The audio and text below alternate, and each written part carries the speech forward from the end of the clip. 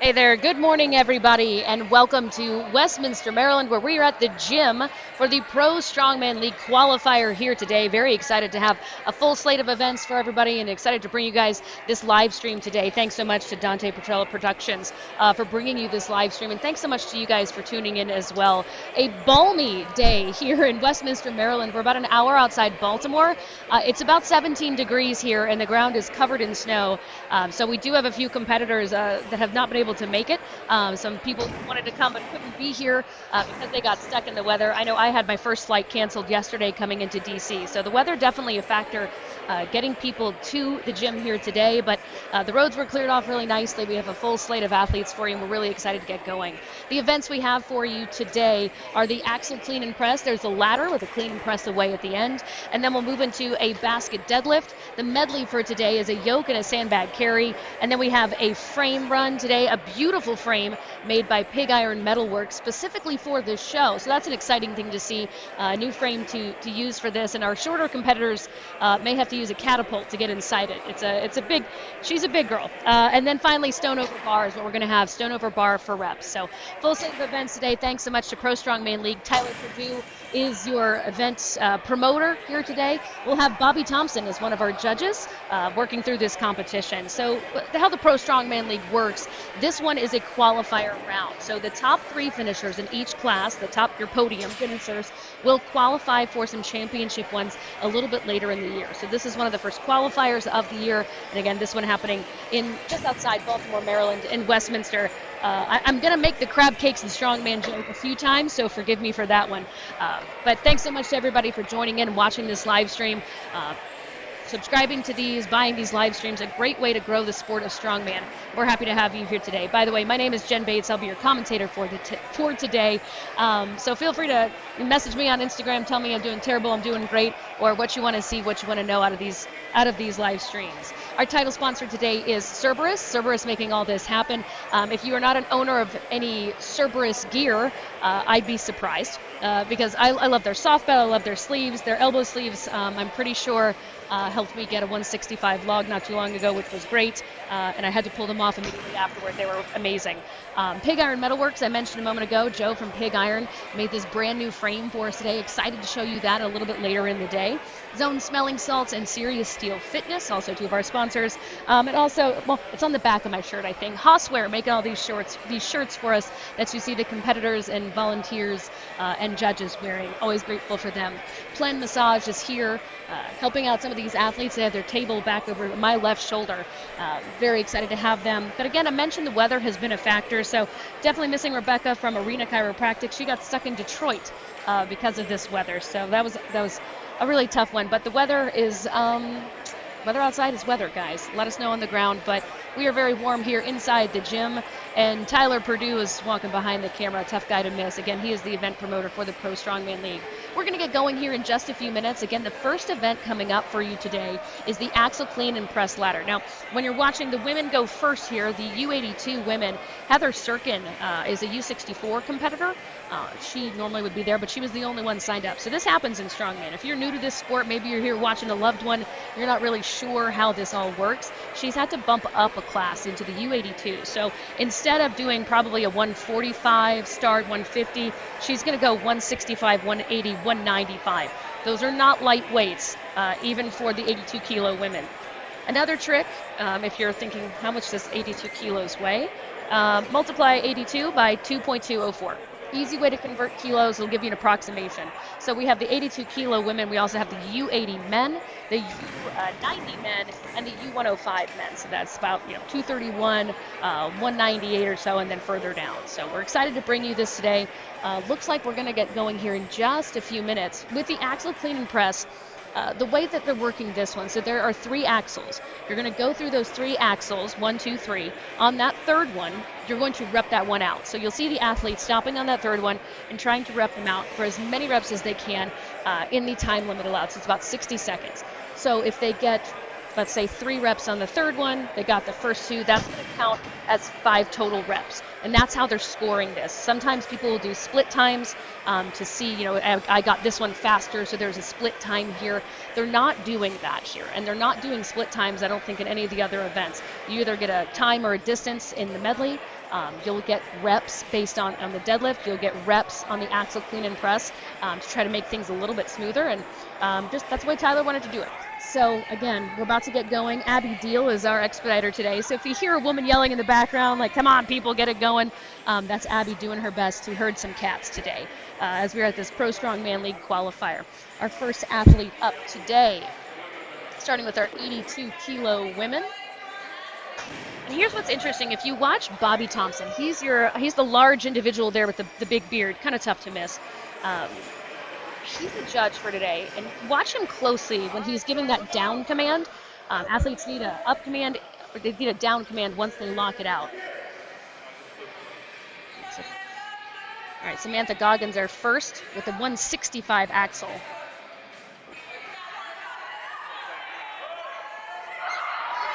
Goes with the split jerk. Good down command, makes her hold it there for a second. What's interesting, I'm also a split jerker, and it's great, it's efficient if you're not as strong out of the push press. A couple problems with it, and you saw it there. She's got to bring her feet together and hold it there. Feet have to be parallel. You can't just stop in that split jerk. She did a great recovery right there. That's a difficult thing to recover from in that split jerk. It's getting out just a bit in front of her, but 180 is not a very light axle. For people who haven't watched this before, too, you'll see her putting it to her belt almost first, or just above her belt. Continental clean is usually what that's called. It's going to be a difficult one. Samantha Goggins going to finish with one rep there on the 165. Again, this is not a light competition. What I love to see in strongman is how, especially for the women, everything is just getting heavier and heavier and heavier. You see some incredible feats by the women. Now, I love Sophia Sharp. She's our next competitor. She's very tall. She's right about Bobby Thompson's height, first of all. She's 18. She's the youngest in this competition. I remember meeting her at OSG 2 years ago, and just so impressed by her poise, just her strength in general, too. I'm excited to see what she's going to be able to do in strongman in the coming years. Easy split jerk there on the 165. She jumps over. I would have fallen, personally. That one bounced right back up. I'm pretty sure I would have tripped over that axle. Good. You got that. You got it, so. Come on, so. It's a tough clean. It's a lot of effort on that 165 to clean. See that reverse grip there? There is no knurling on these axles, right? And for anybody who's never done this, the axle is a larger diameter than a barbell, and the sleeves don't move, so they're fixed. And so that's a very difficult thing. See Sophia waiting to figure out how much time she has to take her breath.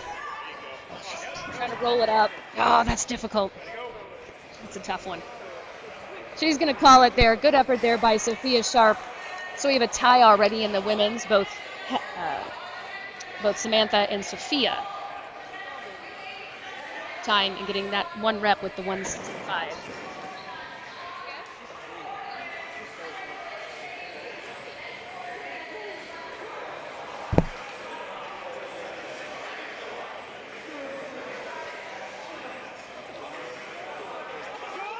All right, Ellie Ramirez is our next competitor here for the axle clean and press. We have one more woman to go after this. Oh, beautiful, high clean. Another split jerk there on the 165 to start. See how high she got that over her belt? Yes, look at that. Beautiful clean up into the front rack position. Oh, she's our leader right now. Ellie Ramirez was able to get that 180 pretty easily too, so we'll see how she handles the 195. Remember, this is the axle. It's a clean and press away. So right now she just needs to, she's in the lead. She's already ahead. Ooh, close. She'll call it there. Gonna conserve some energy. Well, she's got some time. She might take another one. There we go. I like it. And strongman is all about, there's a lot of strategy and conserving energy. So right now she's squarely at least going to get second in this, if not first. There you go. Conserve that energy, not try for that one.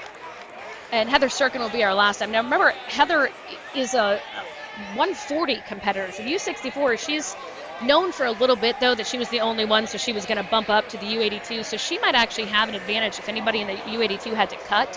Heather didn't, right? So she was starting at 140 She didn't have to probably cut coming into this, which is a convenience, right? That's a nice little thing. But she is smaller than the other competitors. And I'm pretty sure she's wearing duct tape or saran wrap. Yeah, looks like duct tape as her wrist wraps. Absolutely love that as strongman. Also, you see Heather, looks like she has a soft belt below her actual prong belt. Beautiful split jerk there by Heather. So she's doubling up on her belts and using that outer one to help balance it. Get that up to her chest. Ooh. So tough to get that initial clean. Once you get it there, a lot of people can get it up to that front rack position, but slowly just deadlifting it up. Nice pop. See Bobby Thompson giving her the cues. Nice. There she goes. Oh, so close. All right, good job there by Heather. So we have a three-way tie with the women's classes with Heather, Sophia Sharp, Samantha Goggins, all getting that first clean and press rep with the 165. And Ellie Ramirez will win that one as she got the rep with the 180. Almost got that 195 as well. We're going to have a quick weight change. The U80 men are going to be up next. Their starting weight will be 200, then 220, and 240 is what they're going to clean and press away. As always, huge thanks to all of the volunteers who make this happen. You'll see them changing the weights throughout the day, helping set up, tear down, everything you see there. World's strongest volunteer. Well, I think he's the world's second strongest volunteer now that Mitchell Hooper stepped in at OSG. But Bo Four, you'll see him at all these competitions, either competing or most of the time volunteering and doing a great job of it. Always like to see Bo at these competitions. And there's a tanning bed here. So Bo, being a former hockey player, might take advantage of that tanning bed coming up later. But the women are done. We're moving on to the U80 men. Just a quick weight change. Again, we're here at the Pro Strongman Qualifier in Westminster, Maryland. So we're about an hour outside Baltimore. Anybody who's been following the weather, it snowed here pretty significantly in the last week or so, including yesterday. So we do have a few competitors who are not going to be here today. I want to mention, if you want to follow along, all these scores are being updated live on Iron Podium. So just go ahead and find Pro Strongman League Qualifier, January 20th, on ironpodium.com. And you can follow along. So we're updating all these scores live. You can also see the updated roster of who's here, who's not. So that'll be a very helpful thing. Again, we're starting out with our axle clean and press ladder, clean and press away on the third one. And the way they're scoring it is just by reps. There are no split times for this. So to win, it's going to be interesting for as we get into the U90s, especially in the U105s, the larger classes. Every rep really counts. You'll probably see a lot of ties, a lot of split points, and that can change your strategy, especially in strongman. Jonathan Corcoran will be our first up here today. Oh, beautiful. Just a little tiny bit of a squat jerk push press thing going on. Easily gets the 200. Really quick from that front rack into the press. Beautiful press there by Jonathan. By the way, the order for this is completely random to start, and then we will reorder as the events go on. All right, now Jonathan 240. Like that's a little squat jerk. Again, this is a clean and press away. Look how controlled his squat is. That. Ooh, moves to the split. Very strong split. What is nice is they don't have to clean each rep here. That would be exhausting. Watch his back leg, his right leg. He's going to get his knee down. That is a beautiful split jerk. You want to get that knee down a little bit and get underneath it. Oh, runaway axle. He's going to call it there. Bobby Thompson making sure that that axle stays in place. Jonathan Corcoran, really great move there. So he got 3 or 4 reps, I want to say. So he'll count that with the other 2. So his total reps will be 5, 6, right? So that's where the leader is. So it doesn't matter how quickly he got them done. And that's kind of a helpful thing. Take your time. Slow is fast with this. So people don't have to run through this, try to get the first 2, lose their breath, lose their rhythm, anything like that. So it's a little bit easier on that clean and press away. So Jonathan Corcoran, really strong start there for the U80 kg men. Josh Strickland is going to be our next one up.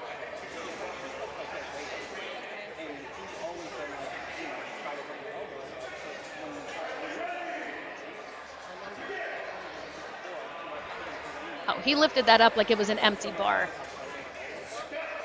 Just a little push press there for Josh Strickland on the 200. Very easy. You notice too, what's a little bit different, if you look at where his thumb placement is, you see a lot of people doing this, especially with the axle. I like to do it as well. Gosh, he lifts those like they're just completely empty. Moving to the clean and press way on 240. He's going to have to squat or split jerk this one a little bit, get a little bit more leg drive. What you'll notice about the thumb position is what some people call it as a suicide grip, right? You don't have your thumb wrapped all the way around the bar. For some of us, we just can't do it, right? Hands are small, the axle's a larger diameter. But for this one, though, I find it easier to press the axle with your thumb in that position versus wrapped all the way around the bar.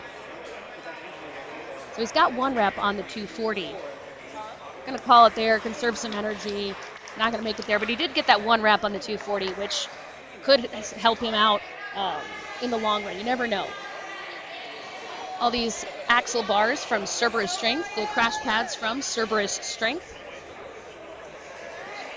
Sandbags we're going to use later are from Cerberus. I'm a huge fan of these Cerberus sandbags. It's what I have. It's what I've trained with before. The grip on them is a little bit different than other sandbags I've used. Big fan of those and using those in training, and very big fan. You'll see some people with the Cerberus soft belts, Cerberus wrist straps. You can usually spot them with red and black and everything.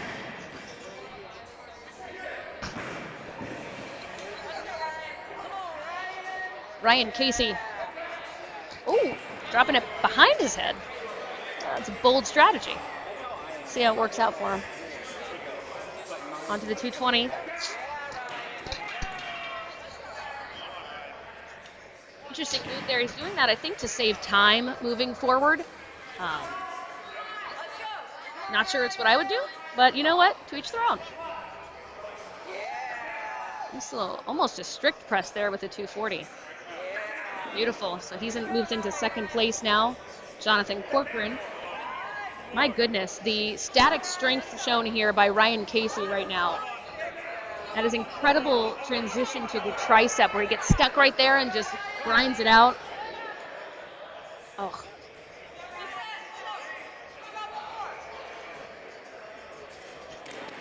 Trying to get a leg drive. Beautiful reps there by Ryan Casey. Strong showing to start. 3 more athletes to go in this U80 men's class. Our next competitor, Caden Thorstead, he is a returning competitor. He was in the championships last year, so excited to see what he's going to show us today. And again, you see as we volunteers readjust everything, get everything reset, Bobby Thompson is going up to each and every competitor as they're approaching the platform, going over what he wants to see, going over what everything's going to look like, what he expects. Oh, so what Caden was just asking is 7 right now is the leader. 7 reps is the leader. That's what he's got to beat. Great split grip to start, making that look easy. But that's what's great. If you're just starting out in strongman, maybe you're going to your first competition, ask all the questions. Right before you go, I check all the weights, I check all the bars, I get everything set how I want it to look. Don't be afraid to do that. Okay, so he's at 2. He needs 5 reps here. That's 1.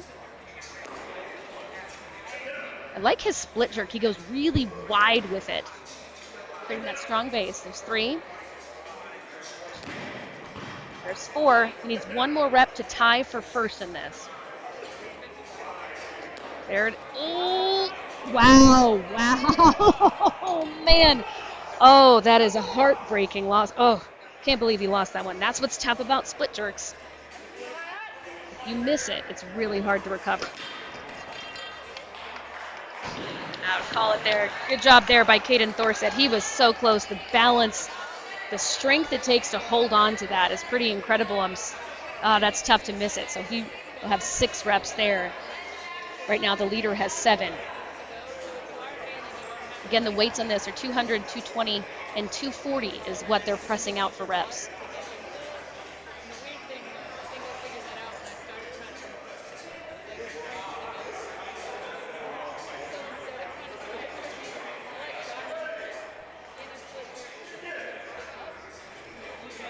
Anthony Slepsoff is the next one.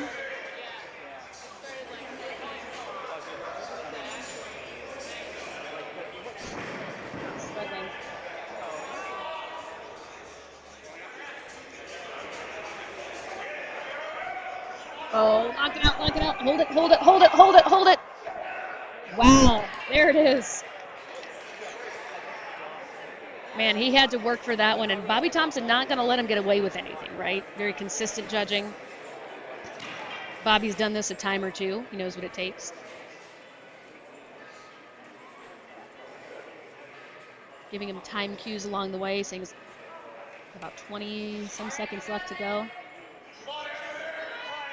So tough to get it over, especially if you're using a lever belt like he has. That lever sticks out a little bit extra. So you're adding an extra little piece you've got to get over that belt, which can be really frustrating. All right, so that will end our U80 men. Again, if you're following along, go to ironpodium.com. That is where we're updating all the scores that you'll see today. So that's a really quick way to do it. Again, keep in mind we do have a few competitors who were unable to make it. So you'll see that updated roster as well. Unfortunately, the weather kept a lot of people away. So it's nice as we're inside today. That's actually messaged Tyler. I was like, hey, by the way, we're inside doing this today, right? Because you just never know when it comes to strongman. The elements you might be outside in. Tyler and I were reminiscing about a competition that we were both in years ago, 2019, I want to say, in Charlotte, North Carolina, just outside Charlotte for Norse Fitness. And there was a Paul Mauser competition, and we were outside. It was very cold by the end of the day. The light's going down. It's November, so it's already dark. It's like 4:30 and dark. So cold, and the surprise event in classic Paul Mauser fashion was a tug of war. And also classic Paul Mauser fashion, our stone event that day was a carry and load with no tacky. I love you, Paul. I'm still going to give you some crap for that one. But yeah, so we were talking about how we almost didn't want to do the tug of war because it was so cold. And by the end of that day, it was like, man, this is going to be tough. Some biceps are going to be struggling. But it is really fun to see how everything comes together and how strongman, you just come in contact with a lot of the same people, make a lot of great friendships along the way. And you just keep seeing the same folks around. It's a pretty cool thing. The community has been very wonderful to a lot of people. Very thankful for this. So as we move through getting set, 220 is the first weight for these U90 men. And again, we will reorder too. So whoever won, again, if you're new to this sport, you're just watching, whoever wins the event will go last in the next event, which is a very strong strategical position to be in. Dare I say, strategery is involved with strongman as much as you can think. So it's conserving energy. If knowing that this is not your best event, you're going to go and do what you can. Maybe try for that PR if you can get it, but maybe try once. And if it's not there, it's not there. Go into your next event and just try to get points. Get on the board. Get something.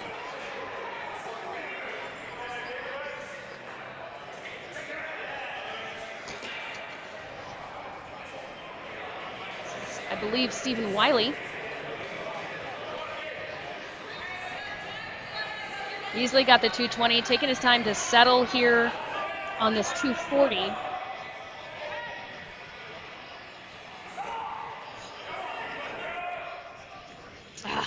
He's so close to that.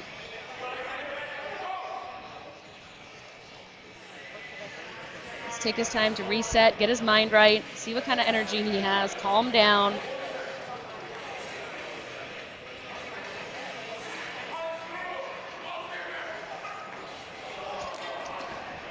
Oh, that's tough there. So he's going to get the 220. Stephen Wiley, competitor from the United Kingdom. He's, you might also notice another competitor from the UK here today. Luke Davies will be involved, part of Chaos Productions and part of the promotion here for the Pro Strongman Qualifier.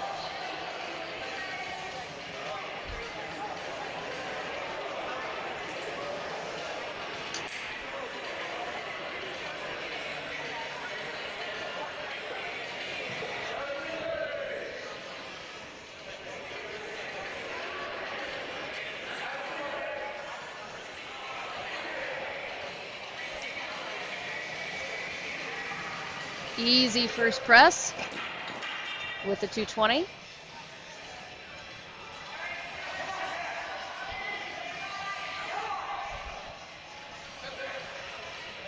Nice move there on the 240. A little bit more difficult, so Jack's going to take his time.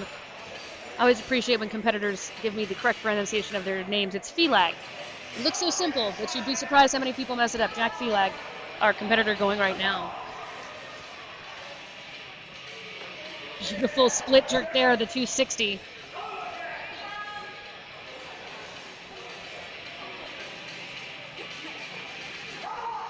Pressed it out on that second rep. Bobby making him hold it. I think he might take a second, reset things. Yeah, he's going to call it there. Hey, you know what? He reset it for the volunteers. They really appreciate that. Jack Feli getting 4 total reps, so he is the leader in the clubhouse right now.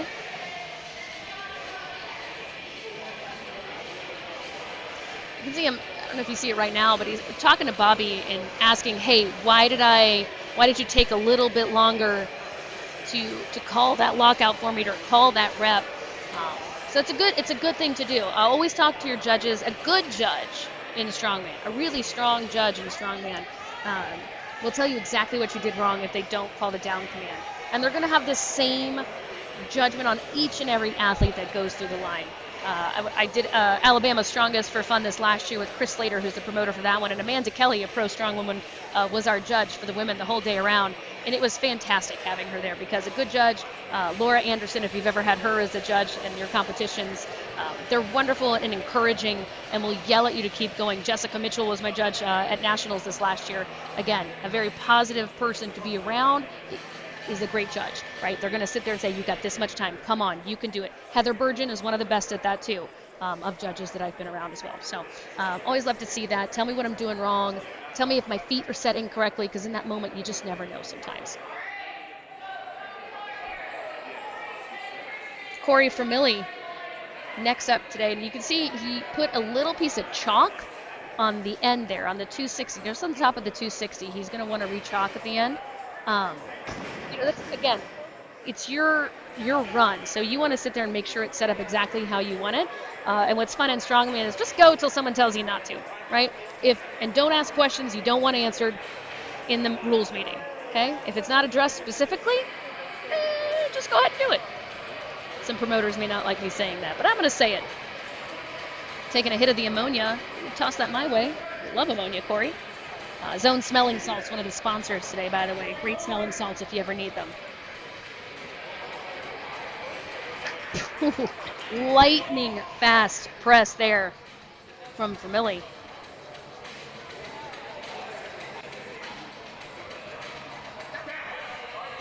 Another strong press there. All right, so reps to beat is 4. So he'll need 3 reps here if he wants to take the lead. Needs 2 reps here if he wants to tie for the current leader, who is Jack Feli.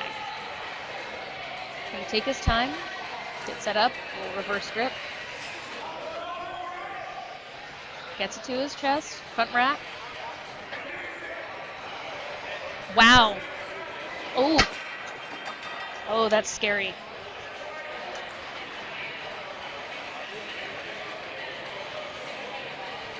Got such a strong press. If he can get that front rack. Ooh. Yikes. My elbows and shoulders just cried watching that last rep, but great effort there from Corey Vermilly. We love to see it, just struggling. He's lightning fast on the press, but it's almost like he got a little too aggressive. It was a little too fast. Which I know sounds silly to talk about, right? Oh, you were too fast on that. Now, but sometimes it isn't as controlled. One of the some of the best advice I got in strongman, a buddy of mine, Patrick, was never slow as fast. On that clean, slow as fast. Move slowly and then pop. It's a difficult thing to kind of learn and figure out, and figuring out where it works for your body too. Everybody looks different. Everybody cleans differently. Everybody has different strengths on this. I love to split jerk because I know I'm weak in some areas. And it lets me get that lockout faster and come up underneath it. For some folks, their static strength is just so much better. So they could statically press it up, just a strict press, or just a tiny little bit of effort from the glutes and legs, and leg drive will get it up there for them, and their triceps are a lot stronger. Wow. All right, so a nice little power clean. First one. He's going to have to slow down and make sure to watch Bobby on these down commands, Christian Case. There we go. A little bit better. He was really quick letting that first one down. Oh, he's going with the smelling salts at the end. Woo! All right, 260 is the final one. 4 reps is the amount to beat. So he needs at least 3 reps with this 260 to take the lead. And so aggressive off the chest there on the press. It's hard to be stable sometimes. All right. That's the problem. 12 seconds left. So again, the way they're scoring this too, if he cleans it, this has got to be within the time. So he's tied for the lead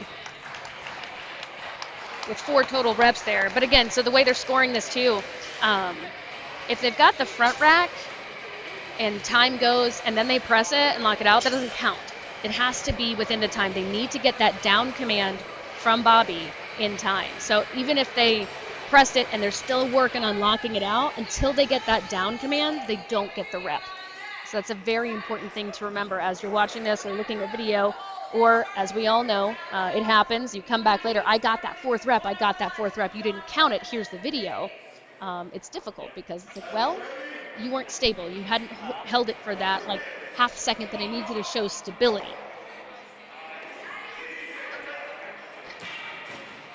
Oh, this is a fun name, and I got this from Tyler. So Josh's family, if you hear me say this incorrectly, I'm sorry. I've heard it's Lang Louise, so we're going to go with that. So Joshua Lang Louise is our current contestant. He was a 90-kilo contestant last year, so he's very experienced with this, how it goes. Again, see those split jerks? Great. He's need 1 more to take the lead here. All right, there he's got it. So again, split jerks, great. They take extra time. You see he goes for the split, has to bring his feet together and hold it in order to get that down command. Whereas if you squat jerk or you strict press, push press, anything like that, your feet are already together, so it's fine. All right, so he is our leader in the clubhouse. Got that 3rd rep on there. Again, if you're following along, Iron Podium Professional Strongman League 2024 Qualifier Maryland is what you're going to find. And Lee is doing an incredible job. You got the women and the U80 men already updated. So again, you can see with the points for the women, Ellie Ramirez took 1st in that, so she'll get 4 points. And then move down from there. So it looks like we do have a few split times there are available. So the U90 men is where we are right now. A couple more competitors coming for us right now. Josh Lang-Louise. Oh, Langlois? Really? People. Okay, blame Tyler Purdue. So thank you to Dante, by the way. Langlois. You can blame Tyler Purdue for that one, guys. Thank you for getting on me on that one. I appreciate it. Dante, our producer, came over and just showed me the YouTube comments. Thanks, guys. I appreciate you. Oh, beautiful move through those first 2 for Stephen Reeves.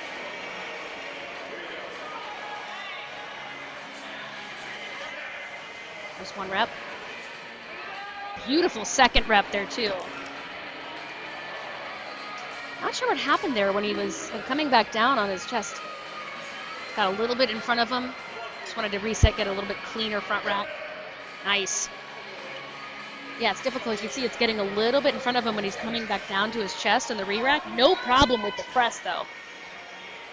Oh, yeah, he's got that call, Bobby. There you go. Beautiful effort right now from Stephen Reeves. Looks like he needs to get some new Cerberus shorts, though. You ever have that piece of strongman equipment you just can't get rid of? You're like, I should probably get rid of these sleeves that are about 7 years old and smell like death. But they were your sleeves, you know, it's a comfort blanket. It makes you feel comfortable when you're at the competition. A little superstition. Not superstitious, but a little stitious.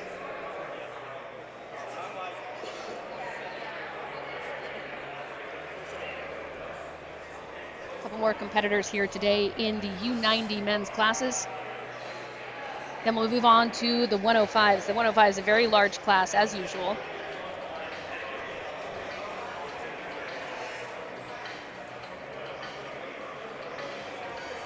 Again, the weights here, 220, 240, 260, with the 3rd one being a clean and press away.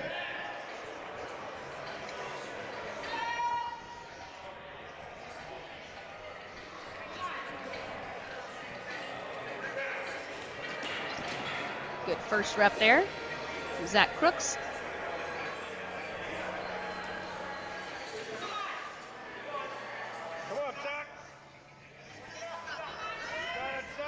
Struggling to get it to the chest. That's so difficult sometimes. And anybody who's ever trained axle clean and press always loves the bruises that you get all up and down your chest after a competition. And if you use your belt, when it pinches against your skin, you know, you get that little extra, like, the skin that comes out over the belt, and put the axle there. And Strongman is the gift that keeps on giving. I have some fun little kisses from the circus dumbbell that I trained earlier in the week on my shoulders. Bruises on your arms too. It's fun. I promise, it's fun. All right, our last competitor coming up today in the U90 men as we close this one out. Stephen Reeves, I believe, is your leader right now.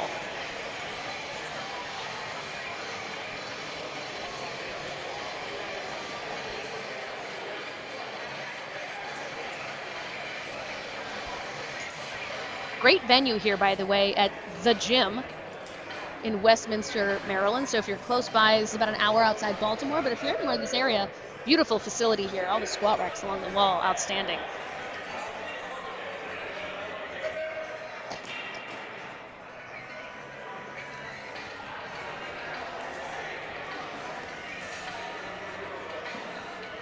Excellent second rep on that 240 from Charlie.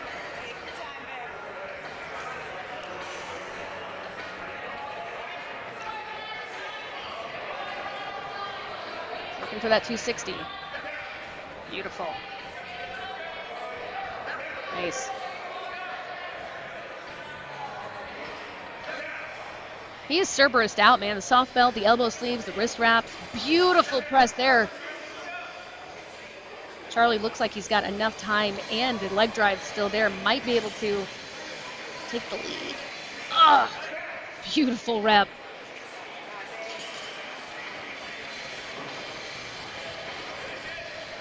Nice. There it is. Oh, he's going to run away, Axel. Beautiful, beautiful performance there by Charlie. Just got enough control on that last rep to get that one in there. Even Bobby looked excited on that one. Great performance by Charlie. That'll clean it up, finish it up for the U90 men.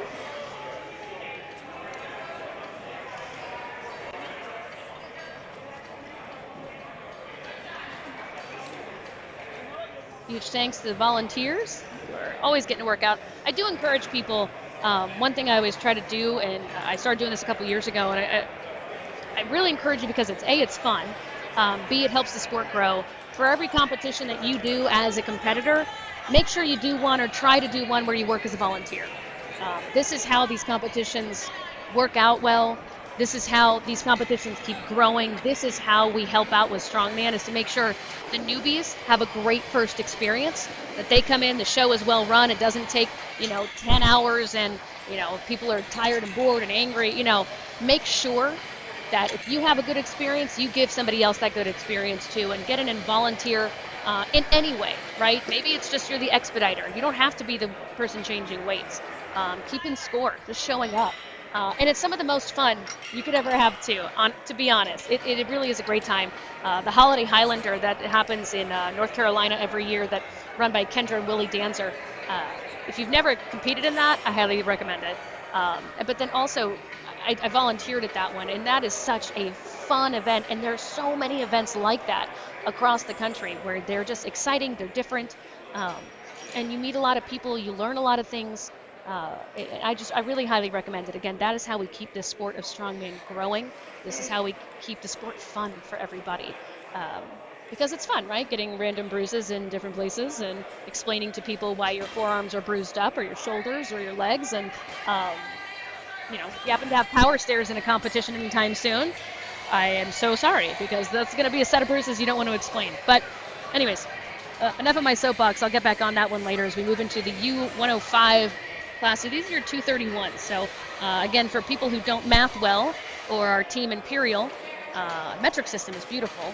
Multiply 105 by 2.204. It's an easy way to get an approximation just about what it is for the weight in pounds.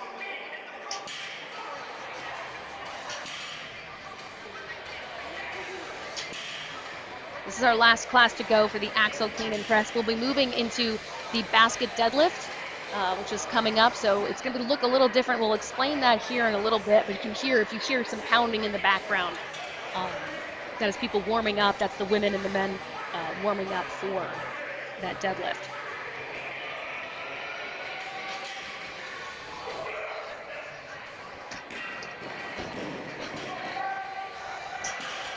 Quick 260 there.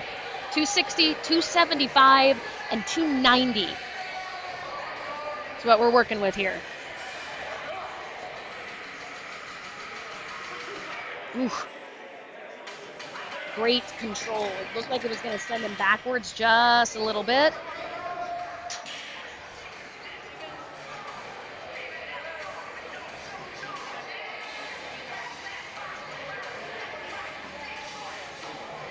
Really taking his time right now to make sure he gets his head right, gets his breathing right.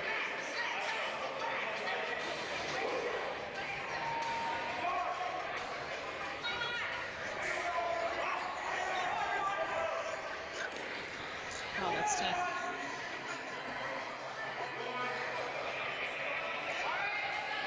It's John Flynn there. I feel like he moved up a weight class. Just didn't make weight, so that's going to be a little bit more difficult.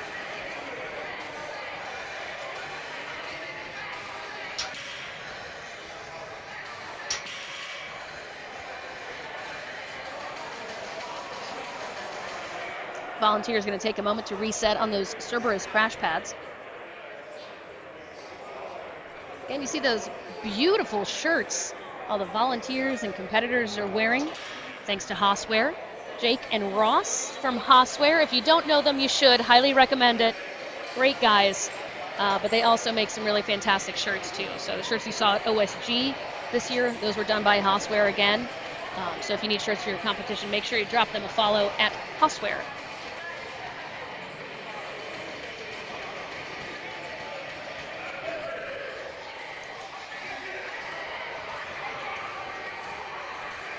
And starting out on the 260.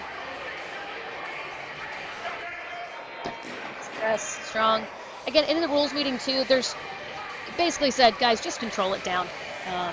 Please just make sure you don't like throw it anywhere, and if it's what you want to do, and that last one, if you drop it and it rolls away from you, that's on you. But really what they need to do is just control it down. It's not like Olympic weightlifting where they have to have their hands on it below their shoulders. But also, just do me a solid, and if you're doing this in the gym, don't drop it from above. You can really hurt the axle, and this stuff is not cheap. And if we want to keep strongman fun, just take care of the equipment. Good, strong. Got the clean up into the front rack.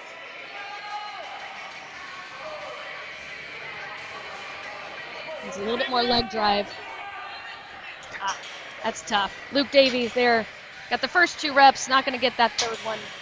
Right now there's 2 guys with 2 reps there. Volunteers resetting. It's tough with any overhead press, and I say this as somebody who is, I have won 1 overhead press event in my years in strongman, 1, right? And I'm so proud of it for that day. It's not my strength, but you know what your weaknesses are, and I know where a lot of my weakness on axle, on log, on anything like that. If you let that tip forward, if your dip and drive is not straight up and down, if you let your elbows fall, if you let anything get in front of you, you're going to miss the lift. So a lot of these guys and women, when you see them missing the lift, sometimes it's strength and sometimes it's lockout, but a good amount of time, if they can't get that press up, it's because it's dipping forward just a little bit. They're not keeping it up and down, keeping their elbows a little bit more elevated. Dane Bonnet, our next one. He told me his name pronunciation before he went, so thanks, Dane. I can see a few variations of that coming up over the years.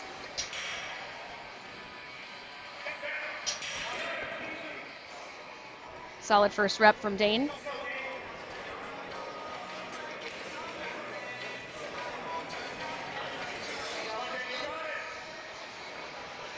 There he goes. Second rep looking good. Got to get your mind right. Coming up to this 290 axle.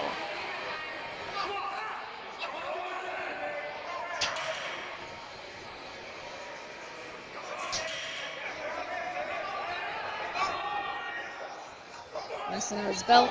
Big pop up to his chest in that front rack.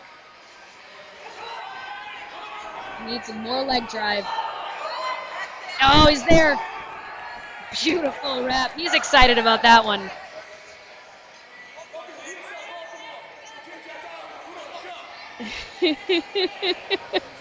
Oh, you gotta love it. I like when people got a little spice to them, you know? Also, Dane brought me this, and if you're interested, follow him on Instagram. He has a Strongmen of New England calendar. Strongmen with puppies. Nicholas Camby is featured in this one with his dachshund. But I'm sorry, I can't get enough of just a bunch of real strong dudes with really adorable rescue dogs. And if you want to purchase one, it's $20, but it's a donation that goes to a shelter to help out dogs and rescue dogs. I don't know, strongman and rescue dogs. If there was a dog right here, right now, I'd probably be distracted to no end because who doesn't love animals? So yeah, go ahead and check them out. Another reason to do the Holiday Highlander, continuing the mission. They help out a charity as well to provide service dogs. So again, Strongmen of New England 2024, benefiting a dog shelter. I love it. So follow Dane's Instagram, get more information there. Love to see that.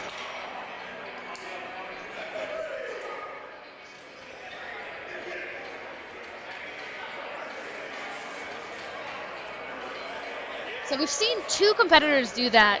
Your double overhand on the Continental Clean and up to your chest and then rolling the axle backwards. This is Daryl Aldridge. If any of you have had the absolute pleasure of ever working with Daryl, I just adore him. I think he's a wonderful person, and I love seeing him compete today instead of being on the building end of things or the judging or volunteering end of things. Fun to see him compete as well. Working himself up to get this 290. Right now, Dane Bonin is the athlete who's gotten this 290. Slowly working it up his chest, trying to hold it steady. And yes, your back can move like that. Your back is meant to bend like that. It's okay. He's going to call it there. Nice work by Daryl on those first two.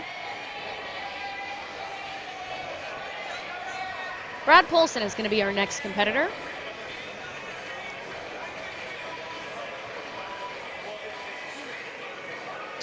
Resetting the weights again.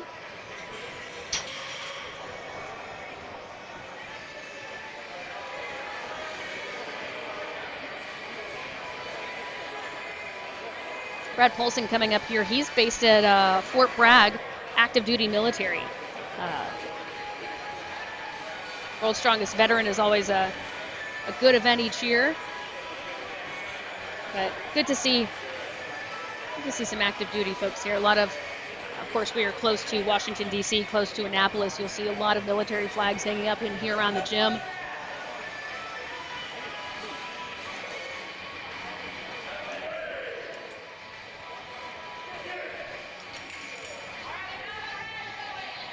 So he's doing things a little differently too. So he's got his belts on underneath his shirt. Doing things just a little bit different.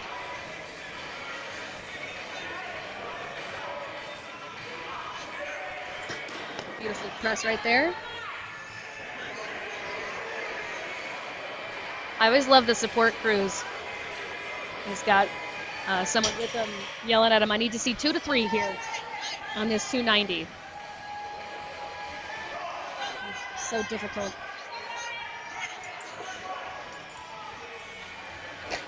Hey, nice dismount. Nice job of getting away from that as it was falling behind him. Yeah, he's going to call it. That's okay. That's a difficult one to recover from. Another competitor with 2 reps on that axle series. And by the way, one of the rules of this competition today, a lot of times with an overhead press, you'll see people wearing grip shirts. And grip shirts are not allowed for this one. So grip shirt, either a Cerberus one, I love A7s as well. The Cerberus grip shirts are fantastic as well. They'll just give you a little extra, it's not going to slip down as much. So you might see some athletes chalking their shirts. The chalk is to help out. But back before grip shirts existed, all you did was just make sure your t-shirt had a very large print on the front. If you had to wear the competition shirt, or if you brought your own, just get all that printing right on the front. And these shirts have that, and that would provide kind of the stickiness for it before grip shirts became super popular. So no grip shirts allowed in this one. But if we're being honest, and I kind of love seeing this trend moving forward, you should always train to be strong enough without added equipment, right? So if you're relying on your grip shirt in order to get a lift, then you need to go back and start focusing on some strength. Do your accessories. Just get stronger and don't rely on that, because the grip shirt's not always going to save you. So I always like to make that point. Now, I will say grip shirts are allowed for the stone event today. So the very last event, they will allow grip shirts.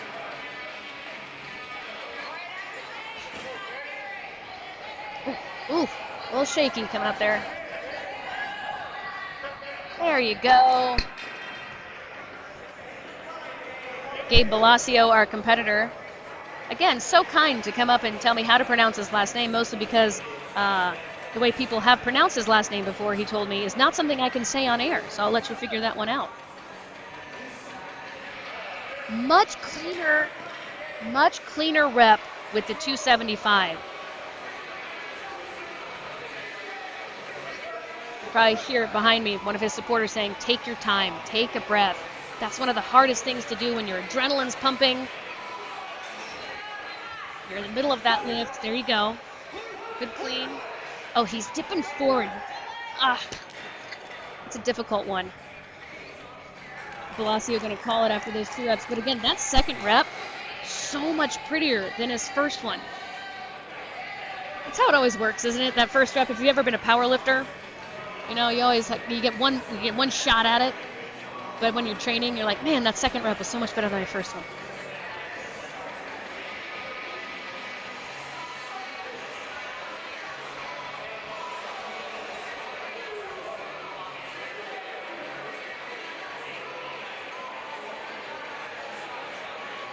Taking a second to explain just exactly all the things they need to know, Bobby and the upcoming competitor.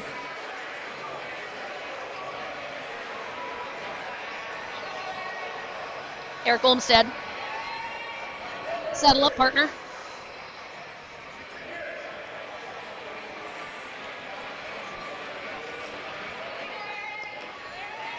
Nice. Very efficient movement. Right as he gets it to his belt, pops it right up to his chest and tries to pop right into that split jerk.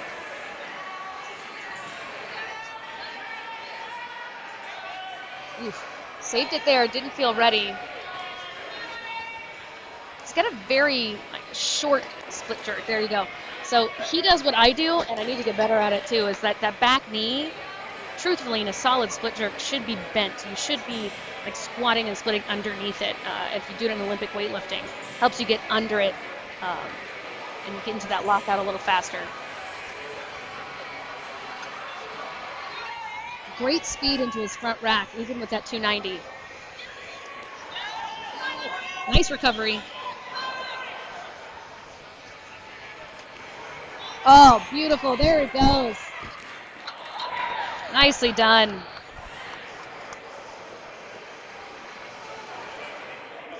I love when you can tell that that's like something the athlete was focused on, or they're like, man, if I can just, I can do it. I gotta feel it in the competition. It's such a fun thing to see, the excitement when athletes came to do what they wanted to do.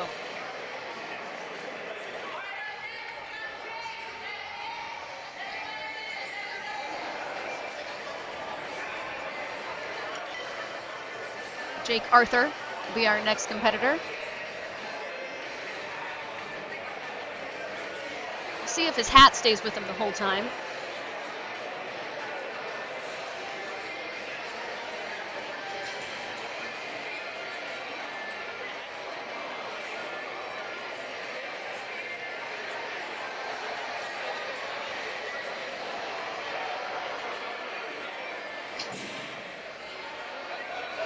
Rocking the lace-up Van for this one.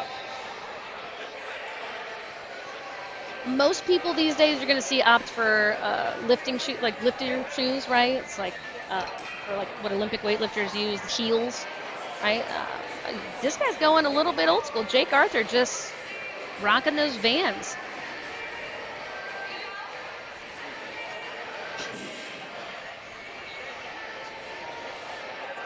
Ooh, nice control. Nice control right there. Even being so kind as to walk it forward. He did a little extra. Oh, you got it, bud. There we go. He's like, wait, did that count? I don't think he really heard Bobby's down command. I always like when athletes run to the bar, like, get me at it.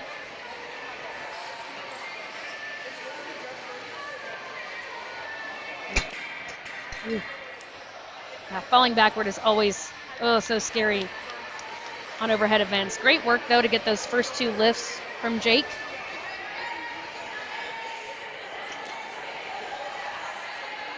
Nick McKillop, gonna be your next competitor. Look at Bo 4 standing out with those yellow shoes, the beanie. If you don't know Bo, I'm so sorry. He's wonderful.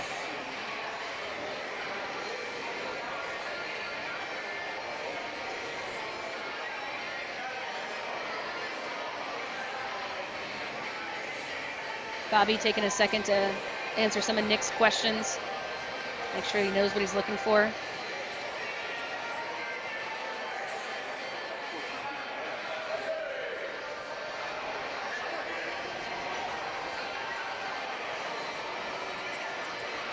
Really using that belt. Nice first press there from Nick.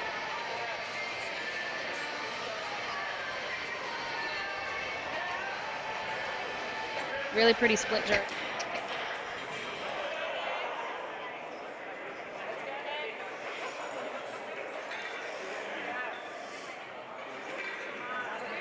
Gets him to the front rack. So he's got to make sure your feet. Oh, he's going to be.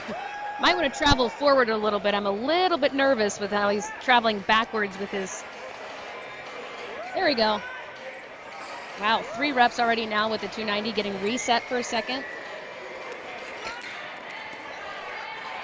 See, that's what's hard when you get tired in that split jerk. Beautiful performance, though, just now from Nick McKillop. With 3 reps on that 290. That'll put him at the top. Next up is Landon Harris.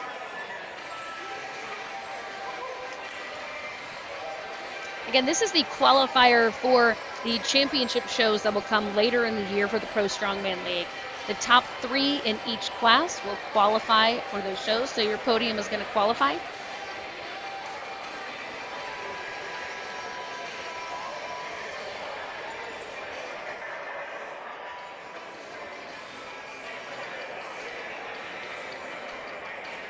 Pretty solid crowd here today, too.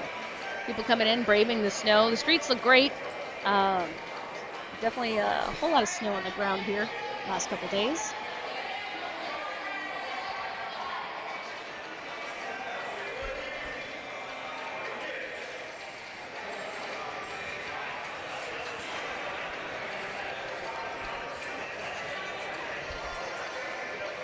Solid first rep with the 260 from Landon.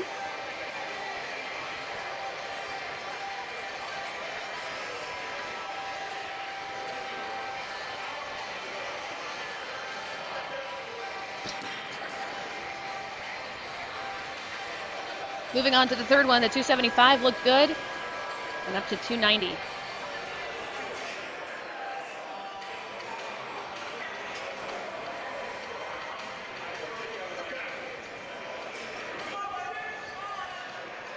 Ooh. A tiny, yeah, his split is interesting. Nice work for those 3 reps. Yeah, he's like, oh, 5 seconds? Yeah, no, thanks. That way he can clean it back up. Great performance there from Landon Harris. 2 really strong competitors back to back there with Nick and Landon.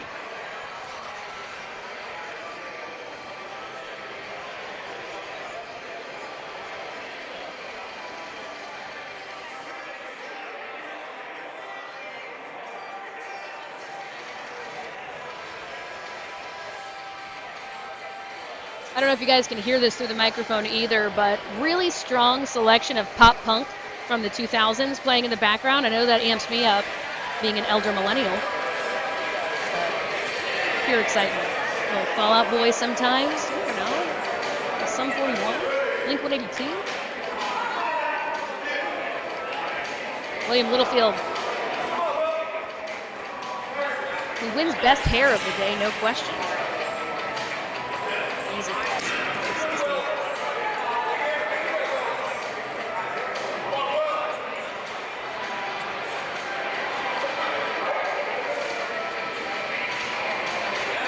Amazing static there from Will. And again, that first one, the 260, is 30 pounds above their weigh-in weight. If they did this correctly, they should be about maybe close to 260 when they're pressing this. But overhead pressing, your actual body weight is a huge accomplishment. So then overhead pressing of your body weight, this far above your body weight, is extremely impressive.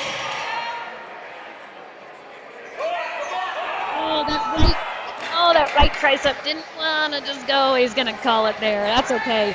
He got that first rep on there. Got a little stanky arm on the right side.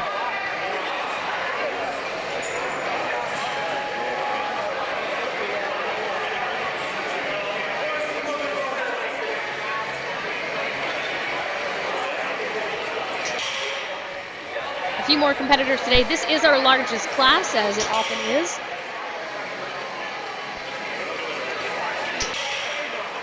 Sam Cowgill will be our next competitor up, getting himself set, chalking up his hands, talking to Bobby.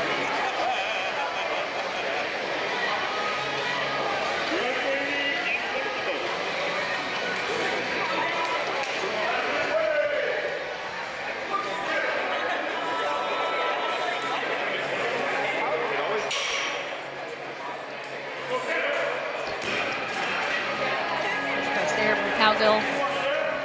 Trying to move quickly, getting up into the front rack position.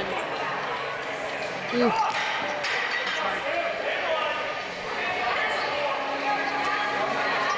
Adjusting it because one of the crash pads fell off to the right side, so he wants to clean it from the floor. It's going to be difficult to clean that second one. Once you start losing energy, you're cleaning it from a different spot, you're getting nervous, your adrenaline's going. So hard to control your breathing, control your responses, and calmly clean it up like you know you can. It is very different. He's going to call it there, I think, Cowgill is. That's a difficult one. It is very different cleaning it from the floor than cleaning it from some crash pads, for example. It does change things wherever you start that deadlift from the floor and you move into the floor.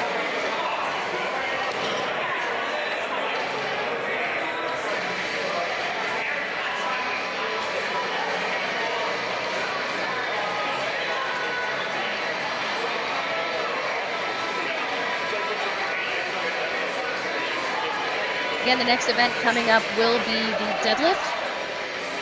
So we have a couple more competitors here in the 105 class, and then we'll move into the deadlift.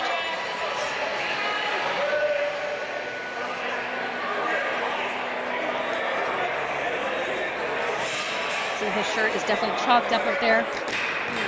All right, maybe Bobby's getting a little tired. A little fast coming down right there.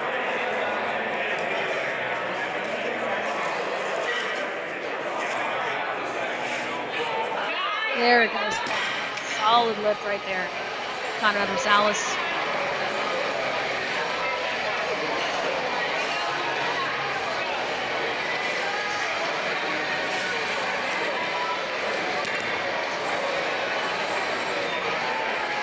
Trying to get it up over that belt. Looks like he's got a classic Pioneer lifting belt. A lot of folks using those.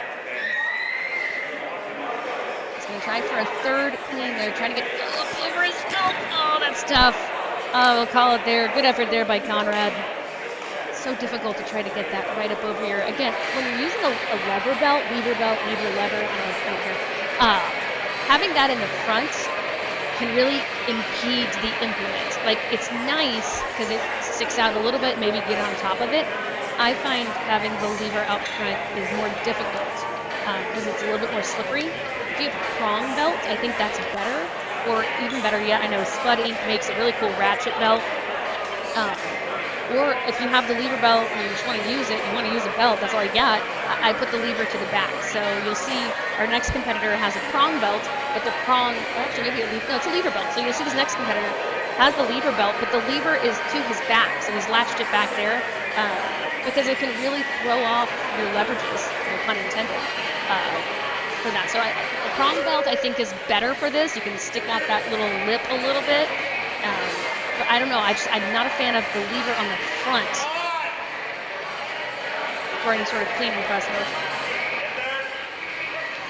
Nick Morris is really focusing on this first one. You can tell this is probably not his favorite event. I hate overhead too, man. I'm with you. Come on, give me one. Biggest thing that you'll hear people talk about is you just try to get some points. And I know that sounds very trite at sometimes, but if you can get one, that will help him out later. Even if it's your worst event, just try to get one rep on there. Oh, look out, there you go. There it is. Oh, you loved it. Yeah, he's going to call that. I don't blame him. I don't blame him one bit. Great effort there, though, from Nick Morris. He's on the board. He's got some points. Love to see it. All right, this will be our last competitor for the U105s, and we're going to take a break after this while everybody gets everything set up for the deadlift. Again, check out Iron Podium for the scores. I have to apologize. Initially, I thought we weren't going to do any split times on this, but it does look like we are scoring it that way. So then there's going to be fewer split points than I expected. So they're going by reps and time on that one. Today we got Mike going. Again, you see him adjust his thumbs underneath there because they aren't wrapped around the bar. I feel like it puts a wrist in a better position, and then if it falls forward. Nice second rep there.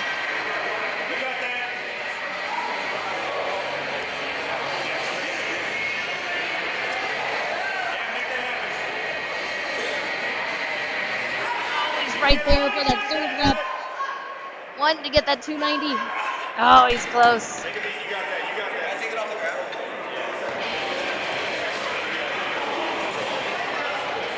It's that time. 15 seconds is the cue from Bobby right there. Oh, it's tough. Yeah, you just got to give in after that one. Excellent effort. Okay. All right, so Dante is telling me we're going to take a really quick break. That is it for our axle clean and press ladder.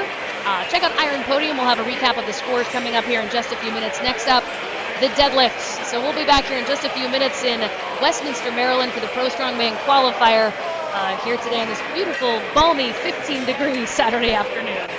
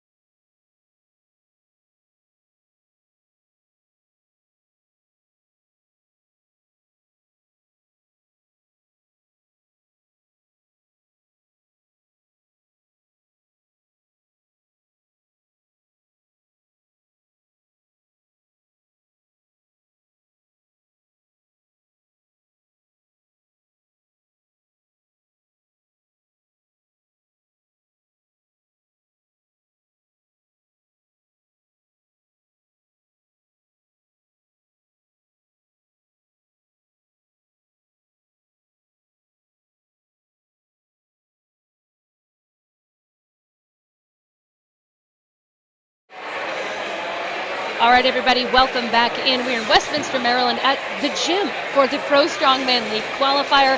We have finished up with the axle clean and press. Tyler said it was going to be a hard start at 10:20 for the deadlift, which is our next event. So we'll get that going here pretty soon. Still got a couple people warming up as Tyler might be in the background right there. Let's go over some scores for you today. Again, we have the U82 women with Heather Serkin, who was a U64, but she got consolidated, not going to compete by herself. So in the U64 women right now, Ellie Ramirez is in the lead. She is in first place with 4 points, followed by Sophia Sharp, Heather Serkin, and Samantha Goggins. In the U80 men's class, Caden Thorstad with 5 points there. And again, we did do split times. I apologize. I thought we were just going by reps and we were going to split points. It did do reps and split times. So Caden and Ryan Casey both had 7 total reps on there. Caden just got his a little bit faster, but he's going to take that 5-point lead. So he has 5, Ryan Casey has 4. Jonathan Corcoran is in third place with 3 points. Then we have Josh Strickland and Anthony Slatzoff. I think I'm saying that correctly. Feel free to put it, get in those comments, people. I want to see them. Jacob McBride already doing the most in the comments, as usual. In the U90 men in first place, we have Charlie Doer, who had 8 reps in 59.9 seconds. Beautiful. He got that down call. And Bobby Thompson, you gotta love to see it. Stephen Reeves, 7 points, he's in second place. Josh Langloy, I did it correctly now again. Blaine Tyler, that should just be the hashtag for this. Christian Case in fourth, followed by Corey Vermilli, Jack Felag, Stephen Wiley, and Zach Brooks. And then in the 105s, again, Love Lee is running the scores here on Island Podium. If you're not following along there, Lee doing the Lord's work there. Nick McKillop is going to take first in that one. So he'll get 15 points. Landon Harris second. William Littlefield third. Van Bonner in fourth. Followed by Eric Olmstead, Bradley Posen, Gabe Valencia, Daryl Aldridge, Luke Davies, John Flynn, Jake Arthur, Mike. Again, if somebody's, is it Legikas? Whatever. Conrad Gonzalez, Sam Coggle, and Nick Morris. So that's a look at the scores right now. Thank you to everybody who is following now on this live stream. Dante Petrella running his live stream for us, this production quality. He's excellent. So proud to see how far production quality has come for strongman events and bringing these live to you, because it's a great way to build this world, get some new people in here, and really make sure that strongman continues to succeed, but that also strongman stays real, right? We're all on board with that. Abby Deal is our expediter today. You'll probably hear her yelling in the background, which is wonderful. Her case for beatification and sainthood continues today, because she's just been doing the most for everybody. So deadlift is what we're going to start with. And again, we're reordering for these events. So whoever won the previous event will go last, and we'll work back that way. For folks who haven't been to strongman before and think that is a huge strategic advantage, especially if it's something like a deadlift for reps, because if somebody goes first, if you're going last, reps you have to do are 3 to win it, awesome. But there's also a strategy if you know you're not going to get what somebody else did, but everybody else got around 6 or 7, you know you can get 8, you just get the 8 and stop. Like, that's a big strategy you'll see. No need to waste energy. Just get points, get as many points as you can, but be smart about it. Conserve your energy, conserve your back, really, because we're going to go from a deadlift into a yoke and sandbag, so you're wearing your back out here. You already did it previously with the axle clean and press. You're going to do it with the frame, and then the ultimate back kick, stone over bar, too. So always want to conserve some energy. Samantha Goggins is going to start us off in the deadlift. So you're going to see them add plates each time. Mic nearer to mouth. Oh, okay. Is that, hope everybody hears me better. I appreciate the comments. Dante's coming over, always checking me in on things. All right, Samantha, there she goes. And so she's going to get that down wrap, and they're adding a plate each time. So they're going to add weights. She's got to wait for the up command. I believe it's 7 deadlifts that they're going to go through, adding weights each time. Our volunteers adding 10-pound weights on each side.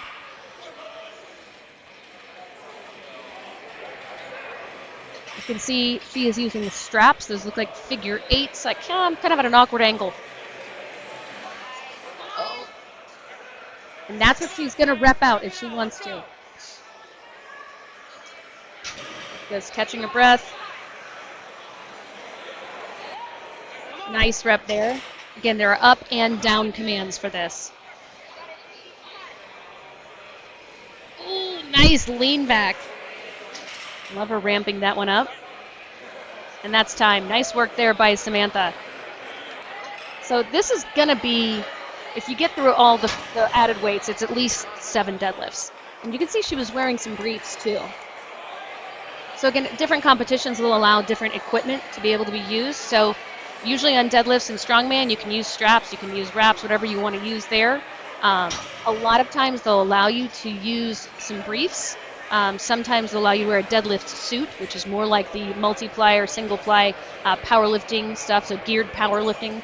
And so that gives you a little extra pop. Usually though, if you wear a suit or anything like that, briefs don't add a ton. If you add some deadlift briefs, shorts maybe.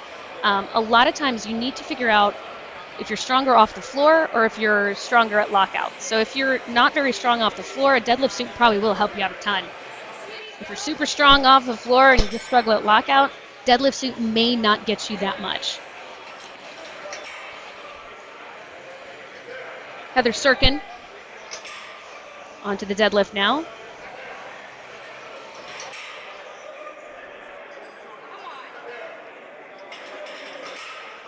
Right now 50 pounds has been added. They're about to add another 10. Now she's going to the rep. This type of deadlift, you might see this funky looking thing at your gym if you have some strongman equipment. If you've never used it, it's a car deadlift. So you would pull the car, back the car tires onto the sides there and use it as a car deadlift. So it's a different range of motion. There's technically a fulcrum on the back, so it's a different kind of deadlift. Didn't wait for the up command. She's really got to pay attention. That's what's hard. You get into a groove. You want to go up, down real fast with deadlifts. See Bobby helping out, loosening that belt for her. Because if you're breathing correctly, it feels like you're going to pass out, right? Like if you're breathing correctly and you're creating, really expanding not just your belly, your sides, it's really going to breathe and stick everything out. Create almost, I think the analogy everybody uses is it's make yourself a Coke can. Like if you're just stepping on the top of it, it's so wide, it's not going to squish down. You're going to really expand everything and breathe into that belt. One of the more important lessons you learn in bracing. Sophia Sharp next up for the women. So she's got 2 belts. She's got some briefs on.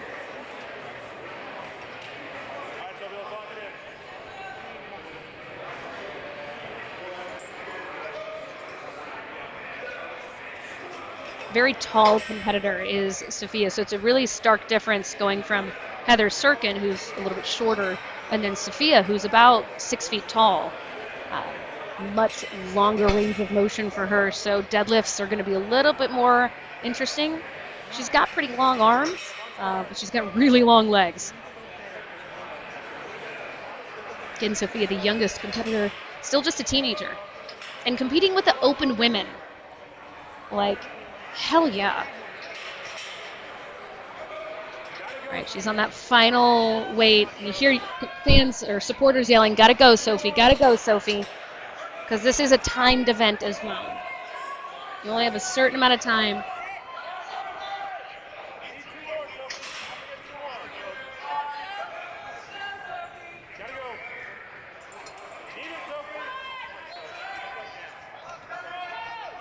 So you're trying to get that over her knees so she can almost hitch it up, right? It's difficult. You can't really hitch very well with this one. And the setup is totally different.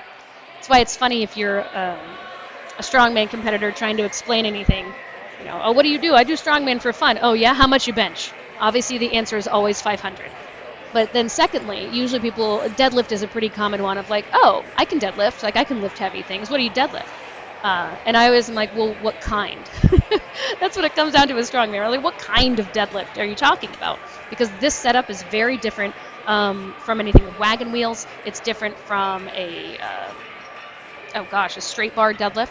It's going to be different from a trap bar deadlift, obviously. It's going to be different from the wheelbarrow deadlift, which is another one you can do. So all sorts of different kinds of things, different heights you can use, if it's an axle, if it's a regular deadlift bar, if it's a power bar. So the setup is going to be a lot different. And even with the Ukrainian deadlift, which we saw at America's Strongest Man and Woman, and you've seen at the Arnold too as well last year, that Ukrainian deadlift setup is completely different. This one you'll see the athletes with their feet a little bit more forward, and when they're lockout, they're going to be leaning back because of the way this fulcrum is set up. It's similar to a wheelbarrow deadlift, except the wheelbarrow, your hands will be on your side. So this is hands in front, and you're just pulling backwards into the implement. Really strong performance here from Ellie Ramirez.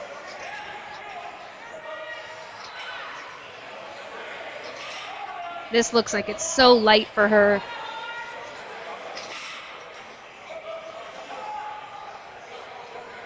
Beautiful.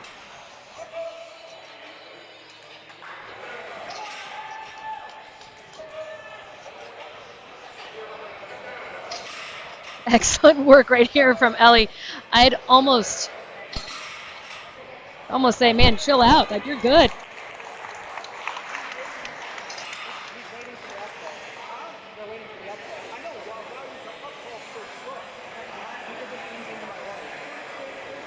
Guys, feel free to give my husband some crap. That's Julian Perez in there. Always very supportive. Thanks, babe. I always love when people tell me, one of our volunteers, Becca, comes by and she goes, fix your hair. I was like, oh, gosh, thanks. In those moments. That's it for the U82 women plus Heather. I should say plus Heather because, again, that's a very big difference. The U82s would be 180 and below. She was supposed to compete as a 140 and below. Yeah, I was like, I'm watching you, Abby and Becca. Always looking out for each other. Appreciate it. The U80 men are going to be next, making sure that tire is stacked appropriately. So the women they were adding 10s each time, so 60 pounds of added weight, and I believe the implement is about 300 empty. So they were working up to reps that way. We're going to add heavier weights this next time. I'm not quite sure how much it's going to weigh. You never really know. Just always say you're lifting 1,000 is usually my response.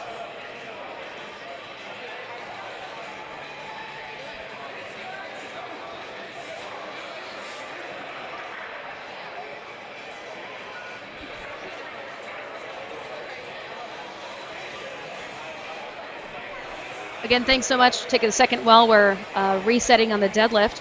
To our title sponsor, Cerberus Strength.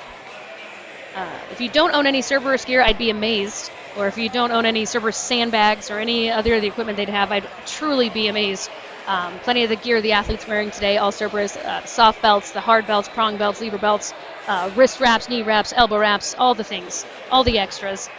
Love the quality of the goods that Cerberus produces, and also they're just wonderful sponsors. They do so much to help Strongman and sponsor events. Loved seeing them. I know that Jacob McBride on the live stream commentary, they're talking about the frame. I'm staring at it right now.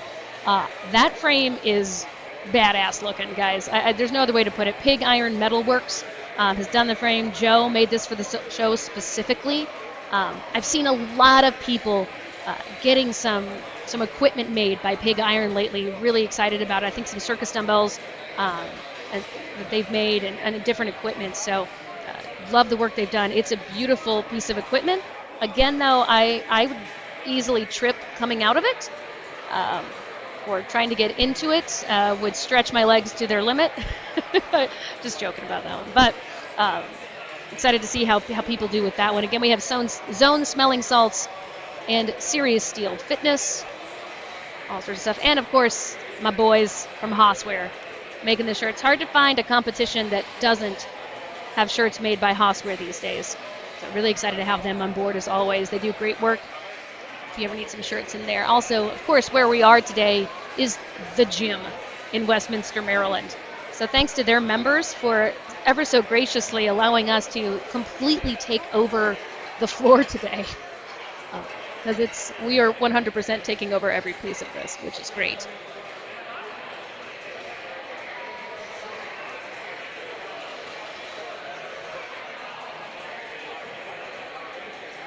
trying to figure out, we're trying to math some weights over here with the volunteers. And I'm glad they're not having me do it. I don't math so good. When I tell you playing Yahtzee growing up was the most embarrassing thing. I'm not kidding. Moving the implement a little forward, odds are it's going to travel backward each time with just the way people have it set up. I don't think I've seen Bo 4 wear anything except joggers. Which is a random comment there.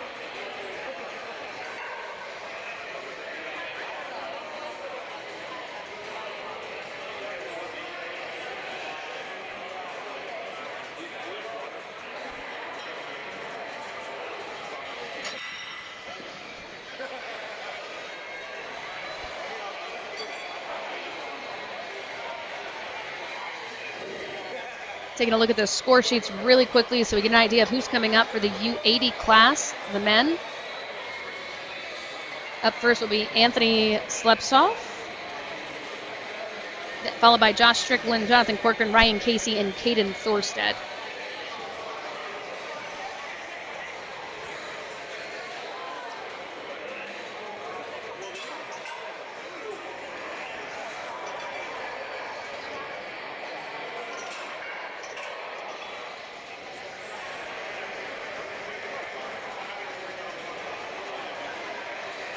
Jacob wants me to say something mean about Luke Davies because he called his, I think Luke called your farmer Carrie cute. You know what? Luke looks a touch intimidating, and I'm going to refrain from that. The Iron Rook, by the way, is who Jacob is. So I usually know people by their Instagram names. I don't know if you guys are all the same. But again, one great way to help us continue this sport, thanks to all you guys who are commenting on this live stream. It's fantastic. Smash that follow button, right? Go ahead and follow, like, do all you can, subscribe. That's always helpful because that is a simple way where you don't have to spend any money and you can help grow this sport. Because of the way monetization works on platforms, give Dante a follow too, Dante Petrella Productions. He is an excellent producer today. Everything's set up, running beautifully. The stream is great. The angles are wonderful. Love to see it. All right, let's get going right now. Anthony's going to be our first competitor on this deadlift.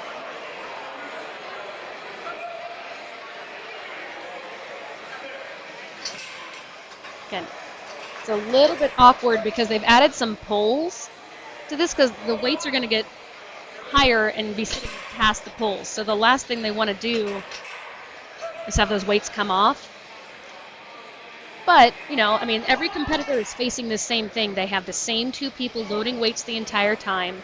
You try to make it as even as possible, right? It's not going to be 100% equal. Ugh, that's tough. Struggling for that next deadlift.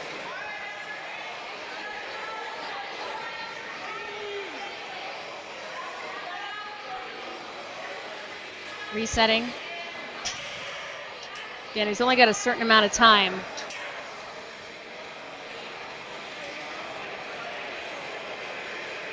Trying to reset. His straps there. He's just going to call it there. At some point, your back just says, nope. Not going to happen today. And it's better to just, you know, well, for some people, it's better to just go ahead and say, you know what? This isn't going to happen. Let's not push it. Let's avoid some injury. And let's save our energy and get to that next event. Josh Strickland is going to be our next competitor. I think he's got a fan in the chat too, so here's your moment. Get set.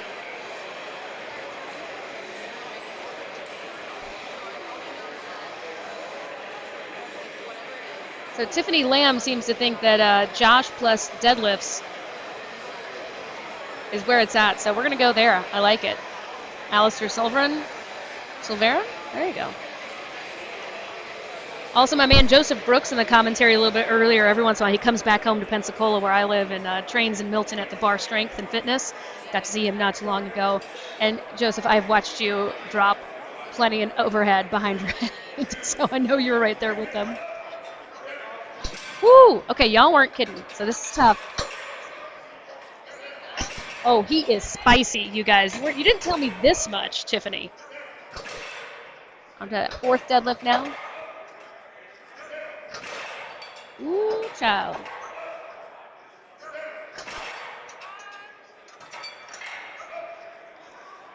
All right, one more 25 to be added, so that's 190 pounds added to the frame. Ooh, okay. Josh came to play today, guys.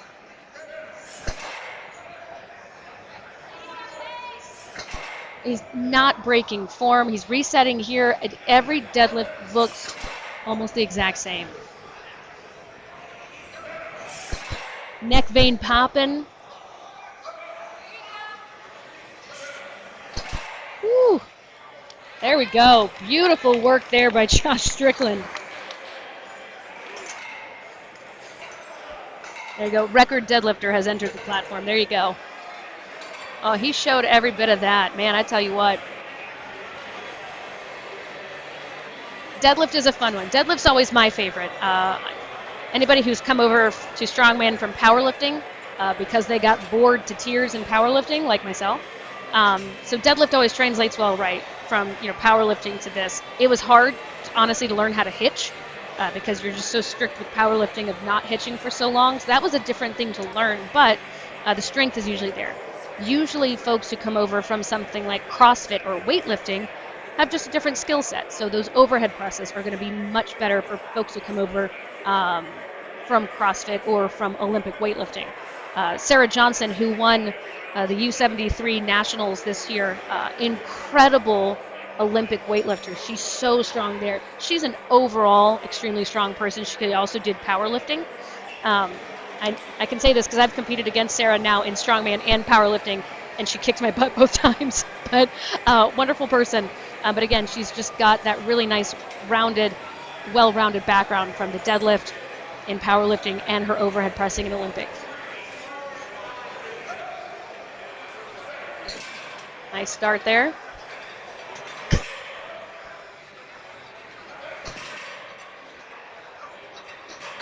Oh, okay, he's got to wait for that up. That's so hard to do.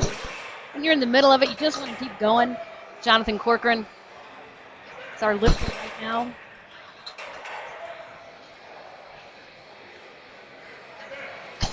It is difficult. You'll see the athletes kind of resetting, shuffling their feet each time because this is not a fixed implement. So every time they're letting it down, it's bouncing a little bit on the back. Yeah, you hear just as supporter, inch those feet forward again. Someone just yelled at him to do that. Again, because that's what's happening. This implement is kind of traveling a tiny bit. I'm watching this from the side, not the front, so I can see that kind of inching forward. Great work there by Corcoran, though. Nice effort.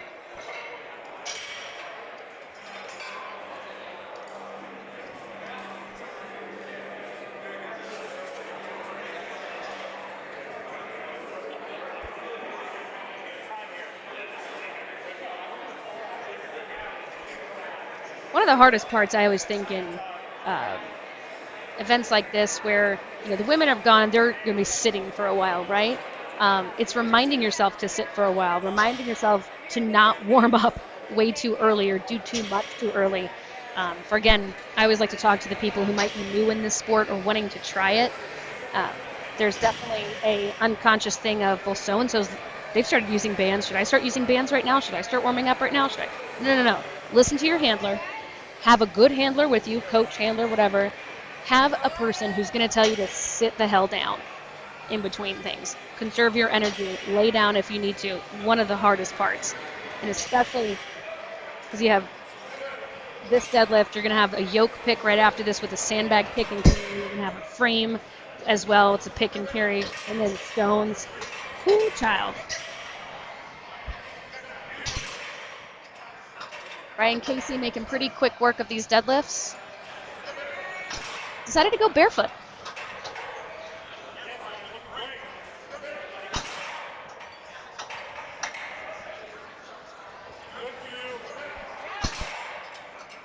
All right, that's the last plate loaded on there for this one. Just going to try to rep this out. And again, he's not going to beat Josh Strickland here. You can kind of tell that, right? But you hear his coach yelling at him, two more, because he's trying for maybe that second place. So got that one more there. Nice work there. Coach cheering him on. It'll keep him in the hunt.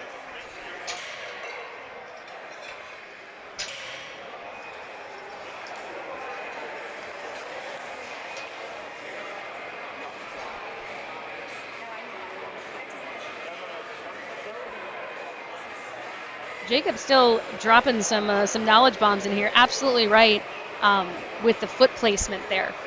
It's just so different from a regular straight bar. And that's why it's, with strongman, it's tough, because if you can train on the implement itself, that is so helpful for a few things. Not everything, but for a few things, you really need to train on the implement itself.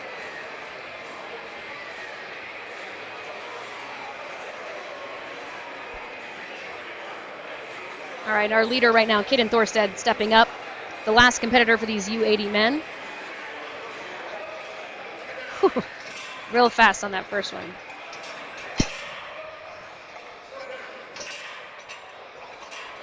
$90 pounds now added. Again, when you're adding this weight, though, it's 90 pounds added, but in hand, it's a little different because of the way the physics of this deadlift setup. So you could add, 190 pounds in plates, but it may only feel like you've added X amount because of where it's sitting on the fulcrum.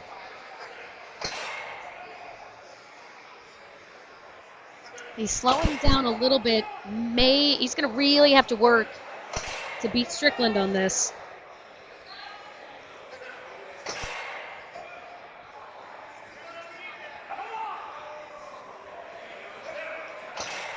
So smooth. A little bit of a slower lockout.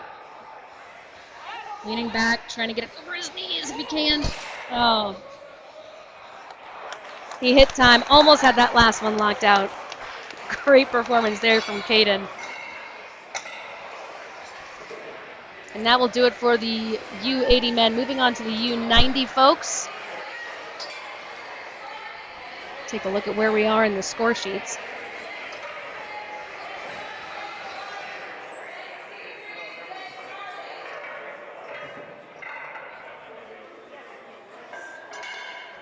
Nick Morris will be our first competitor here. Oh, excuse me, we're not in the 105s, excuse me. Zach Crooks will be our first competitor here on the U90 men. Another quick note about deadlifts, too. Love it or hate it or whatever, sumo's not allowed in any of these, which is interesting because the Ukrainian deadlift is the most like sumo.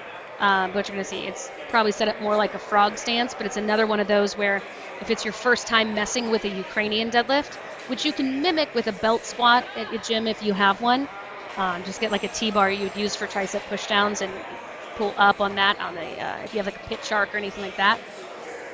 But it's going to be a different foot placement. It's just going to be an entirely different feel. So it's just, gotta love it. And also, I'm team sumo, guys. Like, sumo deadlift if you want. It's also a great accessory to get stronger, but they just don't allow it in strongman.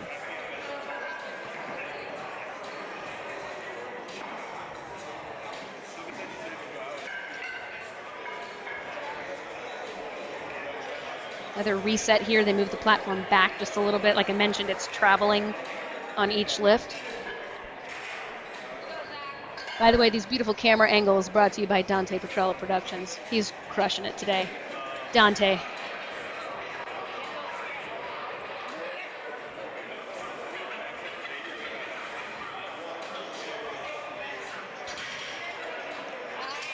Even there, Zach trying to find his footing because he's,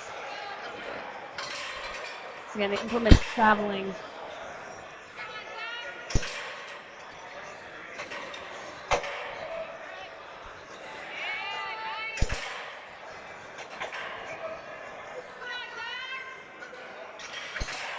Nice work there, adding the third of 6 plates.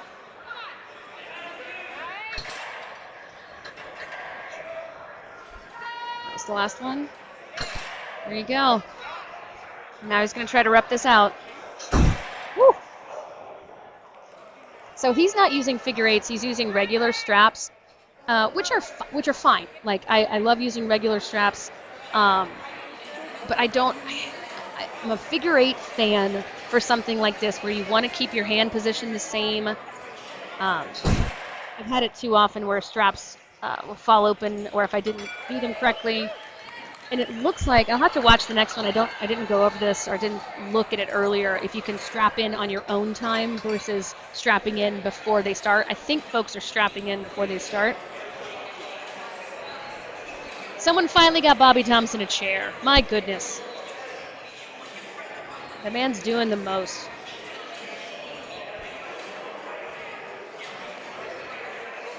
Also, bless Kay, who's one of our folks helping out today, who just went on a Starbucks run for everybody. So my venti cold brew with some cream is going to make me come a little unhinged, guys. I'm really excited about this. All right, so competitors are strapping in on their own time. That's a huge difference. That saves a lot of time and lets people set up. Got to wait till he gets the go.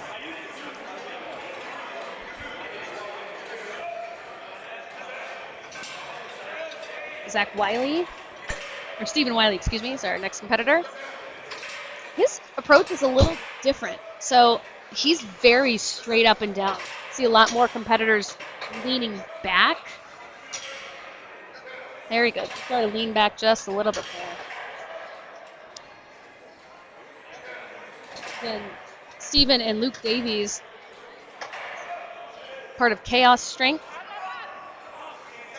You might know a very familiar name, Rhiannon Lovelace, also a member of Chaos Strength. Guys here from the UK.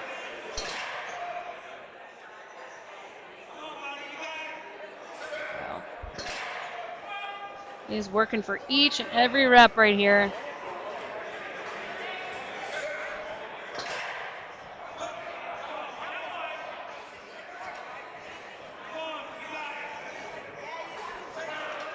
Not gonna. Oh, that's tough. He's not gonna get that last rep because he was still working it up when Bobby called time. Now with someone like him, you do see with Stephen Wiley, his upper back rounding a little bit when he's going up on that deadlift.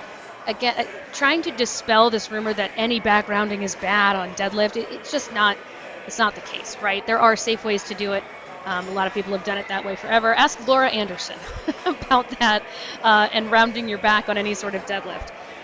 So definitely just make sure, if you're new to the sport, if you're new to weightlifting in general, if you're just getting in the gym, good for you. I love that. Continue, please don't stop, but also make sure you're working with someone who knows what they're doing. Just because they lift a lot of weights in the gym doesn't mean they're a great coach. Doesn't mean they're going to be a great coach for you.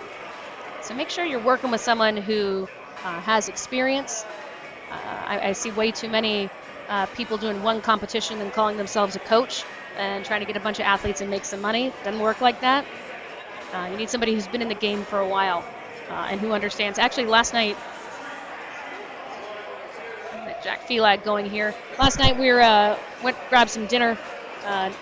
Bobby was sitting there not eating. He was on his phone sending programming to his clients. That's a good coach. That's somebody who's going to be dedicated to making sure they're giving you everything they can. Jack Felag, our competitor here, doing strong. 2 more plates to load onto his deadlift. Are those 35s that are blue? No, they still made those. All right, so get that one. Now he's here to rep it out.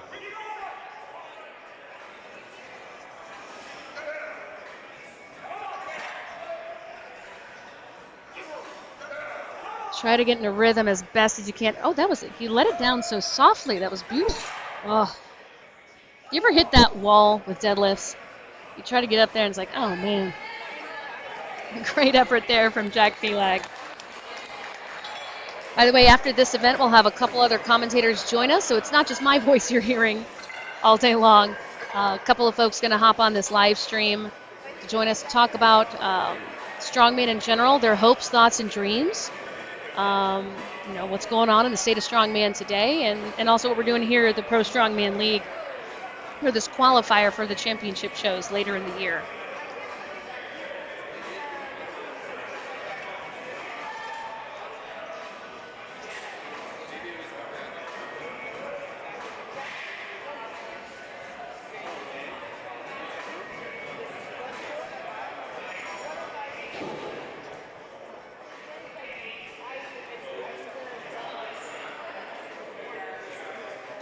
Guys, I love all the support you're putting on this chat for all your favorite competitors that are on here. Jack getting a lot of love from Savvy and Zoe. Appreciate you guys. Thanks so much for participating in this chat, watching this live stream, supporting Strongman.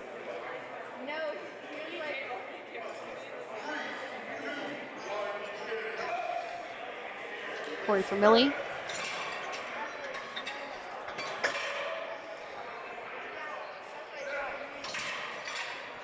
Strong finish on here from Millie.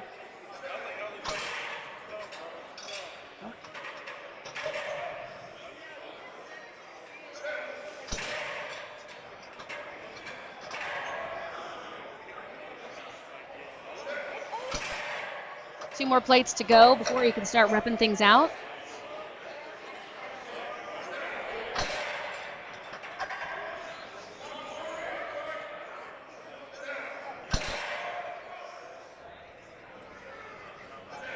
Nice work from Corey.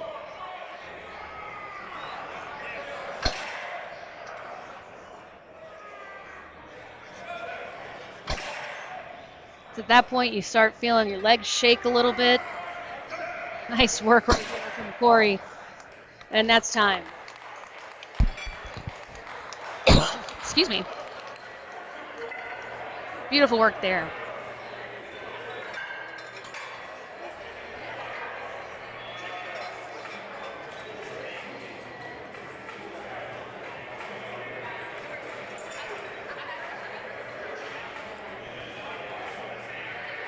Becca, our scorer there, conferring with Bobby, making sure she's got everything correct.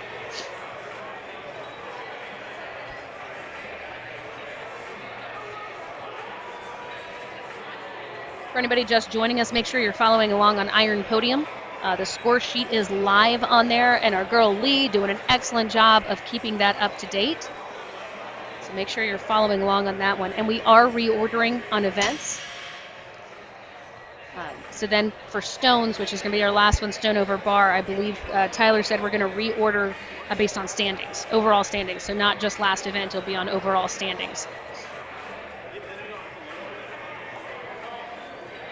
Caden Thorstead got 13 reps on deadlift. Josh Strickland got 15 to win on the U80 men. 15 reps, which happens to be the number of reps that Ellie Ramirez got in the U82 women. So Ellie took first, Heather Sirkin second, Sophia Sharp fourth, Samantha Goggins third on that one. Sorry, went a little out of order. Josh Strickland was the winner for the U80 men. Caden Thorstead came in second with 13 reps. Ryan Casey had 8, Jonathan Corcoran had 7, and Anthony was counted for a couple of reps there, 2 reps for him.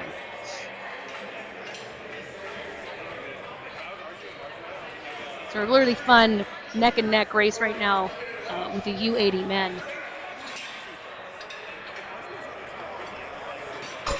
Christian Case, your deadlifter at this point.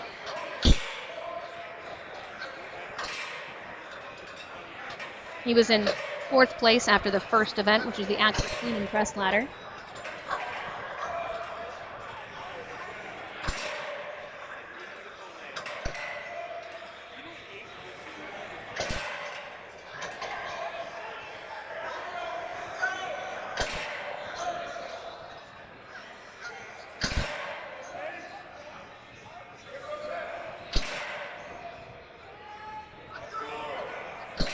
Nice work right here.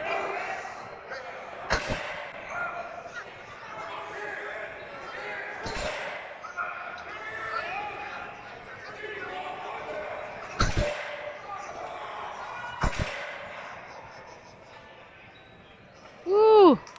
Seeing some stars undoubtedly after that one.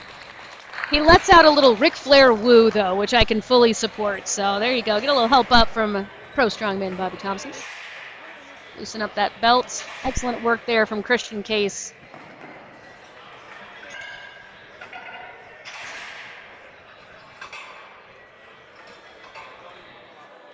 Huge thanks to our volunteers who are getting a workout in and of itself, adding those plates each time and making sure that they get settled in and settled down on those poles.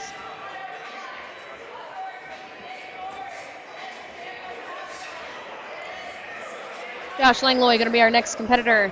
I'm just not going to get over it. I'm still frustrated with Tyler for telling me something wrong. You know?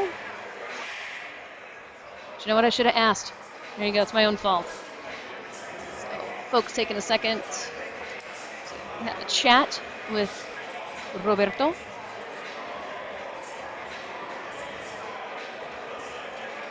See again, our last competitor, Christian, was in just socks, as well as Josh wearing just socks here.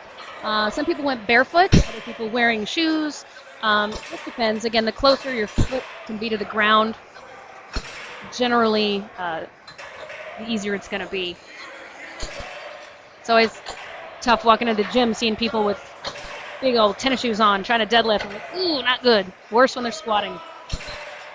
Josh is cruising on these deadlifts. Time to rep it out.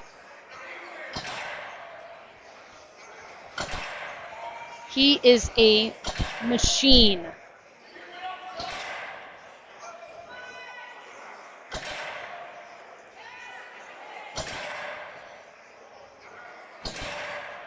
My goodness, guys. He's got this one. He's just got to reset for a second. He's got at least one more in there. Yeah, there it is. Beautiful execution here by Josh. My goodness. Well done, man. Yeah, he deserves some cheers there. That was impressive.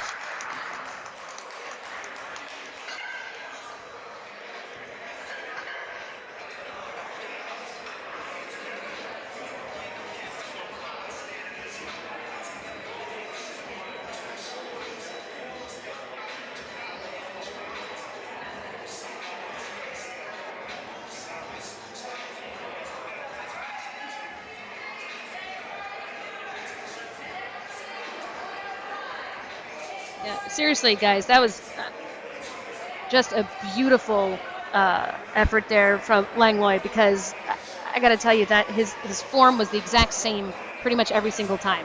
The part where he paused and then got that one final rep, he just got out of frame. The implement's moving, so I'm not blaming him there. I think he was in a rhythm. He was in a great spot. I think the frame just moved a little bit. Got him out of position a tiny bit. He took a second, reset, didn't freak out, and try to go again really fast. It's a sign of a really solid, experienced competitor, is one who can calm down, reset, take a breath, take that rep.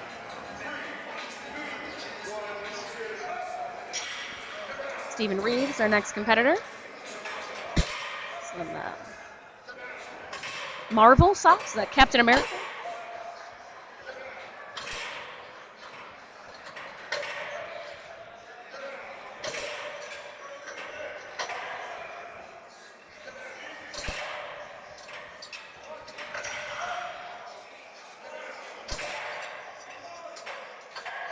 All right, there's that last weight. Time to rep.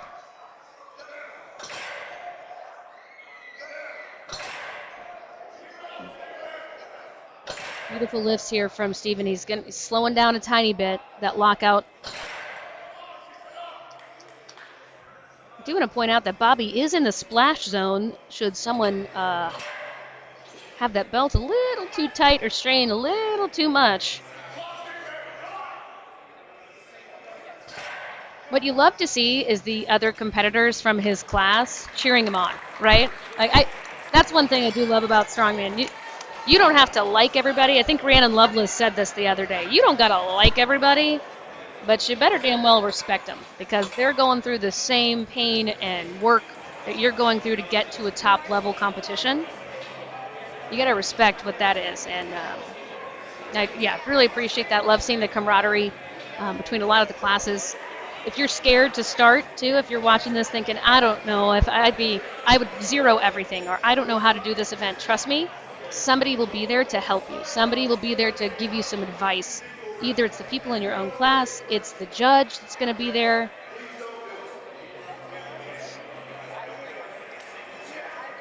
Try to figure out what Bobby was just frustrated about there.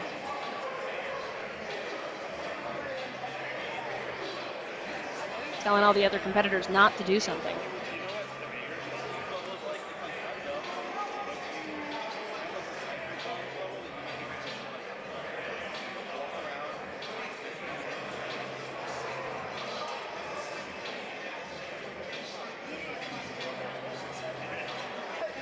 Saw Bobby and his better half, Corey Butler, competing at America's Strongest Man and Woman this last fall. That was at the Olympia.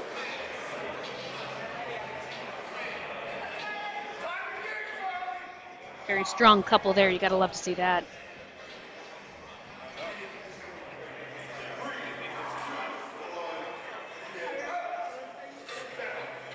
All right, here's your leader, Charlie.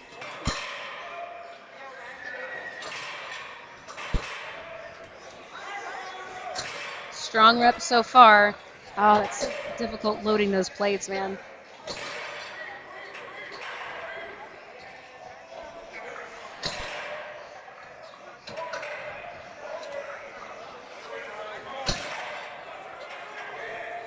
So we've had a couple really strong performances in this class for deadlifts. So if Charlie wants to stay in the lead, he's going to have to get moving a little bit here.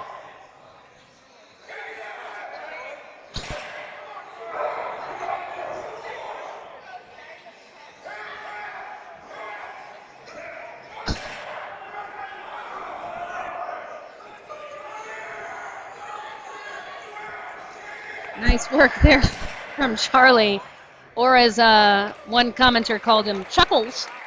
It's either I got swords or I got S-words there. So there you go. Nice work there by Charlie, who was our leader. So we're going to clean things up a little bit, tighten down that tire, move the implement, reset it, and move on to our 105 kg class. Now, here's one thing. If you've ever been to a strongman competition, if there's any sort of event like we have now where the volunteers are the ones loading the plates, right? So, I mean, if there's a crappy implement, if it's one of these where there's a lot more human error allowed, maybe they don't load it as fast, if there's a half a second difference, it depends on time, etc. Like that sucks, right? But everybody is dealing with the same thing, and it's just how it's going to fall. And if half a second or one rep is what you're saying is why you lost something, don't be that person. Don't be that person. Be better, be stronger, and be grateful. And also go volunteer at a competition. Be the person setting the weights, be the person loading, and see how easy that is, right? So these guys are doing the best that they can. It's I got swords. No. It's I got S-words for anybody who is a fan of Celebrity Jeopardy and Sean Connery. It is swords. I love it so much.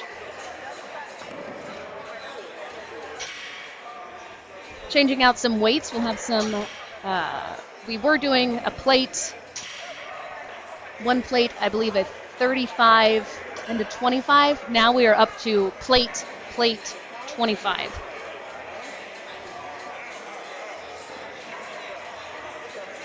Thank the loaders, thank the scores, absolutely. Absolutely.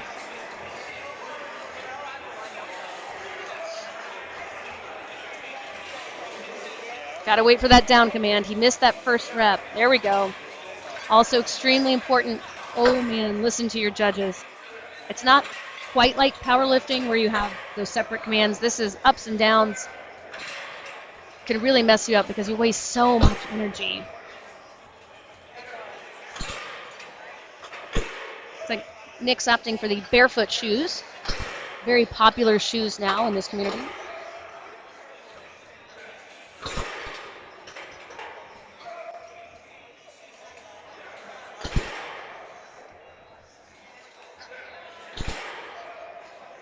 So Nick only got one rep on the clean and press, but he's crushing it on deadlifts right now. I'd love to see this.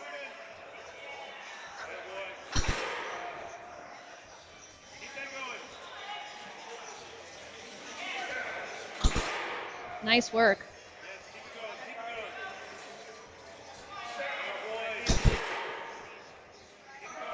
Oh, good effort. Great work there from Nicholas Morris.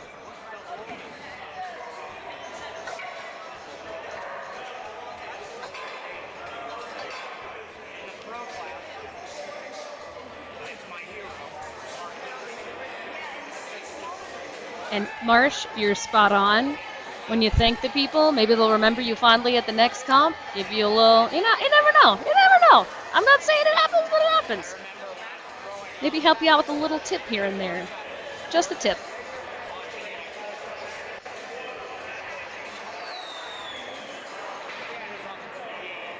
All right, Sam Cowgill is going to be our next competitor.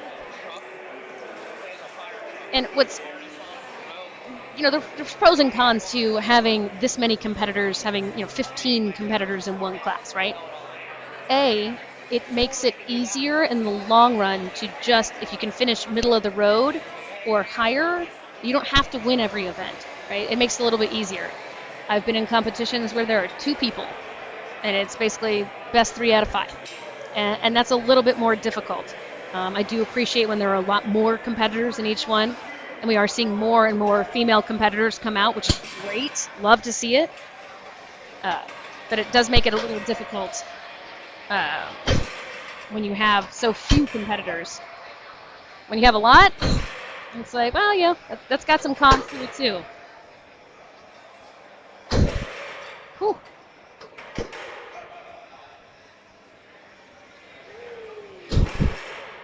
No mistake about it, when he drops that's what's happening. All right, so he's on his at 1 of the 25, so he's getting there on the 6th deadlift.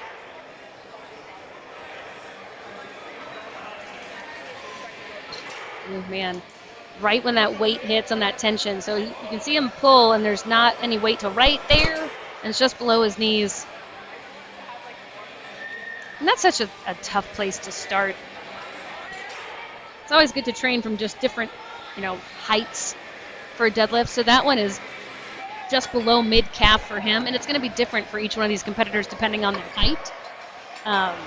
But you can train it just below your knee, just above your knee, mid-shin, all sorts of different heights, and that will greatly impact how well you do, how difficult that lift is. So good work there from Sam Cowgill. Jake Arthur is going to be our next competitor.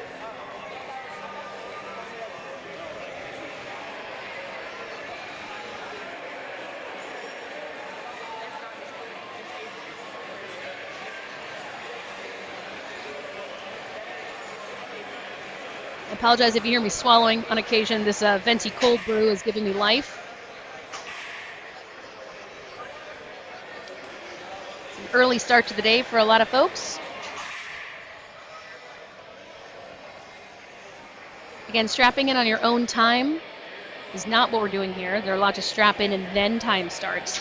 That's something you got to think about. I think figure 8s are faster a lot of times than regular straps if you have to wrap them around. So if you have to strap in on your own time, highly recommend hitting some figure 8s. Jake Arthur, his 3rd deadlift. On to number 4. Move along pretty easily. Ooh, trying to find his footing there.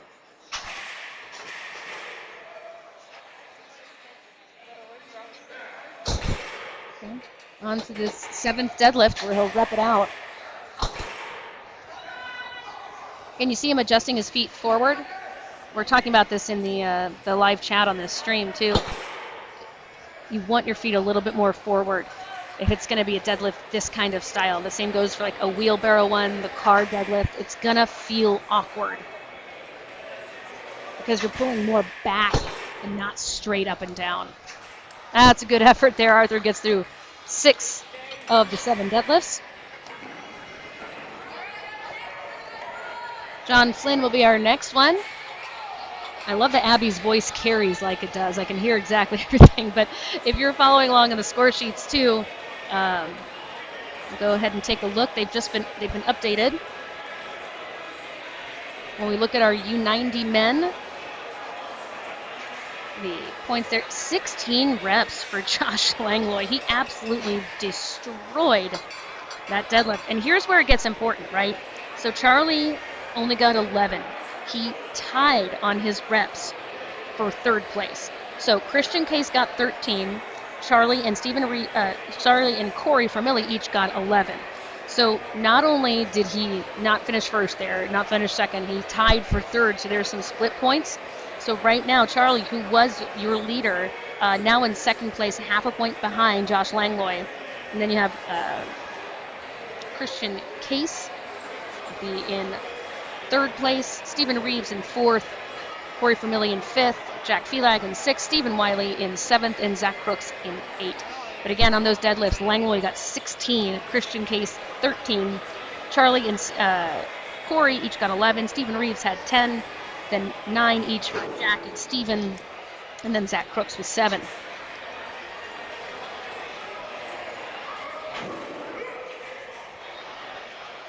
John Flynn stepping up, strapping in.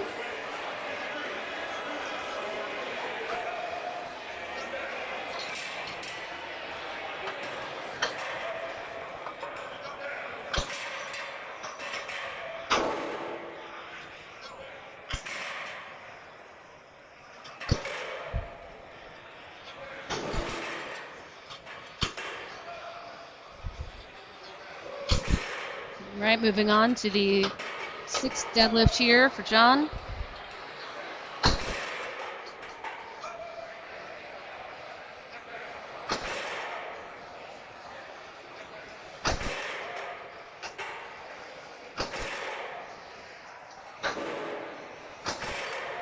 I don't know that he'd get the lockout on a powerlifting comp where his knees are.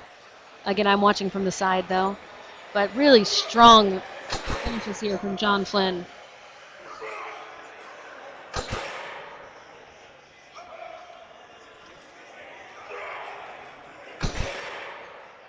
Nice work there in that 60 seconds. He got a good rhythm going. That's why it feels even more impressive that Langlois got those 16 reps, just to give you an idea of how fast and smooth and clean he was on those reps. Very impressive.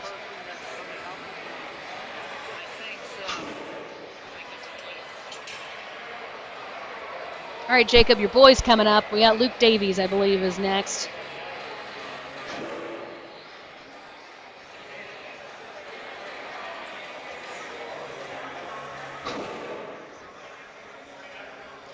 Again, we've gone through the axle cleaning press right now on the deadlift. The next up is going to be the yoke and sandbag carry. So it'll be a yoke down, run back at a sandbag, and sandbag load. I believe, so Tyler's got a different way of how they're going to measure distance on this. He doesn't like to use the little wheel that most comps use. So we're going to do it a little differently. We'll explain that when we get there. But in case you hear like boom every once in a while, well, it might be frame next. I take that back. Looks like people are working with a frame over there. Got to keep your head on a swivel here. You never know what's going to happen. Never know what's coming next. That'd be brutal to go from a deadlift into a frame, I got to tell you that much. All right, Luke Davies stepping up and strapping in.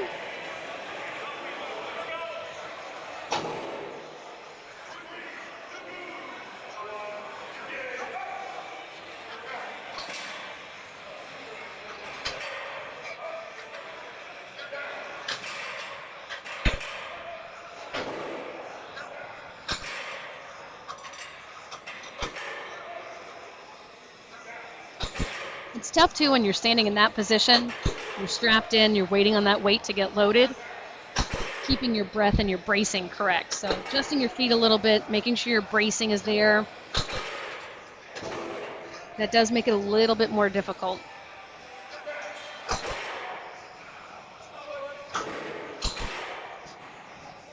Nice rep. I think he's finding a rhythm now.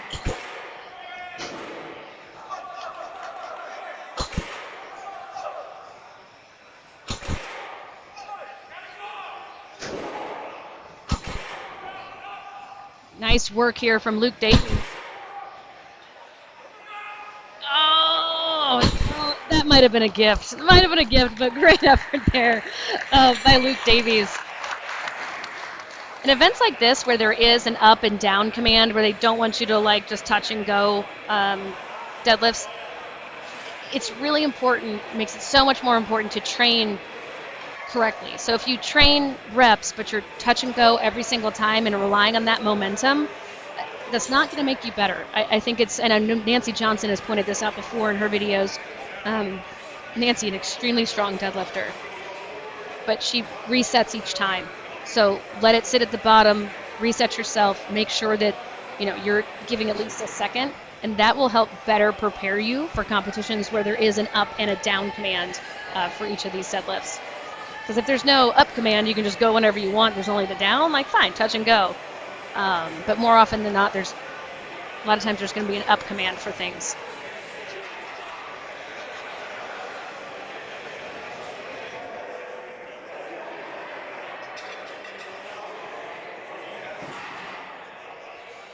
Oh, Kathy watching her daughter Ellie just absolutely crush it today, by the way, Kathy. And yeah, again, Dante Petrella is doing a great job with this production. Can see her, hear everything. That's what we love to hear, Kathy. Thank you so much for watching. We'll give some love to Ellie for you. She's doing so great in this competition. And I know if you're like my mom, you're always like, just don't get hurt. I think it's every parent's responsibility to say that. Like every time I'm like, I won't, Mom. I'm almost 40 years old. I won't, Mom. Daryl Aldridge stepping up. Daryl's finest work at America's Strongest Man and Woman this last year with all the setup and volunteering. Absolutely love him.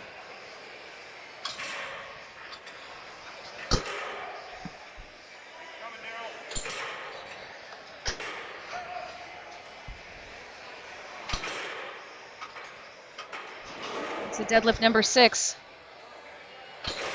Nice job there.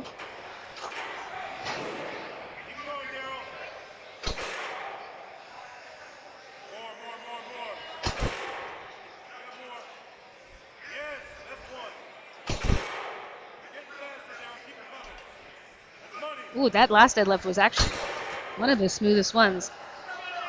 I like what he's doing here. This is a good strategy when you just take a knee to take a second to reset instead of just bending over. We'll see him. Yeah, he's going to stop there. Great work, though, by Daryl. But yeah, when you're strapped in, I think it's easier. Even taking a knee to strap in allows you to set up a little bit better. Everybody's got their different strap, right?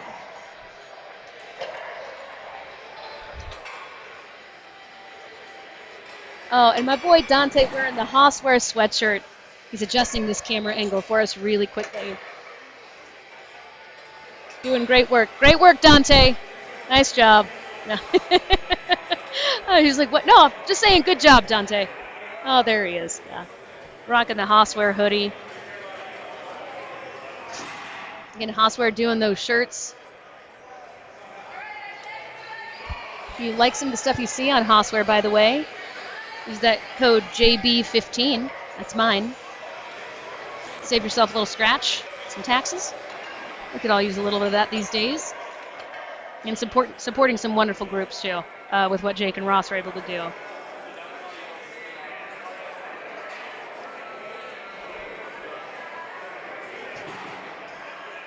Another quick reset here. Bobby taking a second to talk to our next competitor, Gabe Blasio.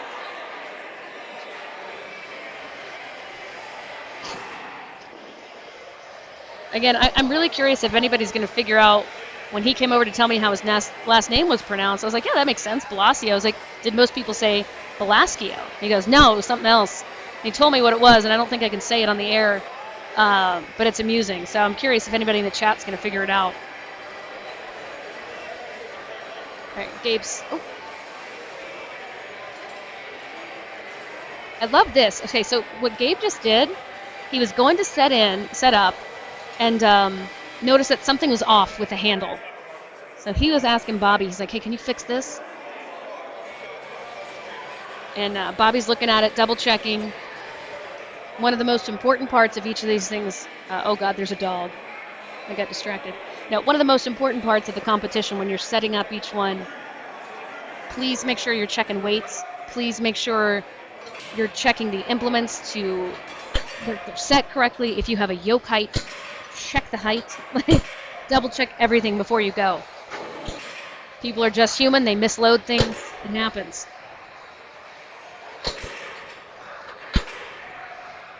Gabe making beautiful work in his first 5 deadlifts. On to number 6.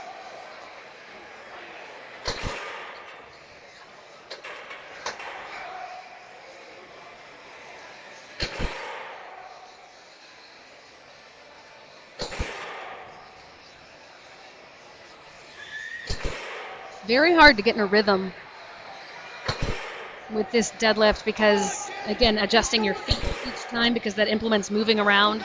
You let it bounce too much.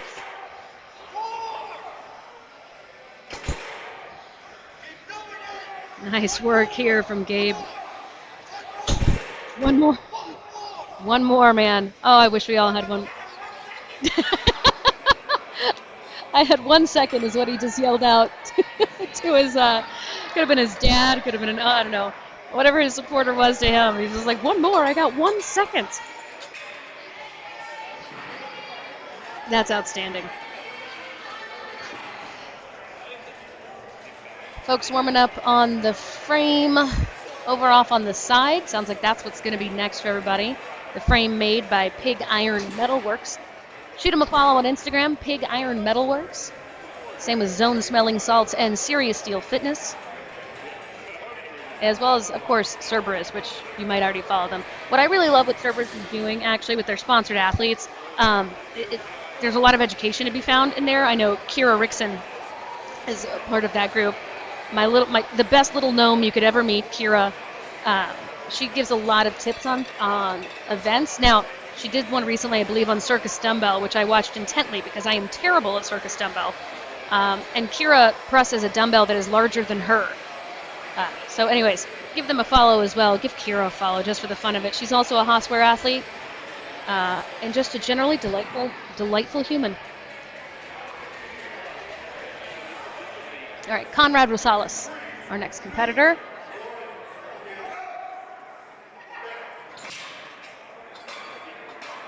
First deadlift down. It is difficult.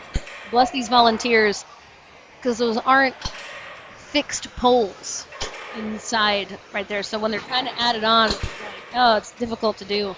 They're doing the best they can. They're doing a great job.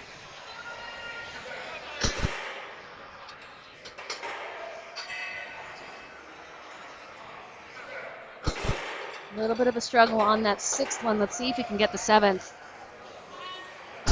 There it is. Oof. Not sure he has one more rep in him. He might, but might be getting to the point where you just want to save some of that energy, save your back for what's coming next. And what's different too is you're taking the slack out, but you're already pulling for about 4 or 5 inches off the ground when that weight finally hits where you are.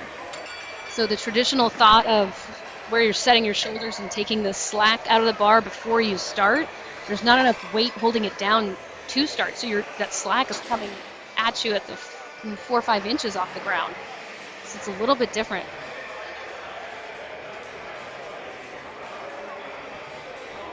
But you know what I've done worse? I spent first part of my life as a sports and news anchor, which you probably hear the news anchor voice coming out on this every once in a while when I really enunciate. Never cussed on the air, still proud of that fact. But yeah, so that's what I spent the first part of my life doing. Never thought I'd be back here, so really thankful for Tyler and Pro Strongman League and Dante and everybody for this opportunity. Got to do some commentary for ASM and ASW last year with ADL Live. Really love to see how much the strongman community is growing, and the support from you guys here on the live stream makes it go as well. Go ahead and subscribe, hit a follow, make sure you do it. Bradley Polson, our competitor right now. Again, he is active duty military.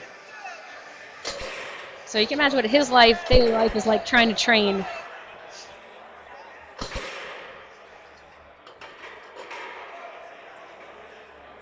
Nice rep. On to the 7th one, and he's going to rep it out from here. Might want to scoot forward just a tiny bit. There we go. Leaning back, get that hitch in there. He's going to call it right there. Nice work, though, getting past those first 7 and getting an extra rep.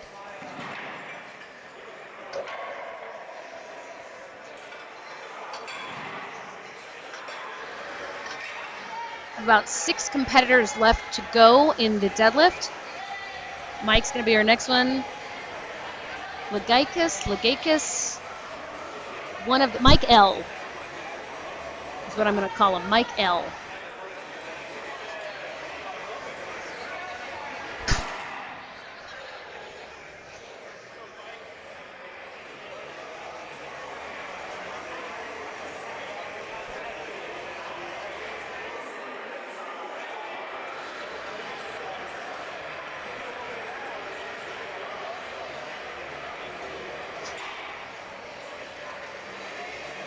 Oh, yeah, absolutely, guys. I just wanted to mention the live scoring is being done on Iron Podium.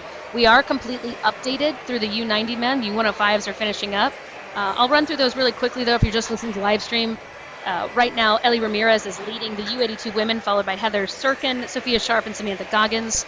The top 3 on the U80 side, Caden Thorstad, Josh Strickland, and Ryan Casey, which we have actually a tie for second on the U80 side between Josh and Ryan. Josh Langloy, Charlie Doer, and Kristen Case are your top 3 with the U90s. Mike is our competitor now, Mike L. I'll go find him later and make sure I'm saying his name correctly.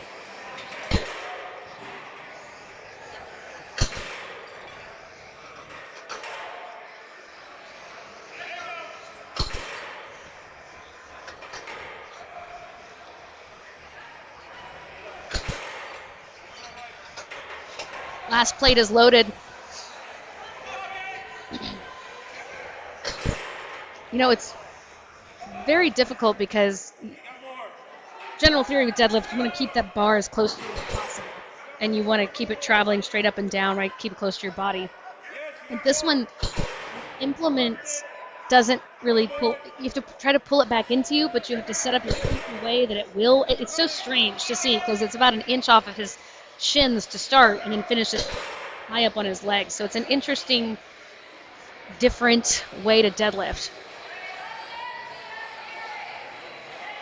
It's science, you know?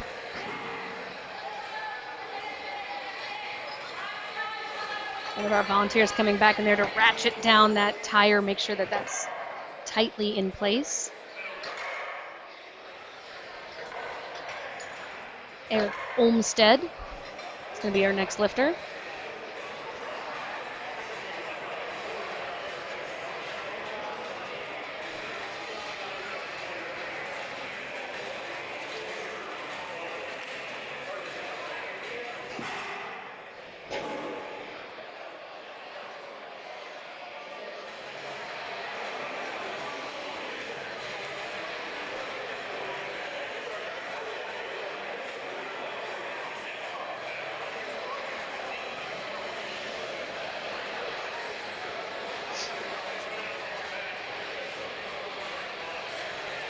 Going back through on the U90 deadlifts, Josh Langloy had 16 reps and Christian Case had 13 on that one. Very impressive. On the U80s, Josh Strickland had 15 reps right there, which was impressive. And he got all 5 points there, where Caden Thorstad had 13. And Ellie Ramirez had 15 reps with Heather Sirkin coming in at 11. So fun little competition there. Some tight races here for this. When you look at the points themselves, there's, like I mentioned, a tie for second in the U80s with Josh Strickland and Ryan Casey with 7 points. The leader, Caden Thorstad, has 9. Your leader for the U90s is Josh Langloy, who has a half-point lead over Charlie Doer. So it'll be interesting to see how that one finishes out with Christian Case 2 points off the leader with 12.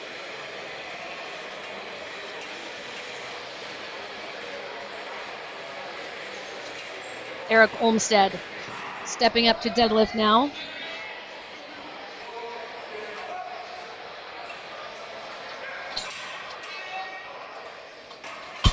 I apologize because I'm not sure of the reps to beat on this one. I know we've had a few with multiple with that 7th deadlift, the heaviest weight.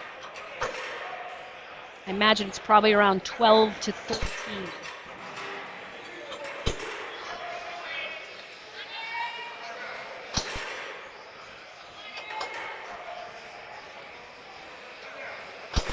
Onto this last 25-pound plate to be added.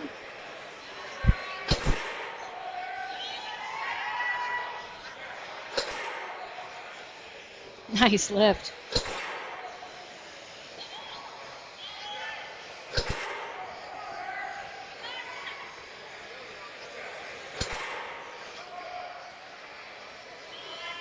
Really strong work here from Olmsted. Oof. Just hit time. Nice work there by Eric.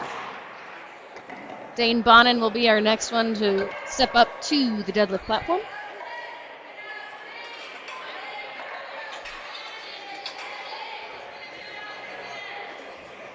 I can tell Dane is so passionate about this, so I'll mention it again.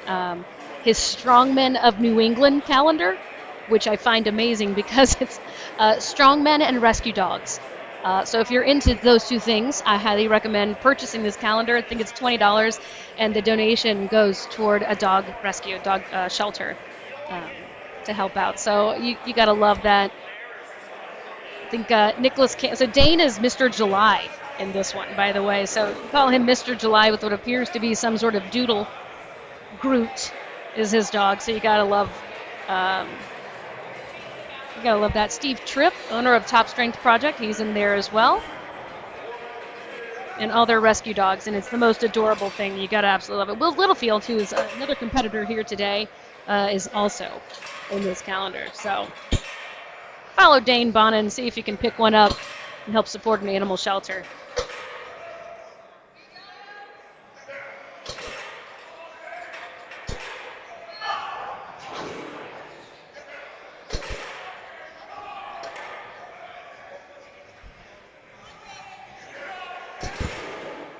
Onto the final plate for Dane.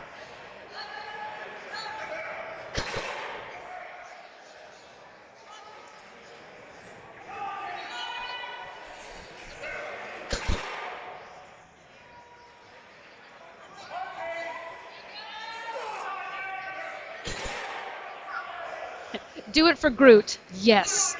Always do it for Groot. Come on, Dane. Do it for Groot here. Oh, wow. Love grit just before time is called. Dane getting that final lift. He's gonna take his time getting out of that deadlift there. Great work by Dane.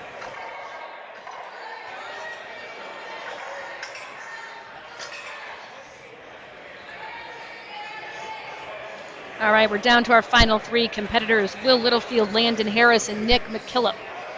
So Littlefield will be the first up. As I mentioned, should be an award for hair because nobody's doing so much with so little hair. Really love that style there from Will.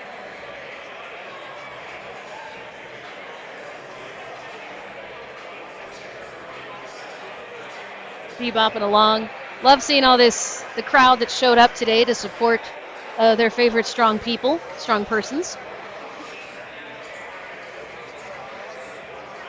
Bobby having a little talk with Will, going over the rules, making sure they're on the same page. And Tyler told me to watch for that when Bobby's judging, and I've been really impressed by the time he's taken with each and every competitor to remind them what he's looking for, what they need to do. There's no excuse when you step up to there that, hey, you didn't count that rep. I was like, I told you what I was looking for. We had this conversation.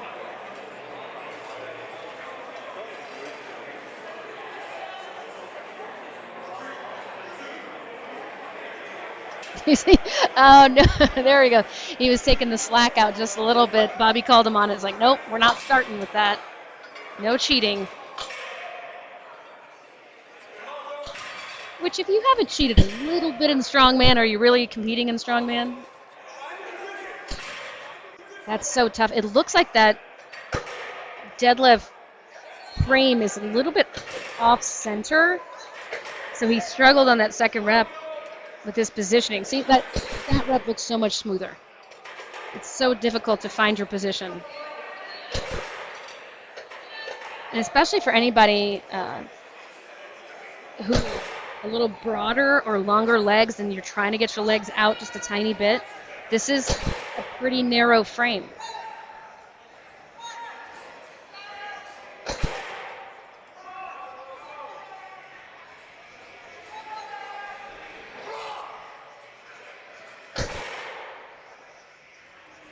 Taking a knee for just a second. See how much, yeah, he's got time. He's out of time. Great work there, though, from Littlefield. All right, your final two competitors coming up in this deadlift. Landon Harris. I know he's got a few fans in the chat. Yeah, you see they're readjusting this a little bit because that deadlift platform did get off center. It's a little skewed. It's a little bit of an angle.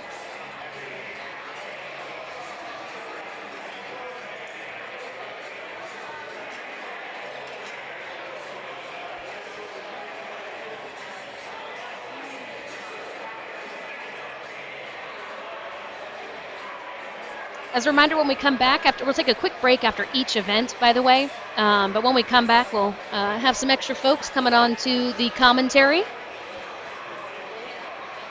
Add a little bit more color from the field, from what's going on today. Again, this is a qualifier for the championship shows for the Pro Strongman League coming up later in the year. The top 3 in each class will qualify.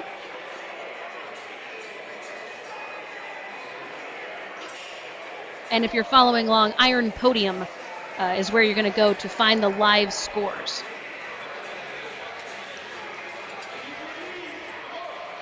All right, Landon Harris stepping up.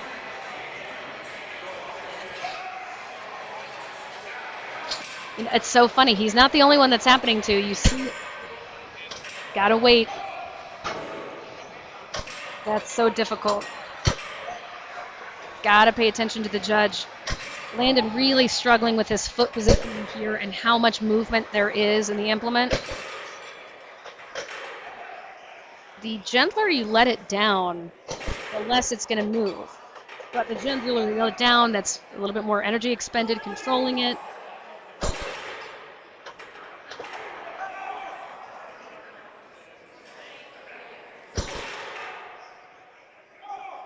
See him reset his shoulders each time. Retract the lats down into his armpits.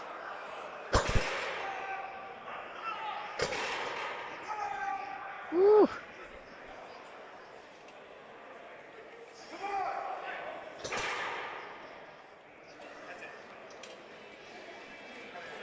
That is the one thing about figure eights, very tough to get out of.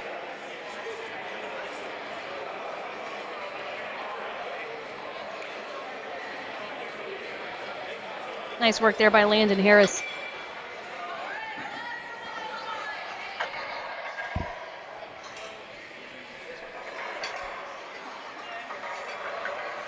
Our final competitor coming up today, and excuse me, I'm going to sneeze real quick. All right, there we go. Cover the mic. Nick McKillop is going to be our final competitor coming up today for the not axle deadlift. We had axle clean and press. Now we're on to the car deadlift, essentially. It's a tire deadlift. It was supposed to be a basket deadlift, but with everything in this sport, you just got to be prepared. You just don't know what's going to happen because, you know, stuff happens, right? And you're all dealing with it. It's not like something happened to you and only you. Everybody's dealing with the same changes. So I always tell people, please train harder than you think it's going to be. Train heavier and harder than you think it's going to be, because you never know what's going to change. All right, here we go. Nick McKillop, our final competitor in the U105 men, our leader in this class right now. I believe Landon got 10 reps.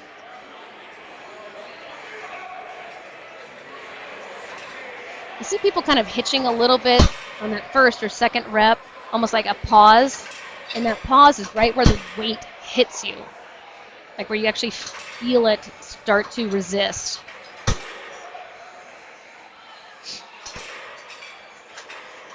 Solid work so far.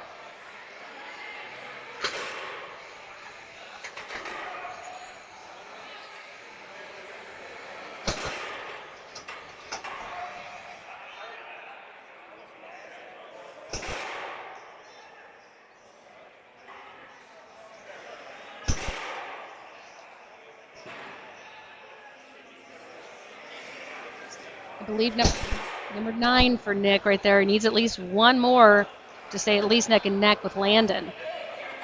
Oh, he's going to get it. Oh, Bobby. Oh, that was so close. He's getting close to time there. Yeah, there's time. Oh, great work right there by Nick McKillop. That'll do it for the second event of the day. Coming up, we have the frame carry and the yoke and sandbag, and the final event today will be stone over bar for reps. We're going to take a quick break. We'll be back in just a few minutes in Westminster, Maryland at the gym for the Pro Strongman League qualifier.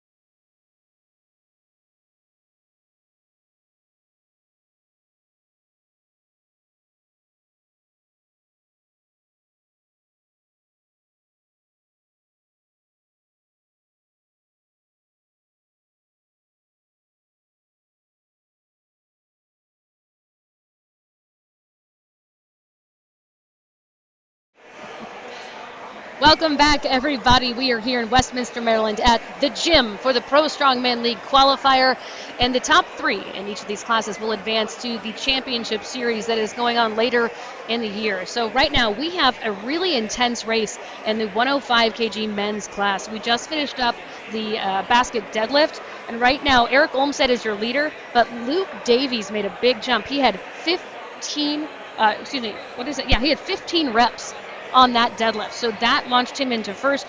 Right behind him, though, was Gabe Balacio, had 14 reps in there, but so did John Flynn.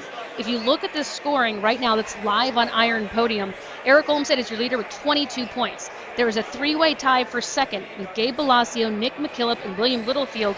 They each have 20.5 points. Luke Davies is fifth with 20 points. And then there's a three-way tie for sixth with Dane Bonin, Landon Harris, and Mike Legakis, who each have 19.5. So you look at this, there's 1 point of separation between the tie for second, fifth place, and the tie for sixth. So this is a very, very tight competition after just two events here at the Pro Strongman League Qualifier in the 105 kg class. In the U90 men, it's Josh Langlois, Charlie Doer, and Christian Case, who are 1, 2, 3, half a point separating first and second there.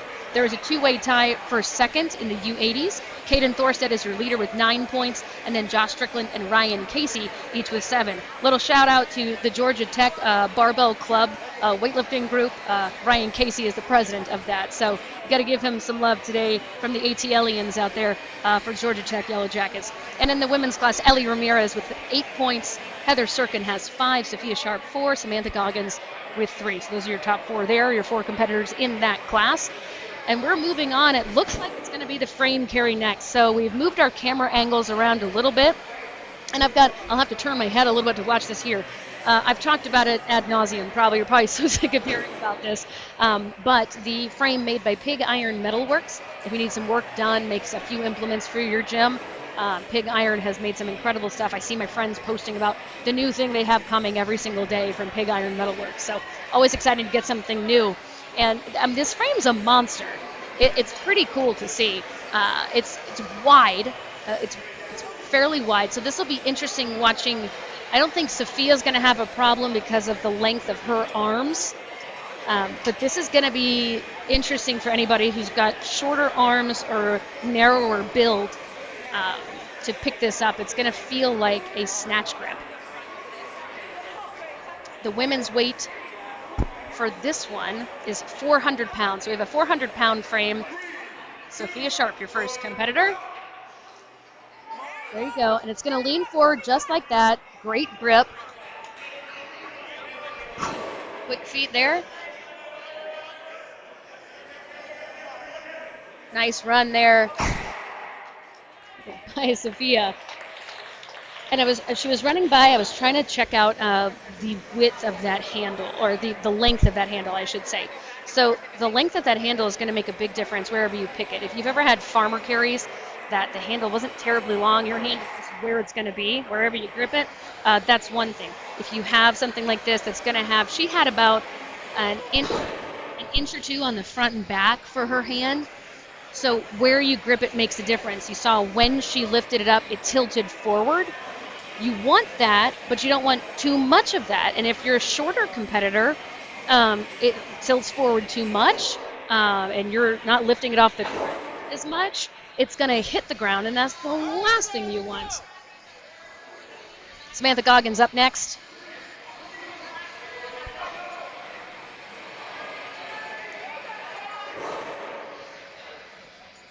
There you go. She's picking it a tiny bit differently. She doesn't have as much lean forward as Sophia did. Hand position's kind of the same. You can see it tilting back for her. Nice run by Samantha.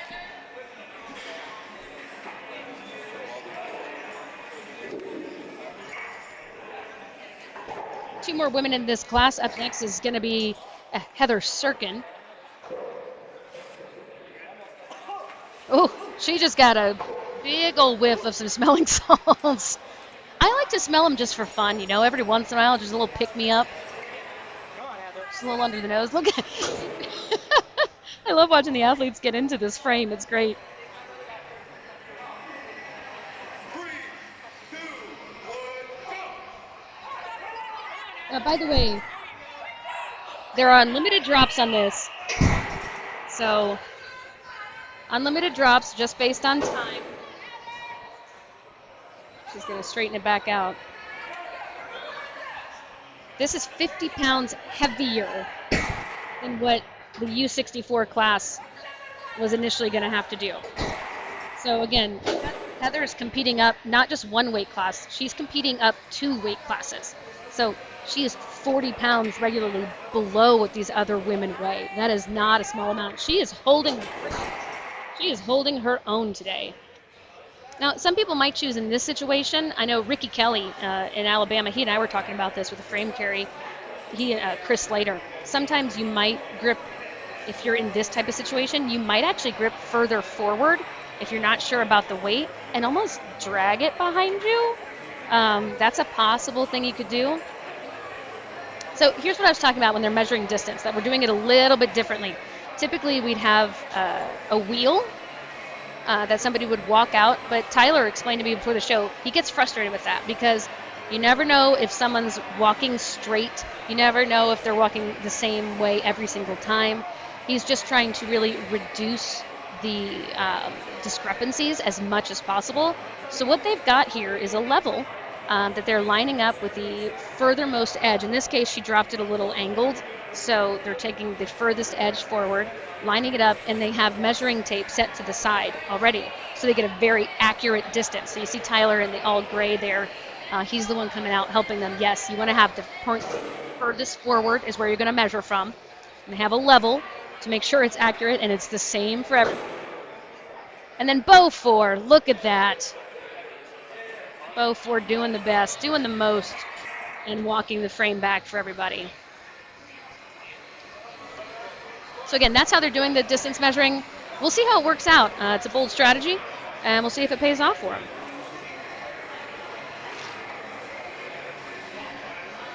I think it was just an excuse for Tyler to buy more tools and to have a level.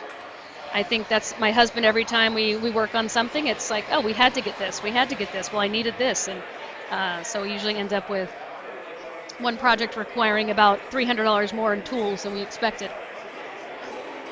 And your leader in this group, Ellie Ramirez.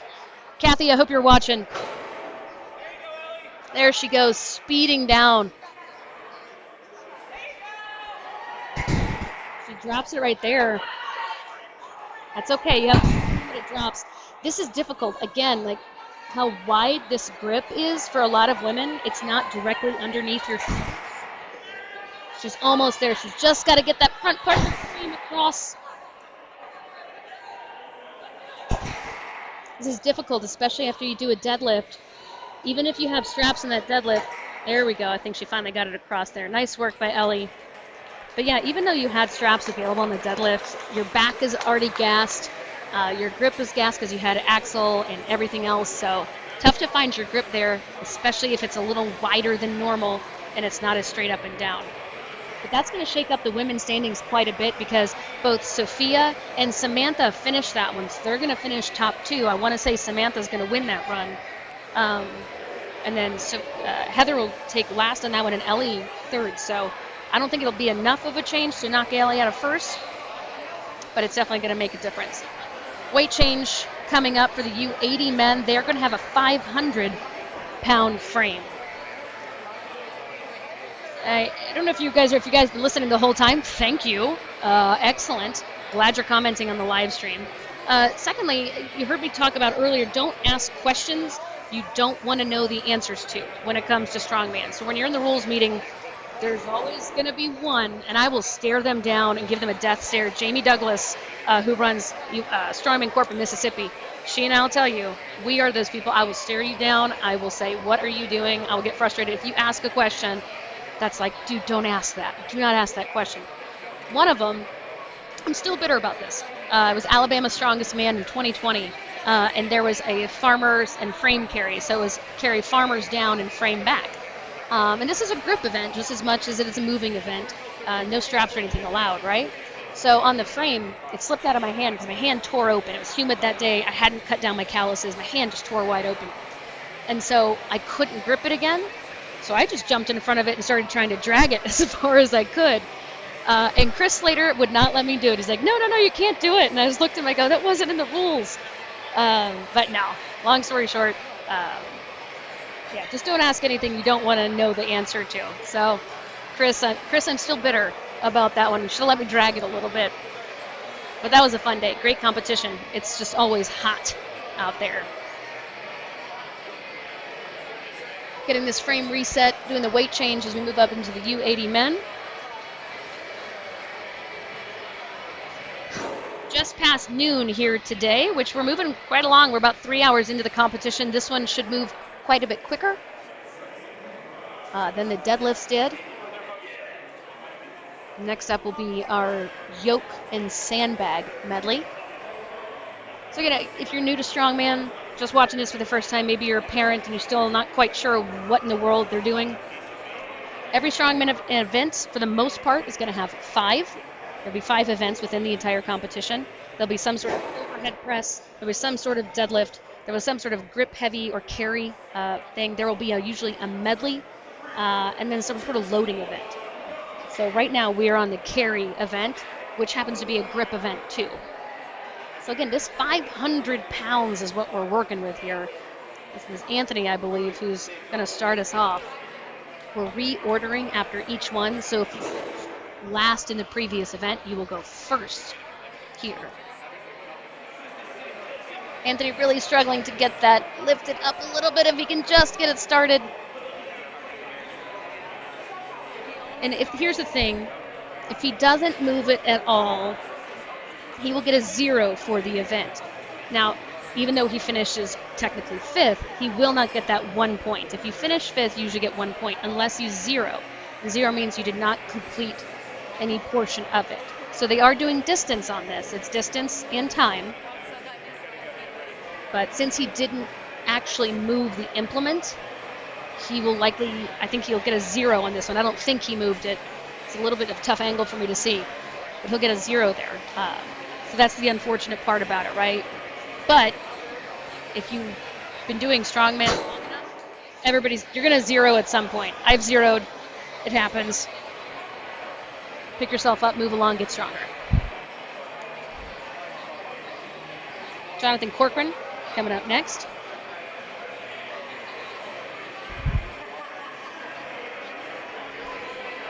He is only 4 points off the lead in a class of 5 people, so he could make up a little bit of room here. Solid run so far, consistent, steady from Corcoran. Almost there, and there he goes. Yes. What's cool too is this, you just need to get that front part across the line, right? And that's when time's going to stop. What's hard is if you get into a carry like this. We had these at Strongman Corporation Nationals this last year. It's a wheelbarrow that we use as the implement as our carry. So you did a yoke, turn around, pick up the wheelbarrow handles, and roll the wheelbarrow across the finish line. But this happened to me. I got a little ahead of myself. It got a little out of control, and so I was dropping it, and it slid across the finish line. You can do this with farmers very easily too. You will get a penalty for sliding. So it's usually like 1 or 2 second penalty for sliding, and that 1 or 2 seconds can make a huge difference. Brian Casey up next, our Georgia Tech barbell competitor. Good pick there. 500 pounds. Oh, he's just going to say, nope, I'm done. His grip's not there. That's all right, buddy. Next time. Hey. It's always good to know your strengths and limitations.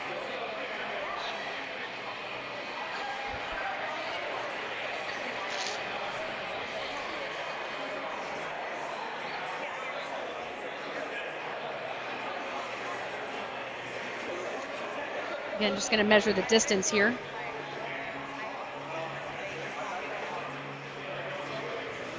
Also, Joseph Brooks, thank you, buddy.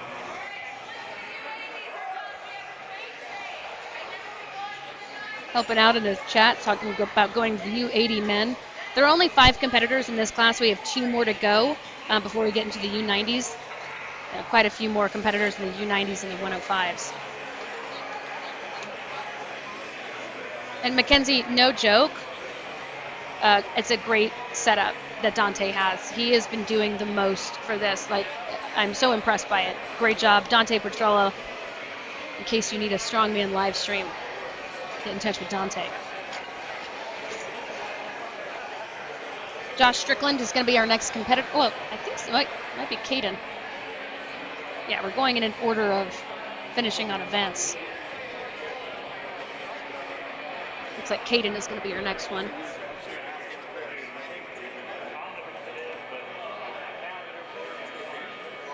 Josh Strickland had 15 deadlifts to win that event, that last event. Here's Caden setting up with the 500-pound frame carry.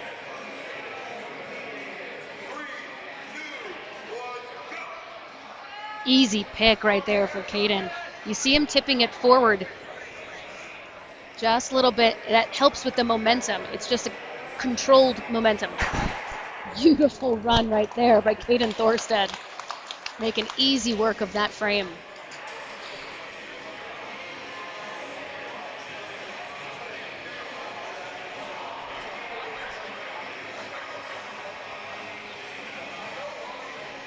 Two more events after this, guys. The yoke to sandbag, carrying load, and then the stone over bar will be our final event of the day.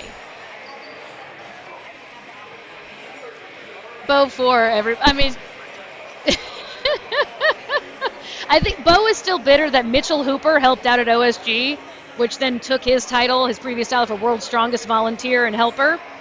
But, hey, Bo, they have the tanning beds. They have the tanning beds for you hockey guys back here. So if you have the chance to have Bo at one of your events, I know I keep talking about him. Just great dude, super helpful, gets it done, and provides a good laugh here and there. Getting ready to go for our final competitor in the U80 class, Josh Strickland. Caden Thorstad had a hell of a run. Going to be tough to beat this one. Easy pick. Oh my goodness, the fast feet on Strickland. Look at that. You see he's gripping a little further in front. So it's tipping. Even with that drop, he was moving so quickly that may not affect him too negatively for stuff. So great run right there, and you could see his was actually tipping back a little bit. So again, some folks have the idea that if they grip it forward and have it tipping back, it's not as heavy, I guess is the best way to put it. They're not going to feel the weight. I like to grip a little mid to back, a little back of the midpoint. Becca, our scorekeeper, just said he ran out of his shoe. That's what happened. That's why he dropped it. He was going so fast.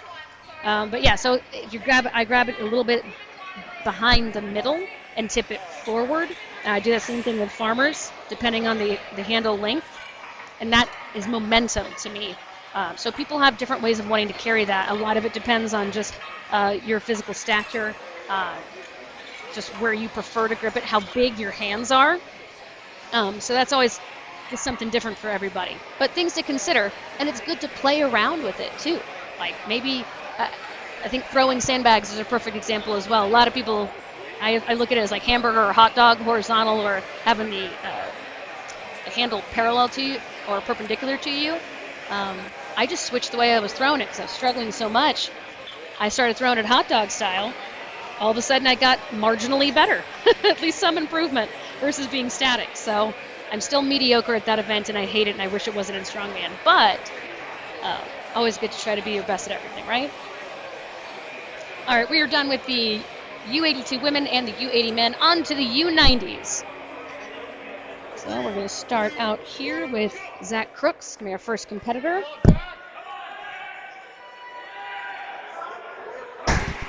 It's okay. One drop there. Unlimited drops for this. 550 pounds for this frame from Pig Iron Metal Works, in case checking this baby out and thinking you want one.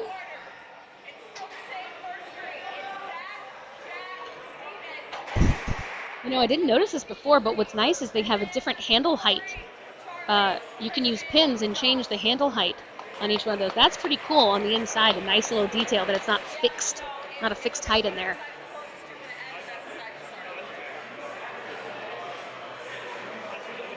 Gonna measure that one for distance.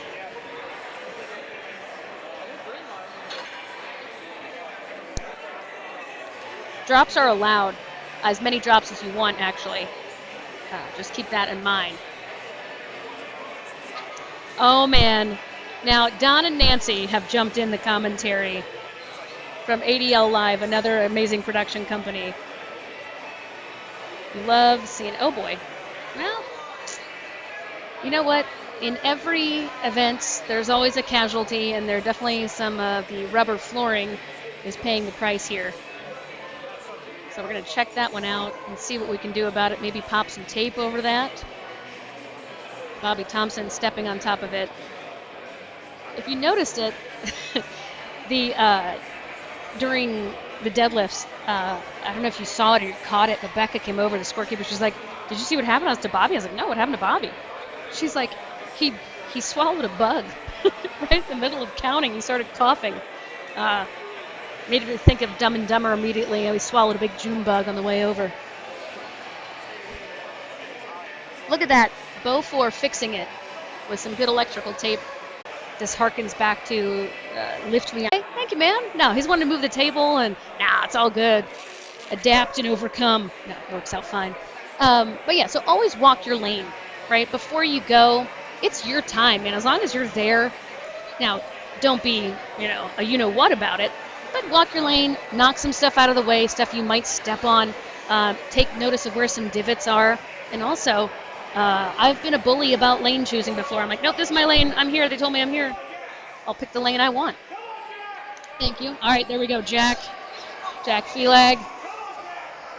Really solid run. Oh, hold on to it. There he is. Perfect. Jack Felag with an excellent run with the 550-pound yoke.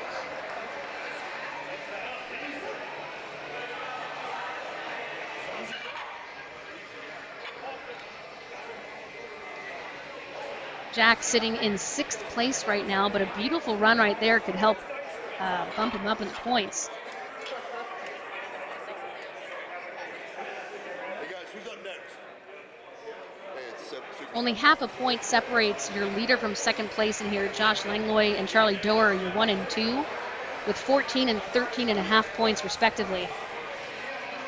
But right behind them is Christian Case with 12. So it's fun right now what we're seeing, that nobody's really running away with anything in any of these classes. It's a pretty tight game in our 3rd event here. If you're just joining us, we started out with an axle clean and press ladder, then the basket deadlift, and now we're on to the 3rd event, which is the frame carry.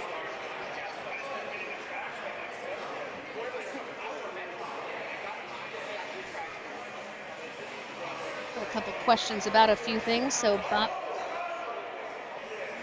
Bobby and Abby looking around for Bo and Tyler.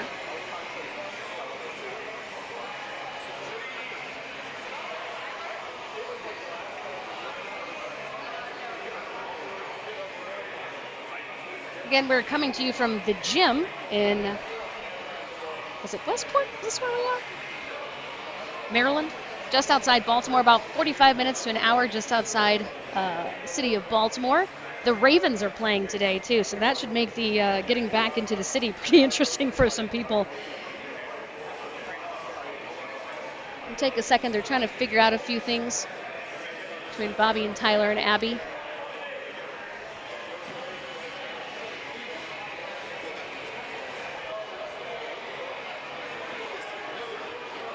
Yeah, the Ravens playing at 4:30 this afternoon. My Chiefs, the Chefs, taking on the Bills tomorrow. That's good.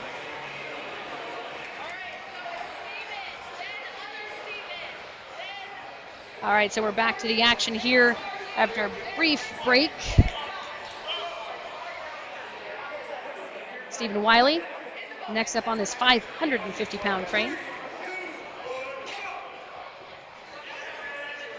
Wow.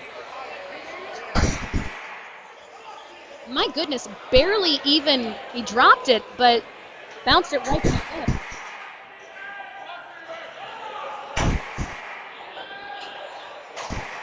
And he gets it across the finish line. Nice run there by Steven.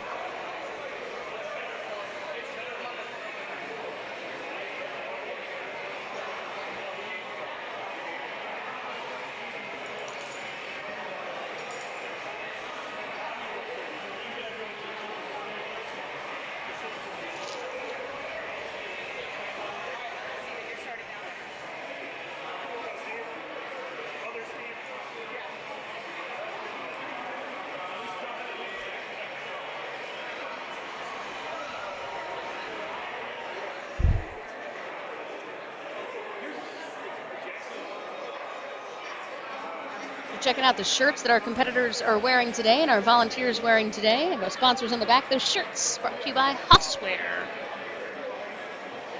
If you need some shirts printed for your competition, make sure you check out Houseware. Two great dudes out of the great state of North Carolina getting it done. Out of Strength Empire Gym. Strength Empire Gym located in both Memphis and Charlotte, North Carolina.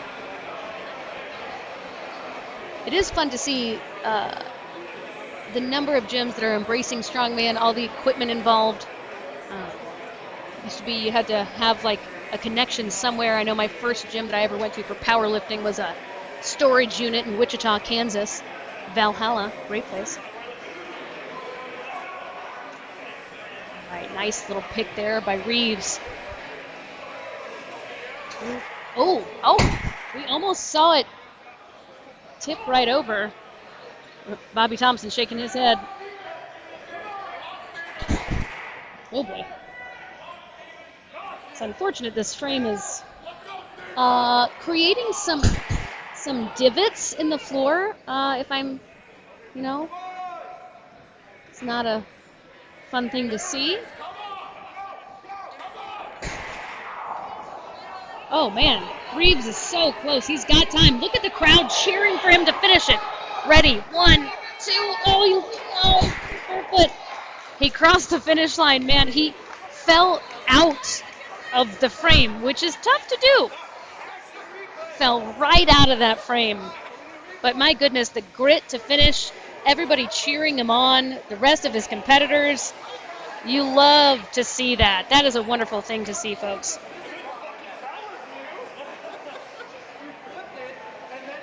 Nice run there by Steven Reeves.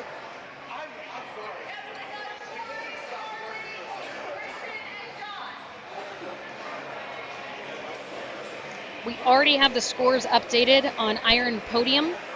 You want to check those out. Actually, I take that back. Oh yeah, there we go. Frame carry. For the U80s and the U82 women, we have those scores updated. So Samantha Goggins ended up winning that frame carry by 0.6 of a second over Sophia Sharp. That's crazy to me to see. So it's a 70-foot frame carry, by the way, is the distance that we're going. So Samantha Goggins edging out Sophia Sharp by a little more than half a second. Heather Sirkin finishing 4th in that one. And then Ellie Ramirez finishing 3rd. So even though Ellie still has a really strong hold on first place, she's still in first. It's a 3-point lead over Samantha Goggins and Sophia Sharp, who are tied for 2nd now. So it's really fun to watch, and Heather's only behind by 1 point. Corey Vermilli, our next competitor here on the frame carry. And short, quick steps here from Corey as he starts to really steam ahead with his 550-pound frame. It's your traps, it's your grip, it's your legs, oh my goodness. And this gym floor is going to be covered with some duct tape by the end of this, folks, I'll tell you that much. Great run by Corey. Looking at the U80 men and where they finished on this frame carry, your winner on that frame carry was Caden Thorstead. 2 seconds behind him was Josh Strickland, so he'll take the 4 points from that one. Jonathan Corcoran was only 1 second, a little less than 1 second behind Strickland, followed by Ryan Casey and Anthony, who each finished with some distance, and Anthony zeroed that event. So first place now, still Caden Thorstead with 14 points, Strickland behind him with 11, Ryan Casey with 9. Again, the top 3 in each class will qualify for the championship series for the Pro Strongman League.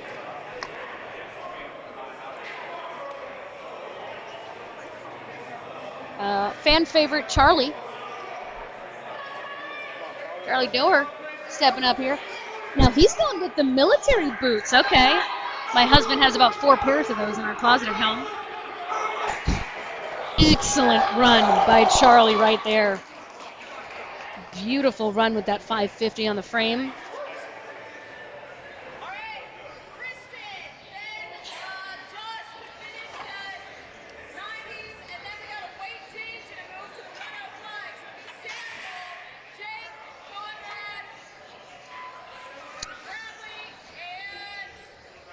Take a second, look at some comments coming in here.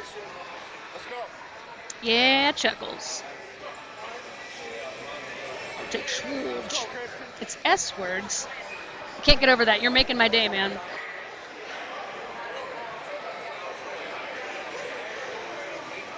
Alex Ramirez. Mi niña. Qué fuerte, ¿no? Ellie Ramirez doing great in this competition. We second Steve Riley for president? Okay, well, I see where we're going.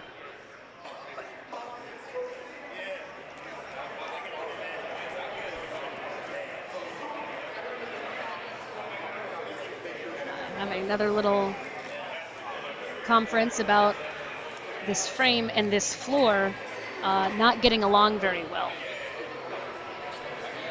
It's amazing flooring here at this gym called The Gym in Westminster, Maryland, about an hour outside Baltimore. If you're around in this area, beautiful facility. Really glad that they've opened it up to us today. Really convenient place to have a strongman competition. But this floor and this frame are not getting along very well.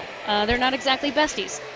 So each time we're having to add a tiny bit more tape to the divots that are being produced by the corners of this frame when folks drop it. So that's unfortunate.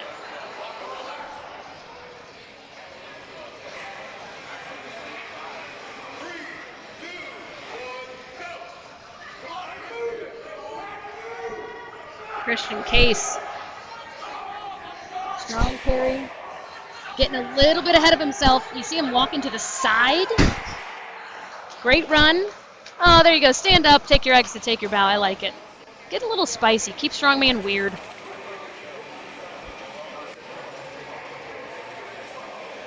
Nice run there by Christian Case. Charlie trains on gravel, and it shows. Mackenzie, yes. Like, preach. Train on the hardest possible surfaces that you can think of. Make it the most resistant. It's gonna suck. Your training should be horrible. Like, strongman training, it should be just absolutely miserable in the hardest circumstances.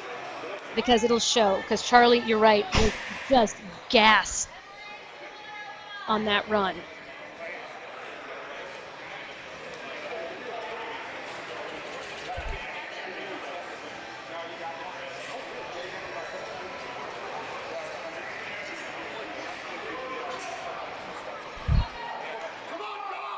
Josh Langlois, look at the forearms on this man.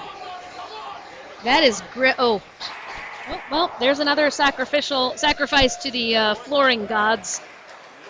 Whew. This entire floor will be made up of electrical tape by the end of this. Just mark my words.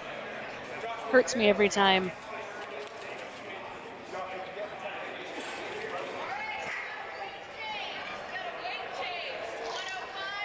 Time for a weight change. Okay, here we go. We're moving into the 105 men. It was 550 for the U90s. We are up to 600 pounds on the frame for these competitors. As a reminder, all drops, you can drop as many times as you want. Unlimited drops for this one, which is not good for the floor, but it's fine. So unlimited drops here. And then it's 70 feet. And either you complete it, and you get the time there. So whoever, if you complete it, great. It'll go by time. And a lot of times there's like half a second, 1 second separating some of these competitors. So it goes by time. And then also the way they're measuring distance is a little different than you might be used to. They're measuring it with, they have measuring tape already spread out the 70 feet down the lane. And then you're not using the typical wheel, like you would walk the wheel out for distance. Trying to make it a little bit more accurate than that. So they have a level, and they'll take the level and put it at the edge of the frame that is the furthest point, as far ahead as possible. Not the pins, the actual frame itself. And go from that point and measure it over to the measuring tape that's on the side. Tyler explained the way he gets frustrated. I'm sure most people have. If you've watched anybody measure a distance for you before, don't know how wiggly they are, or if there's like a curve in the ground or anything like that. So just as a way to make it a little bit more even, a little bit more fair, a little bit more accurate, they have a level and measuring tape. And yeah, Kate Gutwald, 70 foot, yeah, that ain't a short run. Anything really over 50, you're just like, huh, really? So, and again, I point out, like, this frame is great, especially for anybody who's broader or longer arm, for the bigger guys, it's easy for them to fit inside. Frames can be frustrating with that. But for anybody who's got shorter arms, it's a wide pick.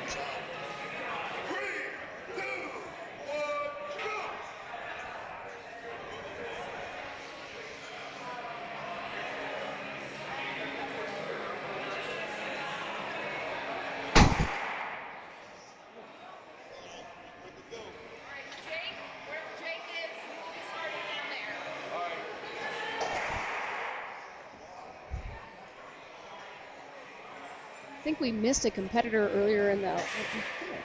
That's right. No, it's Sam Cowgill. This is what we're moving on to. Sam Cowgill, our competitor, first one up in the 105 kg category. Our 231-pound competitors, if you're Team Imperial.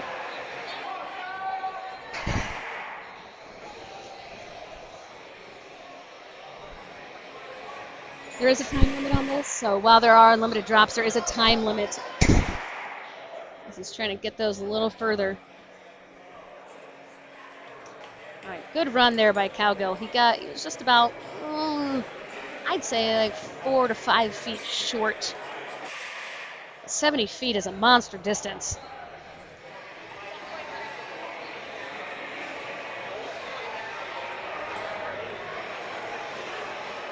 There are 15 competitors in this 105 kg class, and I got to tell you, if you're looking at the score sheet, which is on Iron Podium right now, being updated live, it is such a tight race for the first, 1, 2, 3, 4, 5, 6, 7, 8, 9, for the top like 8 competitors, it's like 1 to 2.5 points that separates all these people. So that's a really, really, really tight contest.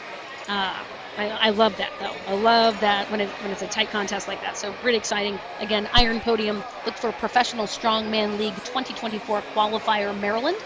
And you scroll down a little bit, you'll see the scoreboard. Click on that link, and it'll take you to the scoreboard, which we are updating as quickly as possible. Lee is our scorer, our official scorer.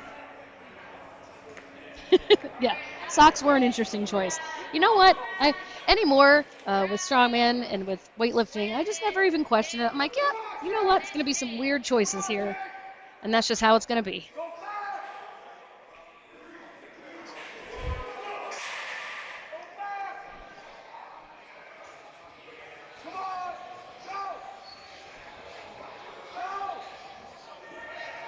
Jake Arthur, slowly but surely trying to get that frame a little bit forward.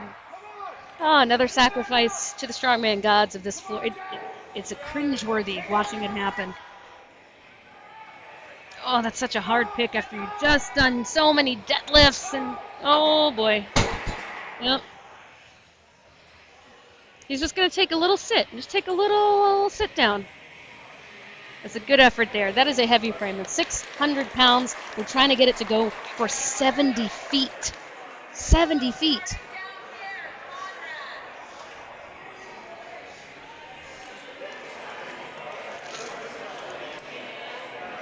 Again, I apologize if you're hearing me drink my drink, but Abby Deal continues her case she's making for beatification by going and getting coffee.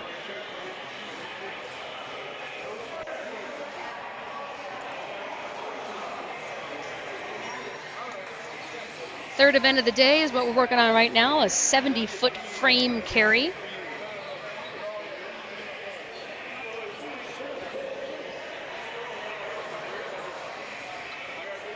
I absolutely love carry events. They're some of my favorite. I love that it's grip focused. The only thing I think I've ever hated carrying was the Husafel. I watch people like Chloe Brennan carrying some of those things, and I'm just like, I don't know how you hang on for that long. It's so impressive to watch.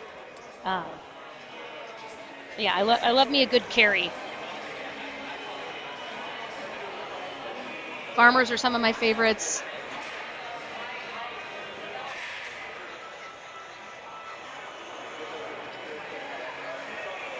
I tell you what, man, just our crew doing their best to make sure this floor is taken care of, but this floor is not having this frame.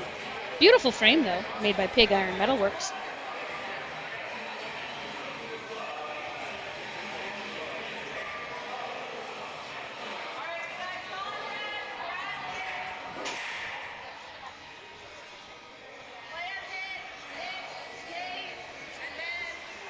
Pig Iron Metalworks, one of the sponsors for today. I also want to point out Plen Massage is here from this area, so always love when competitions have some massage therapists around. It is such a nice thing when you're in the middle of a competition just getting little things worked on.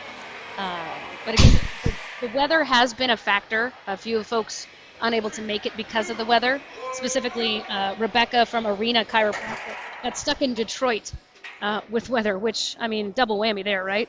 Yeah, this weather has been pretty rough. It is cold, about 17 degrees outside, snowed all day yesterday. Conrad Rosales working 600-pound frame carry for Conrad.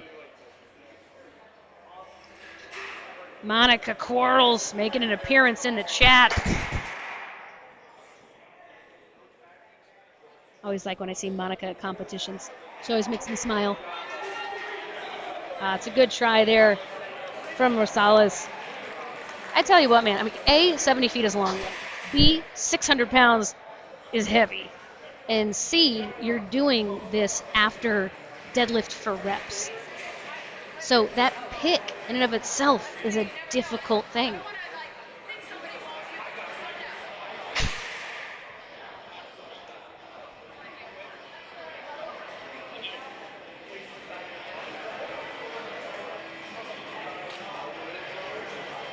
I gotta tell you, the music choices have been on point today. We got a little old school Offspring coming in from the album Smash. And if you are too young to understand that reference, you need to listen to better music, A.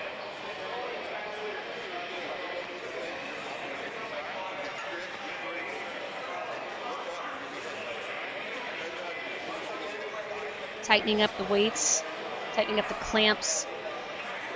On one side, they definitely have wrist wraps to help make sure those weights stay on, which if you've never used that trick, it's like if you have the farmers that are side loaders versus top loaders, using your wrist wraps as your clamps is always a great way to go. I also have a few from High Temp that are rubber ones that are stretchy, that are adjustable. They're really, really wonderful. They're orange. Very helpful to have those. I take them with me. I'm going to a new gym. Not sure what kind of clips we're going to have. Brad Polson. Oof, just dropped his grip there. That's tough. It's one thing to pick 600 pounds once, but if you have to pick this multiple times, that's just, oof, no thanks. It's so difficult.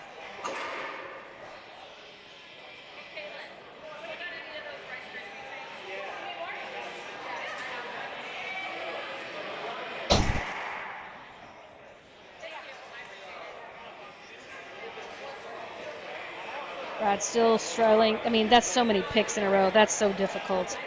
Good effort, though.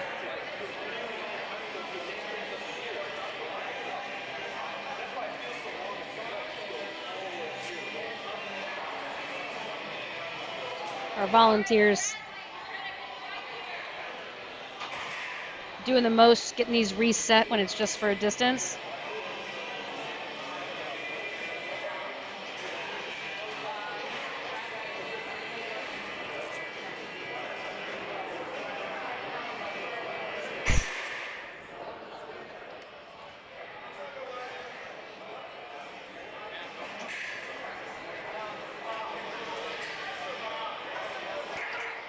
Resetting here as we continue in the 105 kg class. Again, simple math. I can look at some kgs, like kilogram plates on the bar, and be like, I know what that weight is. But otherwise, I have to do the math of multiplying by 2.204, which gets you mostly there.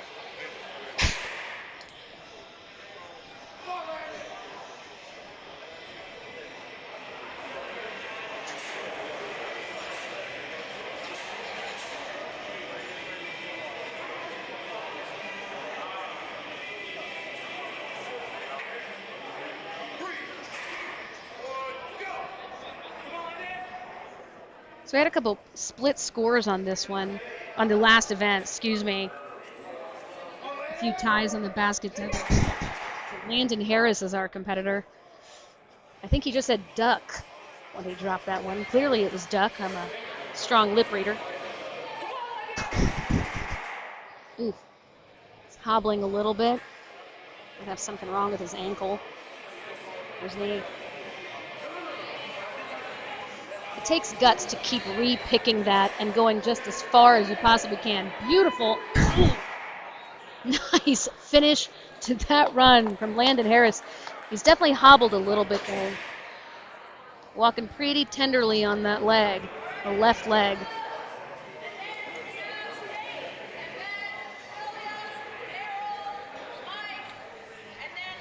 Takes a lot of guts to finish that one out, though. Great work by Landon Harris. Nick McKillop will be our next competitor. So he did extremely well the first couple events there. Let me make sure I'm saying this correctly. He won the axle clean and press, did really well there. And the basket deadlift, though, split the points with Landon. So Nick McKillop in a three-way tie for second at the moment in the standings. Again, we have a three-way tie for second, Rick Davies in fifth, and then a three-way tie for sixth place. So this should be an interesting separating event, because Landon Harris was one of those who was in that three-way tie for sixth. Yikes. Okay, so I don't know if you just saw it. So he it's not a bad thing, but didn't pick up his feet enough. So he tripped a little bit and caught his foot. Ooh, don't. Bobby Thompson, watch out there, bud. You've seen that twice now, where he's gripping it. He's trying to grip it a little bit further forward now. He was tipping too far back. He's trying to straighten it out a little. This is just a behemoth. Beautiful frame. But 600 pounds is 600 pounds. Got it as far as he could, McKillop did.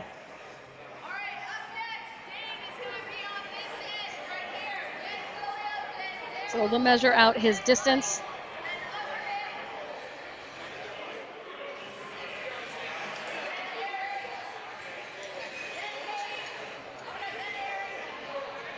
There was also a tie for the next two, so William Littlefield and Dane Bonin each got 7.5 points on this last one, this last event, with 10 reps on that basket deadlift.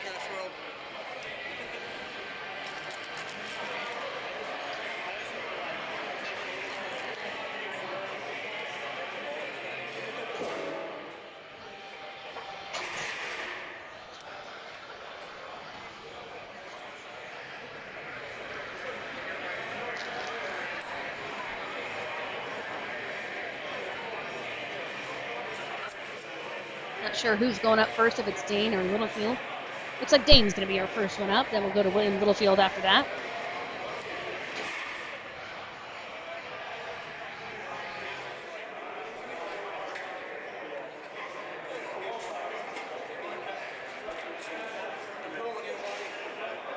Monica, you know I'm giving love to Daryl. Daryl's the man. And Kathy, of course, I know I have to explain stuff to my parents or even my husband at times. Because if you're not in strongman, you don't understand, right? So love to grow the sport, have more people understand it, want to get involved in it. 3, 2, 1, go! Dane really setting his grip. Strong pitch to start. Unlimited drops allowed. Of course, the last thing you want is to drop it, right?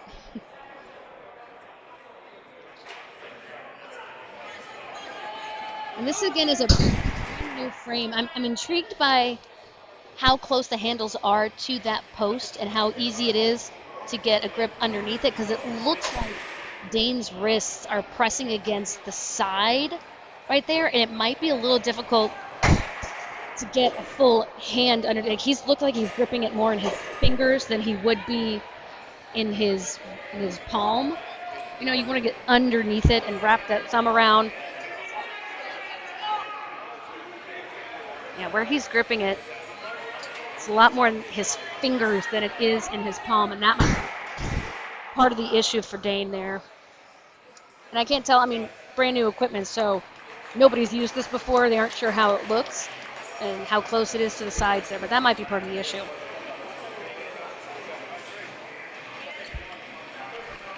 We'll get his distance.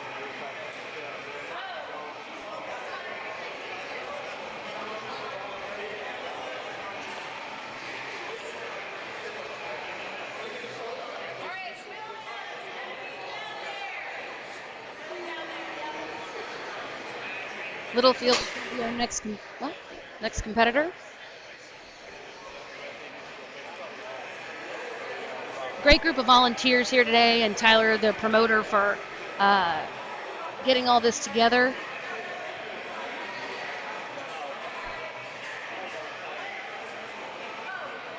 And again, if you have never volunteered, been a judge, been a scorekeeper, please do it. It makes you really appreciate. It's like my other theory I have, that everybody should have to work retail or customer service at least one point in their life to understand how horrible people can be.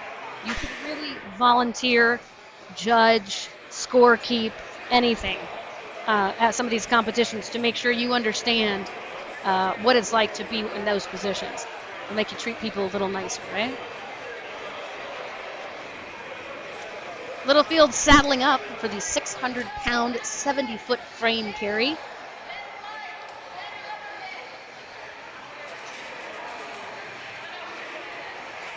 This is a really tight race already, and this event is eating people up. A little stiff of the smelling salts before he goes.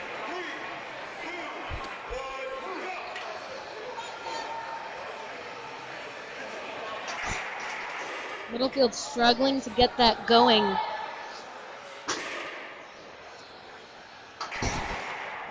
It's not a light thing, right? That's heavy.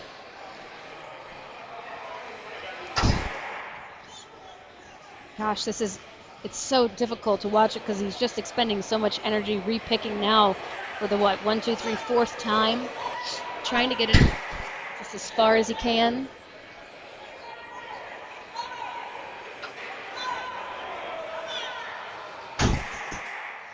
Hell of an effort right now that he's putting forward.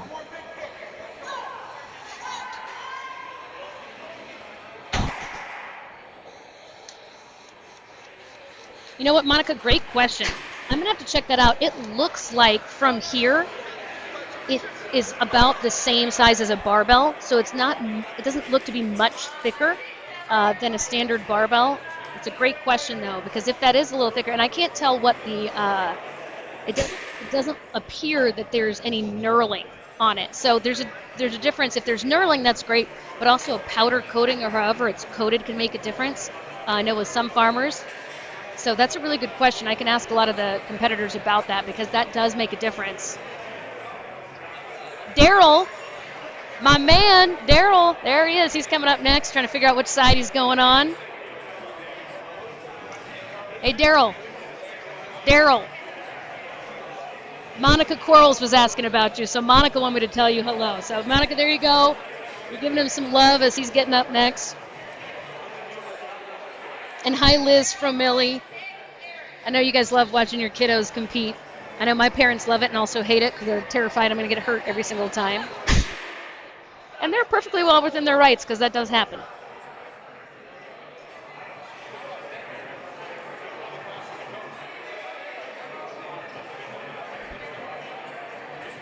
And Monica, what I've mentioned before, in case you were just tuning in a little bit earlier, it's a wide grip. It's closer to like a snatch grip than it would be for a farmer carry.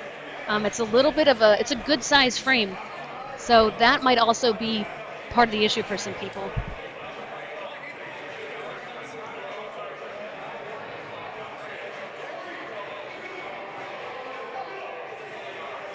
Great pick by Daryl, motoring down with this 600 pounds. Ooh, he is focused, laser focus on that end finish line. That's a huge difference maker right there for Daryl Aldridge.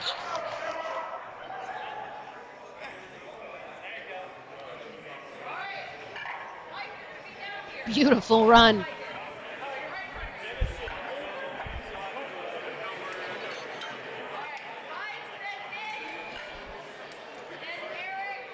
Again, if you have to step away, can't watch the live stream right now, that's okay. Follow along on Iron Podium. We're doing live scoring on Iron Podium. So you just view the scoreboard, search for the event, Pro Strongman League Qualifier 2024, and you'll be able to see the live scoring happening there.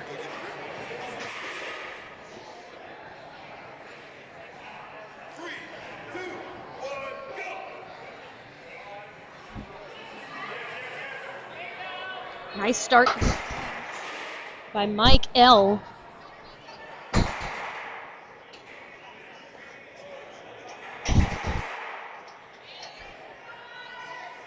Oh, got his hands a little too far back. That's a little too far back. It's tipping forward for a lot of people. And that's what happens if your hands are too far back and you tip it forward too much. It's going to hit that ground and just stop you dead in your tracks.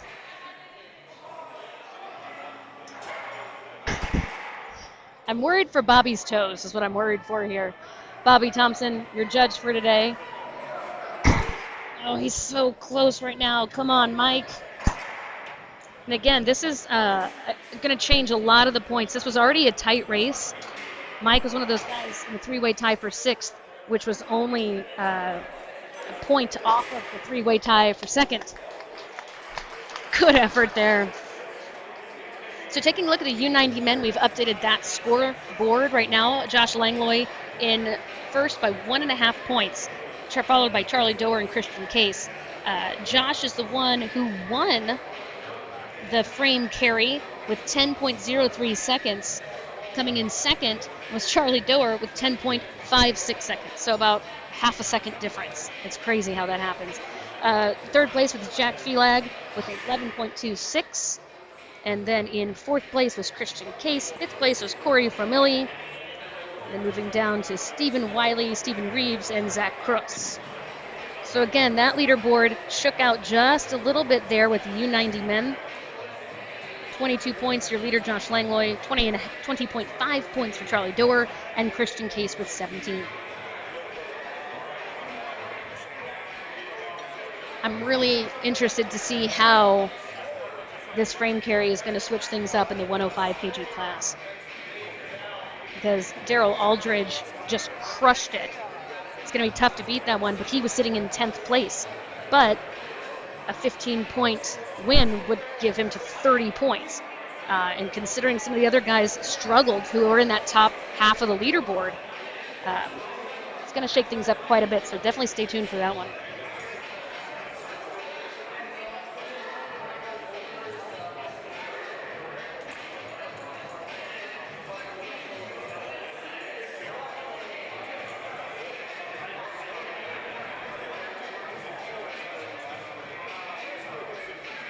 Little Cypress Hill in the background if you can hear it. Big fan. Great music today. And again, if you don't know who Cypress Hill is, do yourself a favor and listen to better music.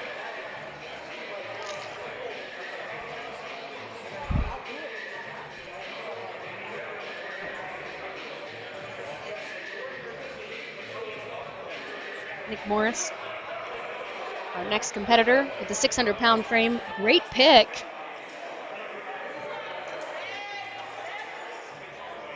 Slow and steady right now for Nick. He's going to take this. Wow, look at Bobby Thompson. I love when I see judges doing this, man. Just encouraging. We've all been there. We know that that's miserable. Settling down, trying to be. He's got a little sideways. Nice run by Nick. Way to finish it out. It's so tough when it feels like your legs, one foot just starts getting a little bit faster than the other, and you're just trying to stay stable and not shake too much. Nice run there.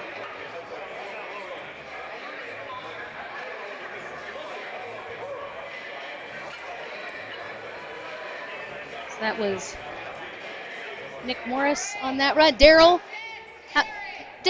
question, because you're standing right next to me. What is that pick like? Pretty good.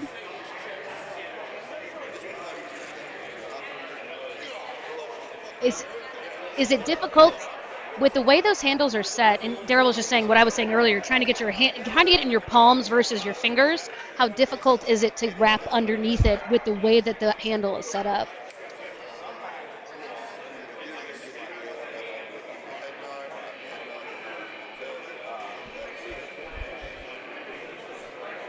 Two, 3 layers of chalk, okay.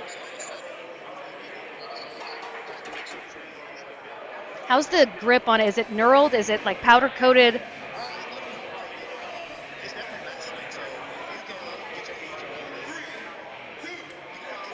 How fast is yours? Did you already ask? That's good. Don't ask. This one's a fast one, though. He is cruising down. Eric Olmsted, your leader. Eric and Daryl going to be a close competition on that one. Thank you so much, Daryl. So hopefully that helps answer some questions. Daryl talking about just what I was. He's got long fingers, though, too. So you try to wrap it around and get it as into your palm as possible. But a beautiful run there by Eric Olmsted. Looks like, I believe right now, Eric and then Daryl are going to be your 1 and 2. Still got a few more to go here.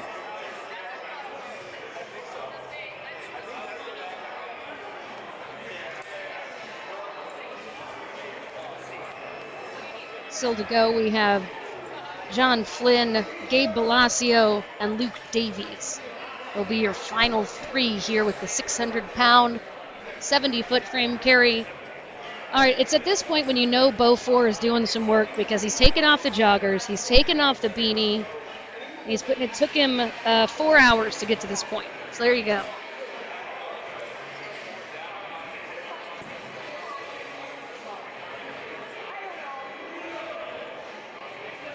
Eric Jones, yes, Cypress Hill.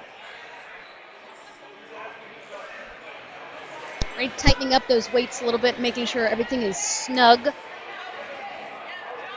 But as you heard, hopefully you heard Daryl say, there's some powder coating on these handles. They're about the same size as a barbell, so it's just a matter of really setting the... So, great question there. I was trying to get as close to him as possible with the microphone.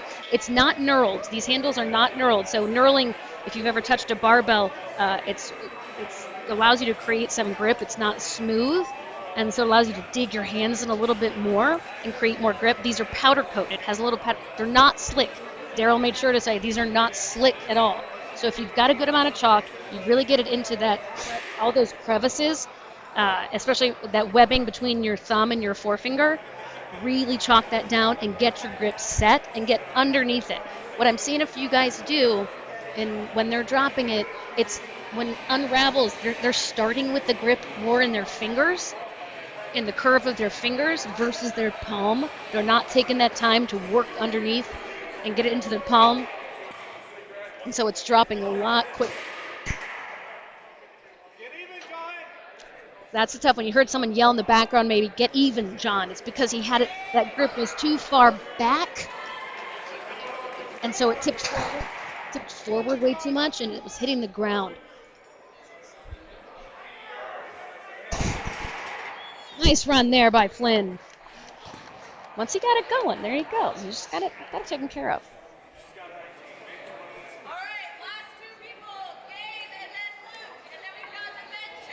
Last two people in this group. And then we're going to have an event change. In the background, you hear the ladies warming up for the yoke carry and the sandbag load.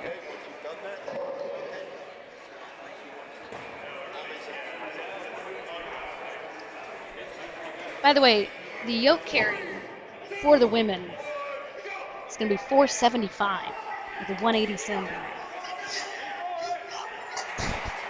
Gabe Balacio, your next competitor up. Left hand gave out first on that one. Again, he's gripping it entirely in his fingers. And I know it sounds funky, but you almost want to curl your hands up. That's why it says if you look at guys like Ed Cohn, massive hands, right? Look at Johnny Bench in baseball, right? Massive hands. And the more skin you can get on the bar, the stronger your grip is. You know, he yelled duck really loudly again. There's a couple of people have just yelled duck, which is weird. I don't know why duck is such a popular word. But Gabe doesn't finish the run. He's clearly frustrated about that because he was in a really good position in that three-way tie for second. So this is going to really push him back in the standings quite a bit. And Luke Davies, who was your winner on that basket deadlift, sitting in fifth place right now. He's alone in fifth. There's a three-way tie for second ahead of him, a three-way tie for sixth behind him before this event. But he had 15 reps on that deadlift, and two guys had 14. So he had 15 up there. Impressive performance.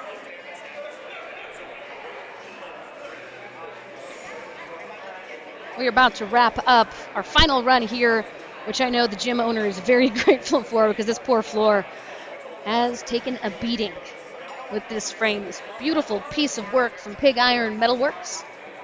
Thanks to Joe for creating this for the show today.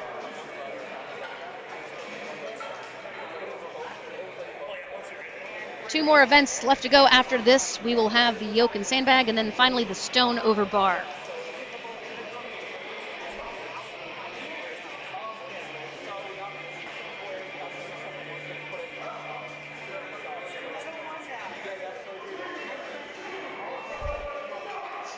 He's a strong deadlifter, so it's no surprise here that Luke Davies has a good pick on that frame. It tips forward a little bit, but he's controlling it really, really well.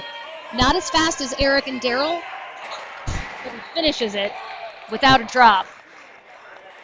Nice run to end the 105 kg group. I imagine Luke will be about third place. I imagine Eric's going to win. Eric's going to win. Daryl might take second. So intrigued to see how those scores go on Iron Podium. Dante has just told me that we're going to take another quick break between the events. Coming up next, the yoke carry to sandbag carry and load. We'll be back here in Westminster, Maryland for the Pro Strongman League qualifier in just a few minutes.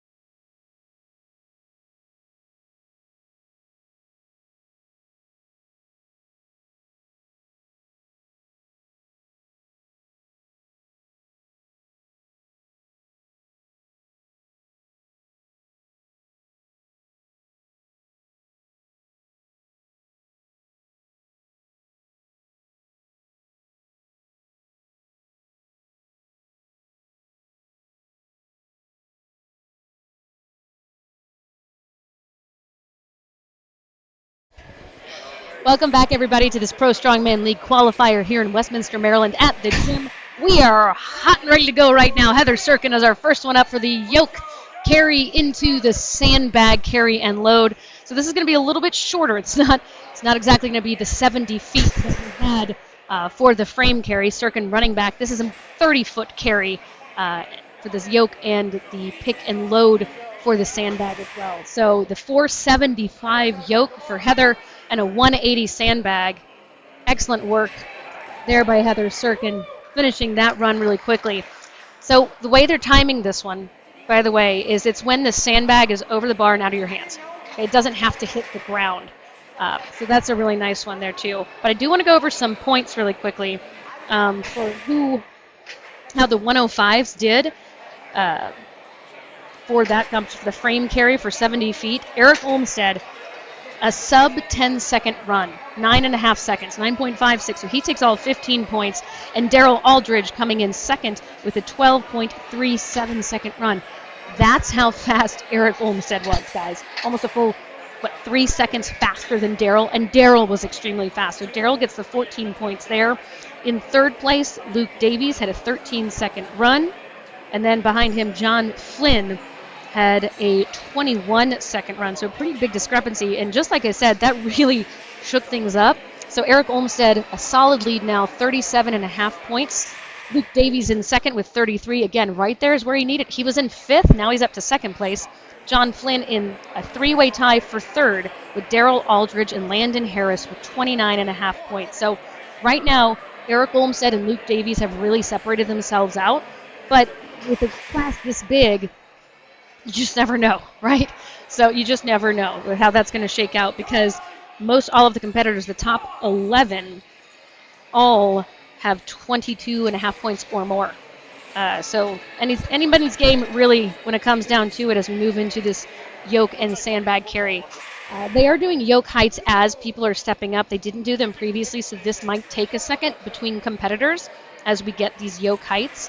The women, I think we're using... There are two different yokes that we're using here. The rogue yokes. The women's yoke loaded to 475 with a 180 sandbag. So for the 82-kilo women, 475, and it's funny saying this, 475 is not that heavy of a yoke for the 180 women, which is cool to say, isn't it? Like that seems like something you could sprint with. Love seeing how much. The women are the most fun to watch to me, the up-and-comers right now. Really cool to see everything. All right, Ellie Ramirez.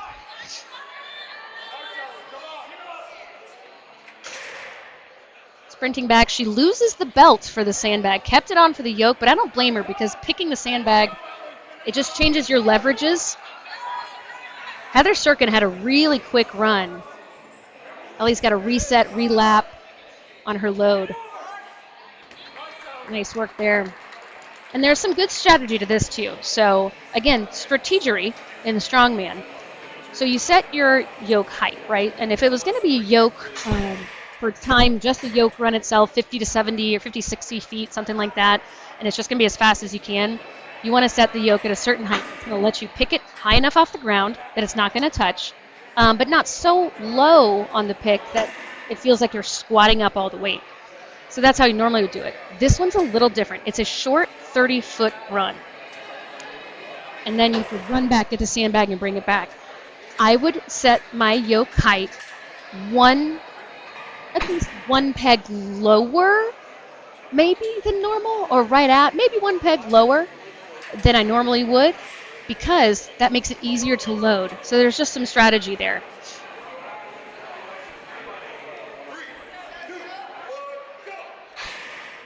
Sophia Sharp, our teen competitor here, using those long legs. She's good. Also loses her belt for that sandbag pick. She's so tall and long. Oh, that is a difficult thing. Oh, that is tough. Her coach grabbing his head. So frustrated for her. And this is where it comes in, because if she had that yoke pick too high, someone's going to have to get underneath it. That's where it's going to get difficult. You have to get that sandbag so much higher. And this is where she's just tired. This is the 4th event of the day. You're having to lap this one a 3rd time, maybe a 4th. Oh, she's trying so hard. Oh, that's difficult. Some of this stuff just comes with experience, though, right? She's a young competitor. And she'll time out there. But good work there by Sophia.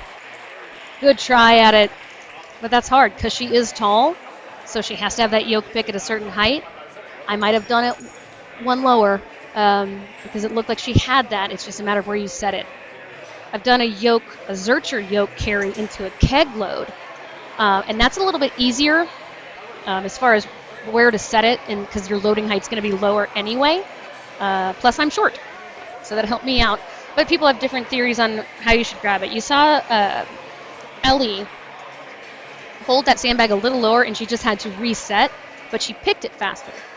So you can either pick it fast and reset at the end, or take an extra second or two at the pick and then just throw it over normally.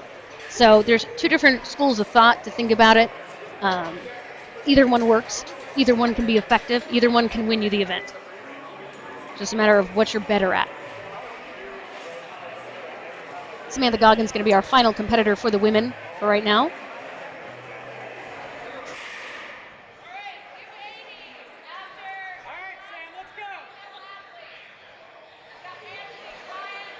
Thomas, I hope you were listening for the 105 frames. Eric Olmstead and then Daryl were your top 2. And Eric Olmstead won it by, in strongman seconds, a mile. Nice yoke run by Samantha. Running back, has a 2-pood belt on, so that's a Velcro belt, so that's going to be a little bit different. Nice lap right there, and so she's going to take that extra second. Take her time to lap it. Pops it up. Oh, this is so hard. This is exactly what Sophia ran into. It's like being able to get it high enough, and that's 180 pounds, so that's just a difficult thing. Oh, she's just exhausted by this point. I am exhausted watching this. That's so hard.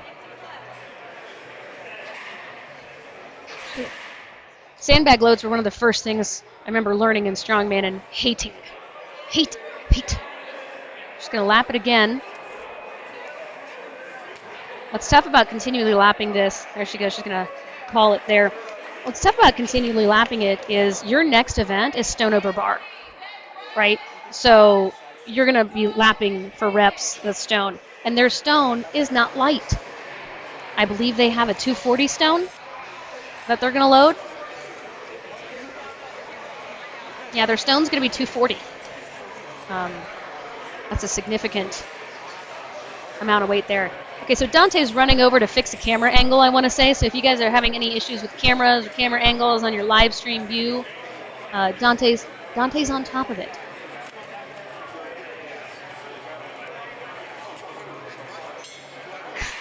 We're going to move into the U80 men category. Again, Cerberus sandbags being used today. Those are the sandbags I use. I love them. Cerberus, our title sponsor for this event.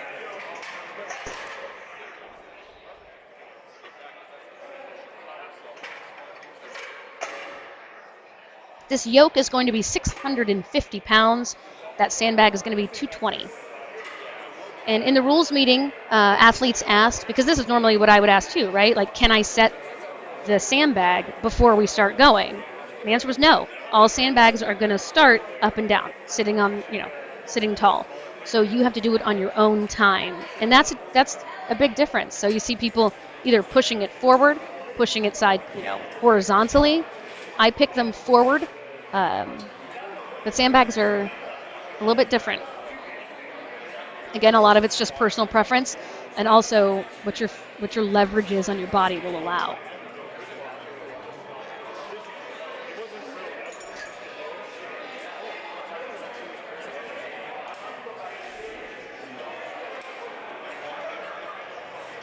By the way, guys, in that break, I walked over and messed around with that frame. I'm with Daryl. I don't think it was terribly slippery.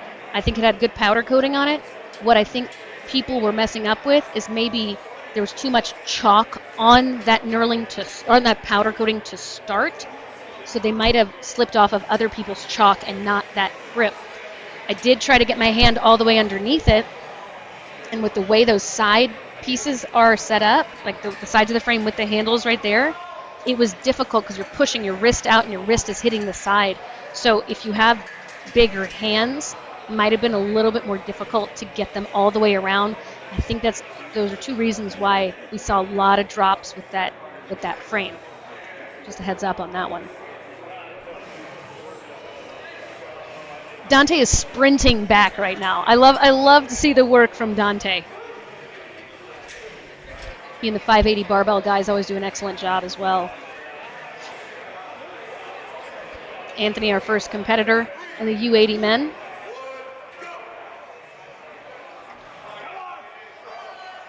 Again, this is a 650-pound yoke. And I'm a psychopath, masochistic person who loves the pain of yoke. I absolutely adore it. It's been one of my favorite events for a really long time. You can see him adjusting his hand grip position. Right now he's got it on the outside of the yoke. He did have it on top of the yoke crossbar. Some of that's personal preference too. I put my hands on top. Some people like to push out and create tension there. I like to have my shoulders and traps up a little bit more to create a better shelf.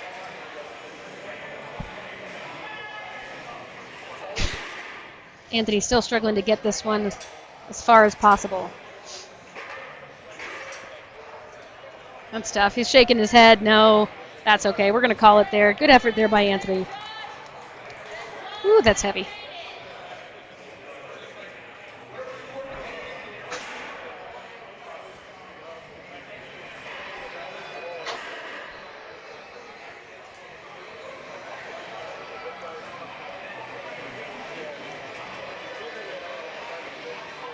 Remember the first time I did yoke, this was back in Kansas City. I lived there for a little bit. You know a lot of the folks at Strong Barbell Club now. But when I was learning with that crew of folks, I was terrified my knee was going to like flamingo backward. And that was the most difficult thing, was to learn how to walk correctly with a yoke. I think it was Mark Felix who said it when I heard this. He was like, it's not a walk, you walk with your hips. It's a really different way to think about movement. So when you pick it, if it's light enough, you can start with one foot in front of the other, and your first step is always forward. That's a great way to go. And this is a short run. You want it to be quick. If it's light enough for you that you feel stable, you can pick and start moving forward. But if it's heavy, you want to make sure you have your feet parallel, get that solid pick, create that shelf and that tension in your shoulders, and then start moving forward. But it's not a normal walk. You walk with your hips.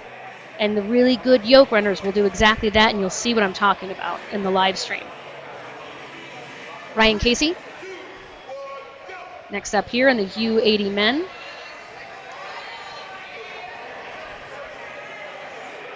Slow and steady for him on a 650 yoke. Pushes it forward at the very end. Again, going to toss the lever belt when it comes to the sandbag. He's going hot dog style on that, which I actually think is a really solid way to do it, because that's how I like to do it. And he's got a nice... I don't know if you hear people saying big pop, big pop. Pretty common thing for people to say in strongman. Big pop, big pop. So he took a second, didn't try to rush that, took a second, got himself together, got some leg drive, popped it up, and then was able to push it over. So he completed that run. Nice run there. 220 sandbag. Jonathan Corcoran, our next competitor, I believe. No, wait, I take that back. It's going to be the fan favorite, Josh Strickland.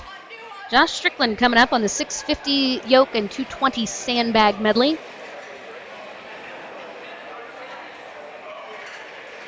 I love that Charlie has so many fans. Big fan of it. Thanks to everybody who's watching on this live stream, by the way. Hop in the chat, cheer for your favorite folks.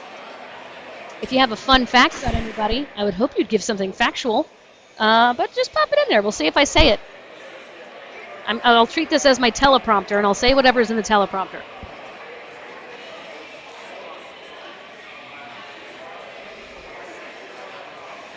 To my right, they are setting up the tacky removal area. So there's a tarp on the ground with 2 trash cans. I personally love tacky. Paul Mauser, not a fan of tacky. I'm never going to let him live it down after nationals this year and his competition a few years ago. Drew says Chuckles is the GOAT. Apparently. All right, Strickland had a little bit of a hiccup on that start. Solid yoke run, just turns right back around, sprints back to the sandbag, pushes it to the side. He's going hamburger style. Nice pick. That was a quick pick for Strickland, and he set this low enough. Check this out. That is not where he normally, I think, would pick the yoke. I think he put it lower to make that load easier. Again, the strategy involved with this that comes with just experience or working with a coach who knows what they're doing that you can rely on. Lee, our scorekeeper, rocking the day. If you're following along on Iron Podium, you'll find all those updated scores in a very tight race in the 105 kilo class. All right, now I think we have Mr. Corcoran coming up. Caden Thorstead is still your leader by 3 points over Josh Strickland in the overall standings. Remember, we reorder by each event until we get to this last one. Then we will reorder by overall standing. And so the person in last place will go first and vice versa.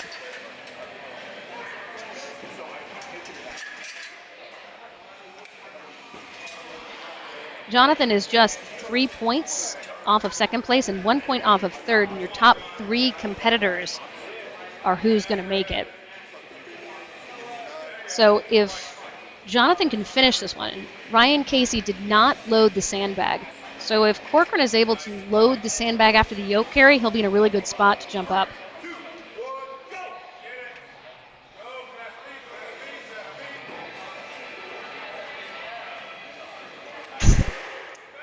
Doesn't matter if you slide it across, that's okay. Good, close enough right there. Pushes the sandbag forward. He goes hot dog style. Get it above the knees. Oh, he's going to shoulder it. Love it. No rules on what you can and can't do for this thing. My goodness, he just ran straight into that. Beautiful job there by Corcoran. He's going to jump up in the standings there and put himself in a podium position as we enter the final event. That's going to be it, almost. Caden is our final competitor, Caden Thorstead.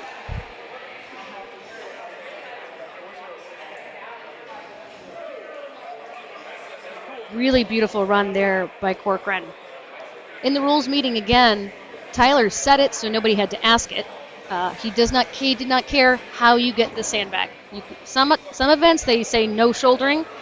As for me, I'm like, hell, if you can shoulder it, go to town, because that just means you're strong, and I love it. So you are allowed to shoulder the sandbags for this event, which, as you just saw, worked out really well for Jonathan.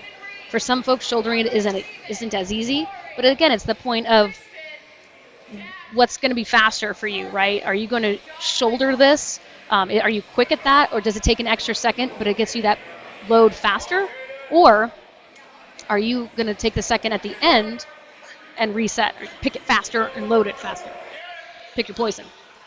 Our leader struggling right now with that yoke carry. Caden Thorstead, a little hiccup there. He's also going to shoulder it.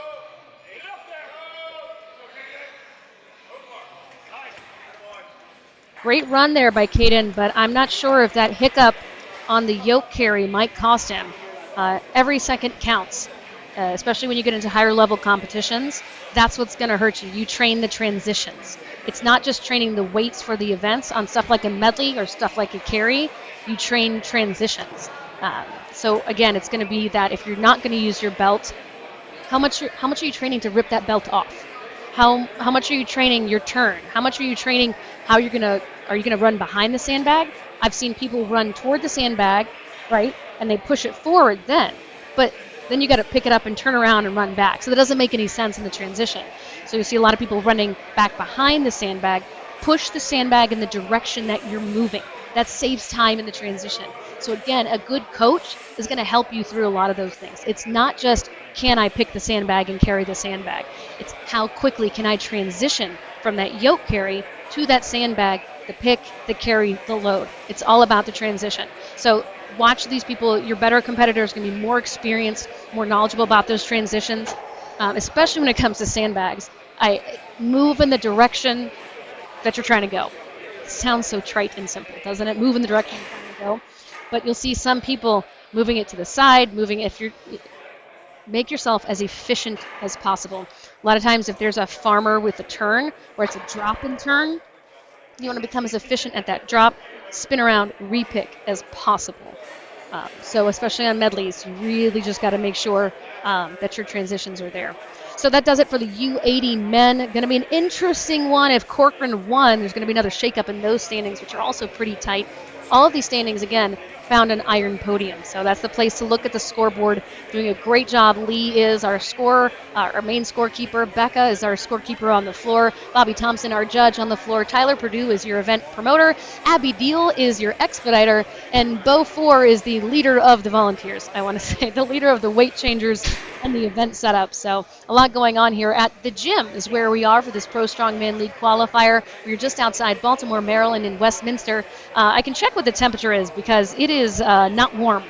Not warm here today. It's a balmy 22. We've worked ourselves up into the 20s, which is great. So weather definitely a factor for some people trying to get here. So flight cancellations and things along those lines. But overall, really great competition so far. We're going to move into the U90 men. Coming up in just a minute, a weight change for them. So this is going to be a 700-pound yoke. Again, for guys who are about 200 pounds, 198, right? 200 pounds carrying 700 pounds on their backs. It's terrifying and great to see how much the weights have increased as the sport continues to grow and get better. I can tell you when I started out in powerlifting about 11, 12 years ago, if you could hit 315 on a deadlift as a woman, you were doing great, right? That was great. And then it was like a year and a half later, it was like, oh, you need to be hitting 385. And then a little after that, well, if you haven't hit 400 in competition, you're not strong. And now you see women like Lucy Underdown. You see women like Victoria Long who are hitting 600-700 pounds in deadlifts. And it's like, it's amazing, right? Just how high the bar has been set. So it's fun to watch all of this, even for these lightweight and middleweight men. 700 pounds, that used to be probably the 105s or like, just under super heavies, open men weights. 900 used to be a lot, and now at America's Strongest Man a few months ago, it was over 1,000 pounds on the yoke for that medley. So it's getting heavier and heavier. And I encourage you, like if you've never done this, maybe if you're watching for the first time or you're like, that's whatever. I mean, that's not that bad. Go try it. Just go try it. And especially in a competition setting. You will be amazed, especially on the stone loads coming up, how quickly your hamstrings will give out, how quickly your quads are going to just start shaking, how quickly your back just says, absolutely not, we're not doing this today. But it's fun, right? That's why we do it. It's a fun, weird hobby. And no, it's not CrossFit for everybody watching. No, not CrossFit. I'll die on that hill. All right, so again, follow Iron Podium. We're updating those scores. I know we already have, let me look here. The women's scores are updated. Ellie Ramirez got 4 points on that one. Heather Sirkin. And I tell you, it was a 0.6 seconds difference between those two. So Ellie cements her lead with, it looks like Ellie right now is going to be your winner, no matter what happens on the stones, because she has a solid 5-point lead over Heather. So I could go ahead and probably say congratulations to Ellie. But Samantha Goggins and Sophia Sharp both tied because they're not counting the sandbag portion. If you didn't load the sandbag, I don't think you get credit for the distance on the sandbag.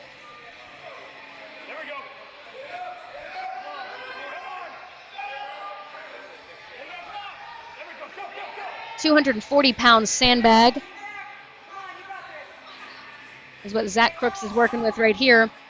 I am intrigued by the way he has taped his left hand.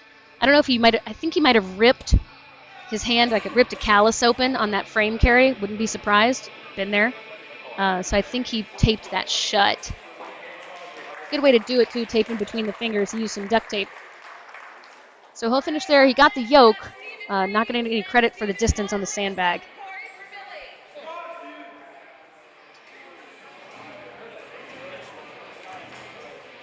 In the U80 men, the winner of that one was, for the yoke carry sandbag, Josh Strickland with 19.08 seconds. Just behind him, Caden Thorstead with 20.99. Again, so I was telling you, that little hiccup on the yoke was a second long enough that it hurt him in the long run. So that's a difficult one, but Caden's still in the lead by 2 points. Jonathan Corcoran took third on that one. Impressive, like Josh Strickland and Caden Thorstead. So Jonathan Corcoran took third.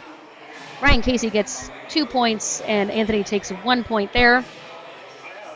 So the updated standings there are very tight between Caden and Josh on who's going to win, and then also between Ryan and Jonathan on who's going to take a podium. So Ryan Casey and Jonathan Corcoran are going to have to battle it out to get on the podium for the next event, which will be the stone over bar for as many reps as possible. Josh Langlois is your leader, current leader going into this event with the U90 men with a 1.5 point lead. And guys, here's the thing. If I mess up on math, I apologize, but it's expected. I don't math. I did words. I did journalism out of school. I do words real well, not the mathing. So please feel free to correct me on any mathing that I might do. Stephen Reeves is trying to get his height set for the yoke, if you guys can see that. So they're trying to make sure that, and again, I think they're moving him one more up, is what it looks like. Yeah. So he's thinking more, he's going to set his sandbag the direction he wants it. That's a smart move. I think he said all of them have to be up and down. So they're all starting in the same spot. He's going to set his sandbag a little bit. I think that's a good yoke height for him. It's not going to be so much effort to squat it up, but I think that's a pretty decent height. So, fixing some holes in the ground. All right, so watch as Steven sets up on this yoke, okay? That's a pretty low bar for him. Like, if he was just doing a yoke run, he wouldn't want to squat it up this much. But he's doing this to give him an advantage when it comes to loading the sandbag in the second half of this. Fast sprint back to that sandbag. Pushing it to the side is how he wants to carry it. Nice lap, got deep and low in that. Leaning back in that run, and then boom, look at that. Easy.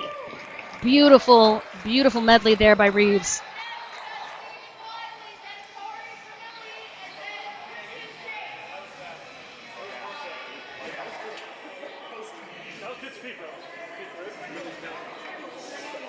So Jack Felix getting his PhD? They're not just big dumb animals, folks. People forget most everybody, I'd say 97% of the people in this sport have big kid jobs too. So I always love knowing what people do in the background. I also love, especially on the women's side, you see a lot of women out here who are wrangling their children while they are competing. I always like to point out Becca Strong, who just earned her Pro Strongwoman card this last year at Nationals, was breastfeeding her child a couple hours before doing an event. So, I mean, pretty impressive people out here from all walks of life, and you love to see it. Drew, that was pretty clean. Stephen Reeves' run was pretty solid. And yeah, Dean, exactly what I'm saying. It's like, lower the yoke bar, the easier it is for the load. But it's going to be a tougher pick because you're going to have to squat it up higher. So it's like, which one, if you can shoulder it, the yoke pick will be, that yoke height will be an easier thing to set.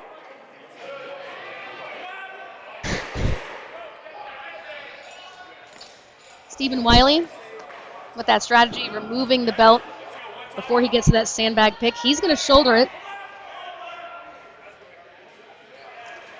There you go. Beautiful run there by Wiley. I almost saw a couple of the guys lose the sandbag over their shoulder, though. You get a little too aggressive or you don't set it just in the right spot. Might go over and back. Don't want that. Don't want to see that. I see what you've done there, Marsh. I see what you've done. I welcome any and all puns and dad jokes. Mr. Corey Fromilli going to be our next competitor. Definitely going to want to change the yoke height. Mr. Wiley was a tall drink of water.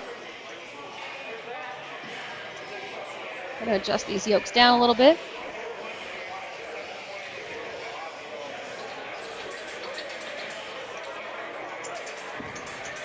Fro is the perfect nickname for Mr. Fromilli, considering he doesn't have a lot of hair.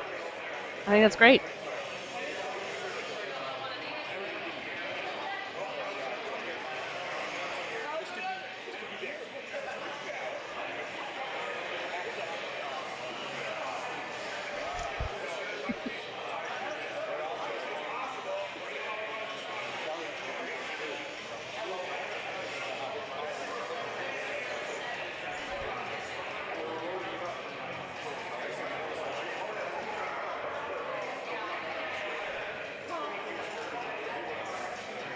Working on shimmying that yoke down a little bit. Try to even it out.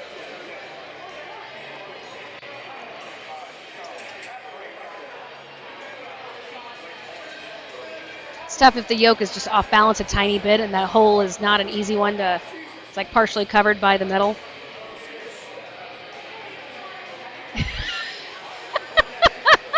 It's not the hair on the head that counts, it's the hair in his heart. And you know what? Yes. I'm going to go with that today, too. Corey Fromilli waiting to get his yoke height set, and we'll get those pins set in place as well. Bobby Thompson helping out there, your judge for the day.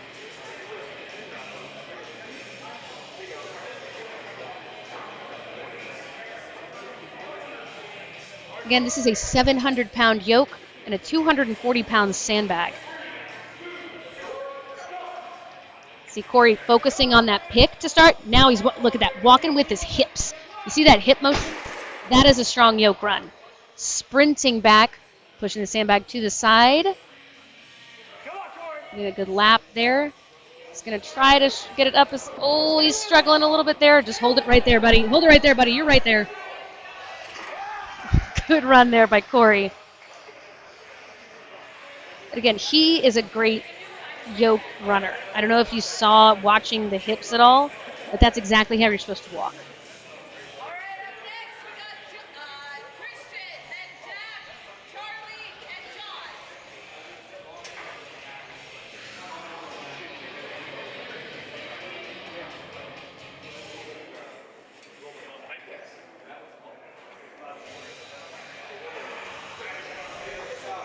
We got Charlie, the fan favorite, coming up next. Chuckles, as I like to call it. No, wait, hold on. Not quite yet. Where did we finish on the frame there? Christian Case. Christian Case, your next competitor, trying to best this 700-pound yoke. 3, 2, 1,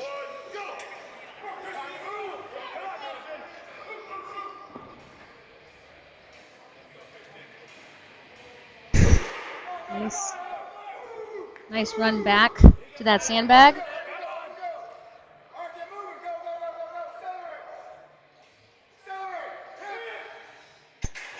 Oh, that is so tough. Ugh. There we go. Also, they didn't say it in the rules meeting, so don't ask the question. But he did put his left hand on the yoke bar and kind of pulled himself into that. A lot of times in competitions, they'll tell you can't do it. Like you can't use the platform, like on a stone load, for example. Grab onto the platform with the stone on your chest and pull yourself forward using the bar. A lot of times they'll specifically call that out. Did not do that today, and no one asked the question. So he did use his hand on there, but definitely sacrificed some time getting stuck.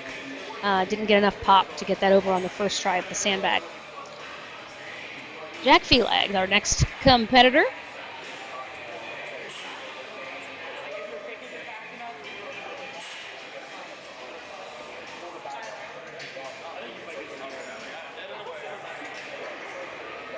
We'll go Jack, then Charlie, and then our leader, Josh Langlois. So 3 competitors left here. Ooh, little ammonia packet. That's what I'm talking about. Ooh, we got a face slap today, guys. I think a 700-pound yoke deserves a face slap. Jack Felag, all business. Come on, Jack. Come on, Jack. Come on, Jack. Okay, keep it up. A little bit of a stumble there. Have you ever had your knee kind of feel like it's just going to give out on you? That's what it looked like. It's just that, look at that, pushing the sandbag forward, getting behind it. Come on. So he's going to shoulder it as well. Save some time on that load. Because again, this one is not when the bag hits the ground. It's when it gets over the bar and it's out of your hands. Nice run there by Jack. Might jump him up in the points a little bit. Again, top 3 is what everybody's looking for. Those are the qualifiers who are going to go to the championship series.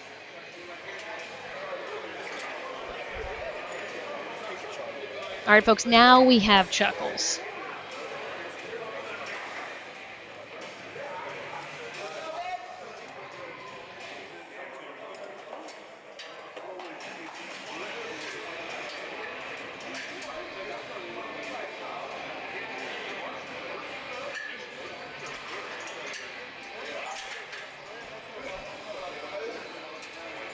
Resetting yoke heights.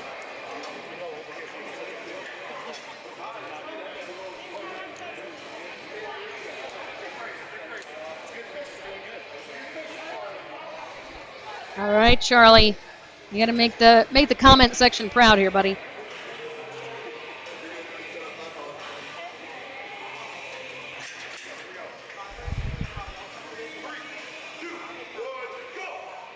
Wide pick for him to start with the boots.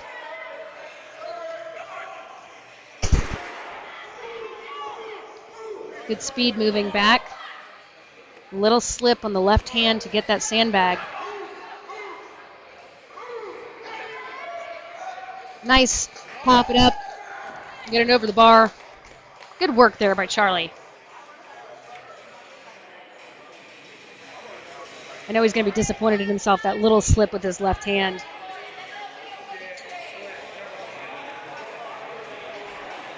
And yes, guys, share as much as you can about each of these competitors. I love making this a more personal thing for everybody because, like I mentioned, you see Kathy in here talking about Ellie Ramirez. She's a special needs phys ed teacher. That takes a lot out of people, right? It takes a lot out of you, your regular day job, and then to do this on top of that, it's not an easy thing to do. This sport is a hobby for so many people, but it means a lot, and I love learning more about each of the competitors. Here's your leader, Josh Langlois. Easy.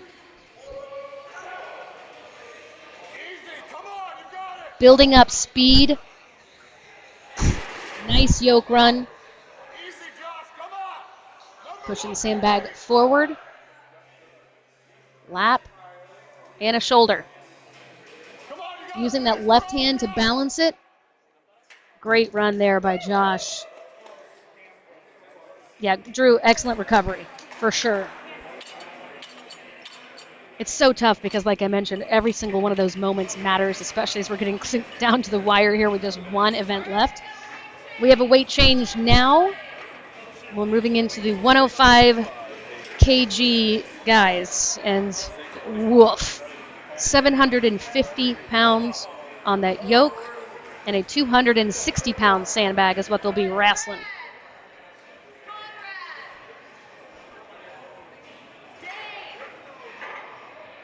Of all the strongman math, I think yoke math is the hardest. You know, depending on what kind of axle you have, I still think yoke math is the hardest math. Trying to figure out how to balance it out. Where do I put this? Where do I put this? Because you'll see there are 3 45s on 2 of the pegs, diagonal from each other. Then there are 2 45s and 2 25s on the other ones. So it's 5 pounds extra on each of those opposing pins. And it's like I have to set myself up. I was like, okay, I need 40 pounds, so I need 4 10s, or I need 45 pounds, so I need the 4 10s, but then 2 2.5s, and I'll put them on the opposite sides. Yoke math is hard math.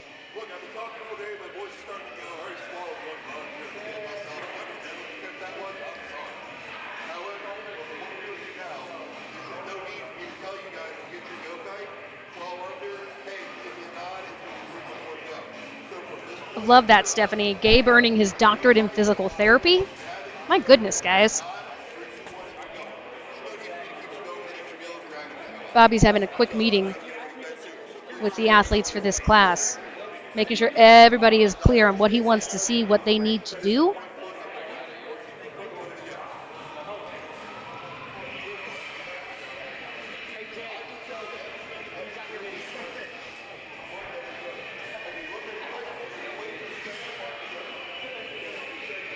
I think he's trying to tell them that it's not the weight going over the line, it is the actual yoke implement. So to make sure they get that all the way across.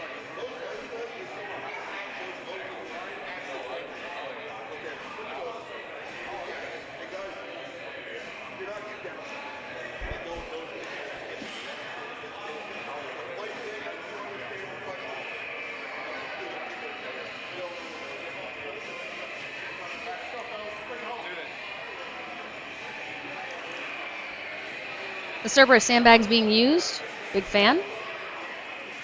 They're our title sponsor today. First up, we have Brad Polson. So Brad, active duty military, right?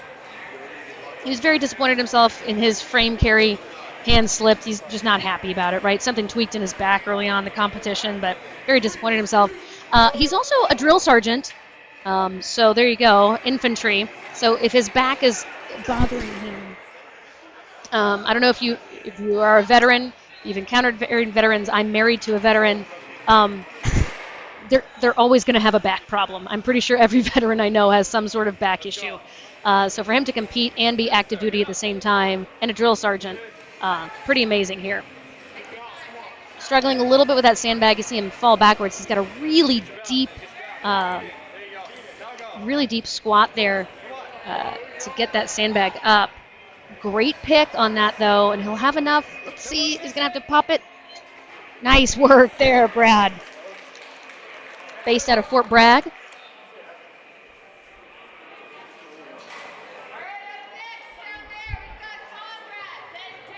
Conrad Rosales, Army vet. I love that. Yeah, great. It's a great hobby to have, Angie. But I love that, too. My husband's also a fellow Army veteran. Yeah, those guys battle all sorts of somethings. Those men and women in our service. Conrad's coming up next, speaking of him. He's kept the beanie on all day, and I don't blame him. Guys, by the way, there's my mom. Thanks, Mom. Robin. Always got it. My mom's watched me do commentary or anchoring my whole life and always pops in with those little... She's a little biased. Nice pick there from Conrad, trying to build up a little bit of speed. So again, not only an Army vet, but an active police officer. Going wide grip on that sandbag. Taking the extra second to get it higher up on his chest. Make it easier for him to load over it. It's going to take a second. There we go. Oh my gosh, come on. There it is. All right.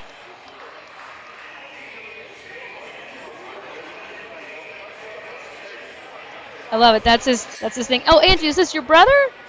I love it. My brothers would never do this, and my siblings would be like, whatever, Jen, get stronger. You're not strong enough. My brothers told me when I was little that if I lost, I was out of the family. So I've had a fear of that ever since. Still in the family. There you go.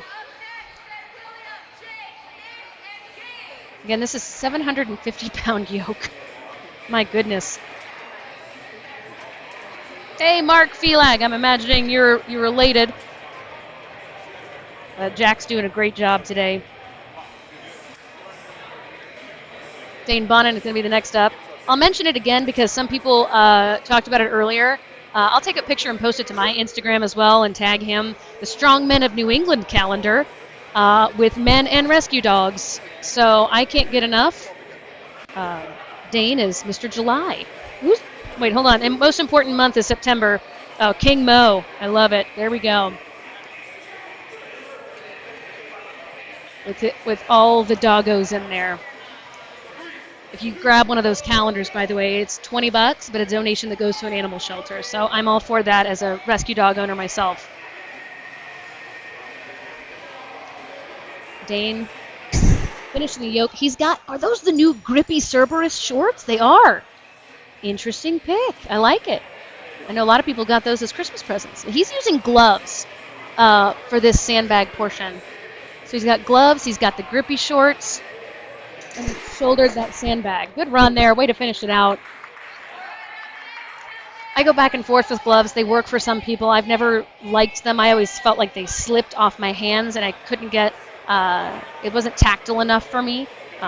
So I just never have liked those for sandbags, but they work great for some people. So you never know. But I like seeing the grippy Cerberus shorts in action. I know quite a few people, was it Emily Bernhardt's wife, Latrice? Latrice got some of those, I want to say, for Christmas. So Latrice, if you're out there, if you know Latrice, let me know how they're going, right?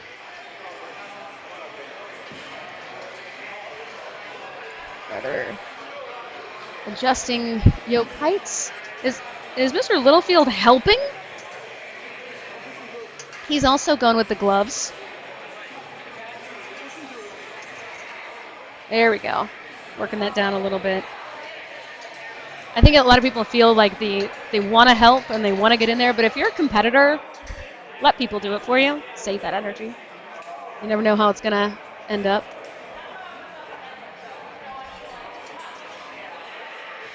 Going for the ammonia. Zone Smelling Salts, one of the sponsors today.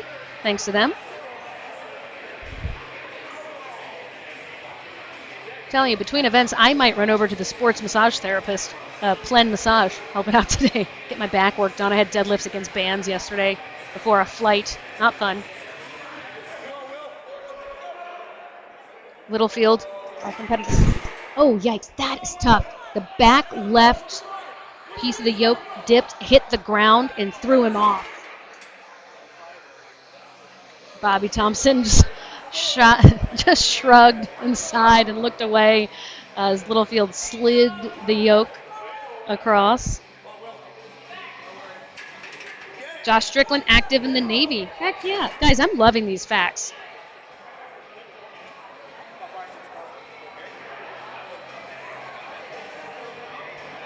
And Drew, you're going to have to be way more specific on bearded guy. That's not an easy thing to distinguish when you're around any sort of strongmen or powerlifters or anything of that sort. Bearded guy is describing about 75% of this population.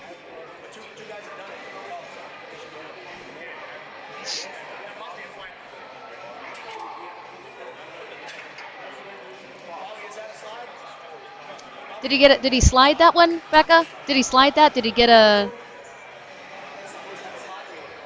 Oh, yeah, that's not fun. Becca's keeping a score for us. Might be an issue with Littlefield. Here's what's tough about sandbags, right? In any sort of pick event like that, you had to pick with the frame. You had the deadlifts. So sandbag right after that puts a lot of strain on your biceps.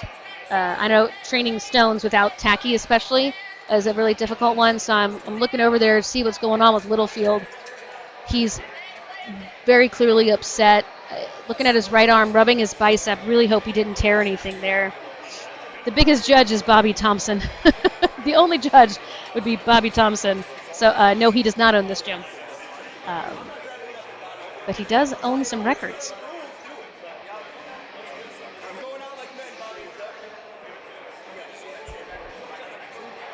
Yeah, okay, yeah, Littlefield's walking over to the massage therapist. Little concerned, rubbing that right bicep. That'll be tough. I hate seeing that.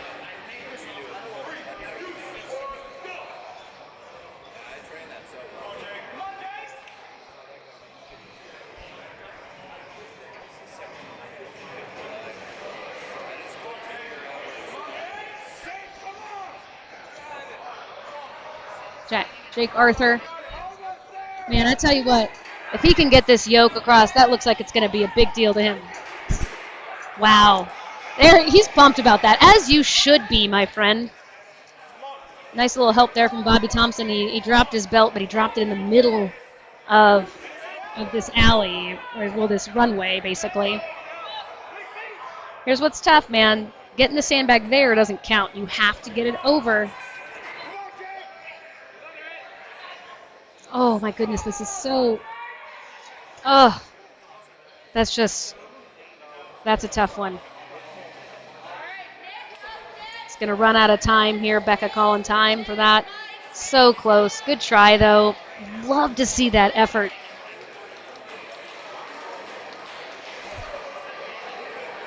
You want to look at who is leading on the U90 men. The scores are updated on Iron Podium. Stephen Wiley ended up winning the yoke carry in sandbag load, so he got the most points there, followed by Josh Langlois with 20.3 seconds. Just behind him was Charlie Doer. So right now, the lead has Josh Langlois holds on to it with 29 points. Just behind him is Charlie Doer. So those are going to be your 1 and 2 more than likely, because Christian Case is the next closest on the third with 19 points. So a full 10 points behind, only 8 people in the class. So we'll have Josh Langlois and Charlie Doer be your 1 and 2. But I'm not sure who's going to take 1 and who's going to take 2. That's still up for grabs. So there's a fight there. And then there's a fight for who's going to podium on the third, because there's enough here where there are, 5 guys in play for that third podium spot. You just never know. Now, all you can do is try to win, right? You just got to do your best. But Stephen Wiley's got 15.5 points right now. That last event was huge for him. That win was very big. So he's got 15.5. That means, I'm not mathing that great, but there's potential that he could finish and really mess some things up for some other guys. But there's a really tight race for third place in that U90 class, and even a tight race for who's going to actually come out on top. Is it going to be Charlie Doer or Josh Langlois? Mr. McKillop, our next competitor here, gets the yoke done. He's going to carry it really low and just try to get that sandbag down there. Probably going to squat down and relap it a little bit, try to pop it up. Ooh. He holds on to it, though. Really nice job still holding on to that. Oh, man. Oh, that's so tough.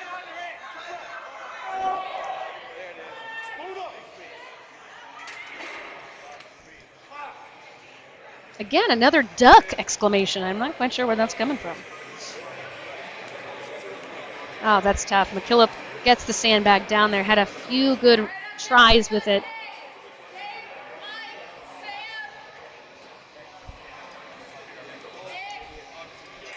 That's where we're going to end that one.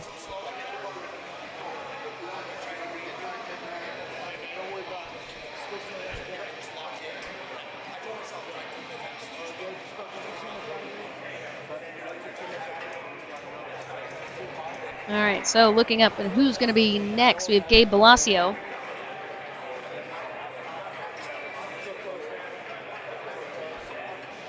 We'll have Gabe Balacio, followed by Mike Legakis, and then Sam Cowgill.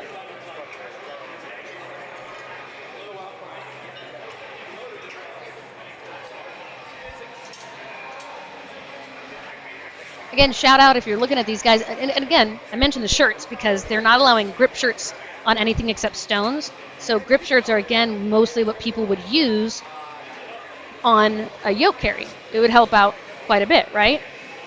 Well, what's interesting is that these Hosswear shirts are such quality-made pieces of clothing that they're just as good as a grip shirt. I'm just kidding. I do love Hosswear. They did make all the shirts for this event. They make shirts for quite a few events. Plus, I know Jake and Ross personally, 2 of the best guys you're ever going to meet in your life. 2 incredible human beings. Very happy to see the growth they've accomplished. We became friends when we were both training at Strength Empire in Charlotte, North Carolina. And yeah, really great guys. So Hosswear making the shirts. No grip shirts allowed on any of the events except the final one, which is the stone over bar. So that makes a difference sometimes too. It depends on where you hold this. I'm a low bar squatter, but I tend to hold this a little bit more high bar on the yoke. Also depends on what kind of yoke bar you have. Some are thicker than others. I like the thickness of this Rogue one. Titan is another good brand a lot of people have. That's what I have at my house. is a Titan yoke.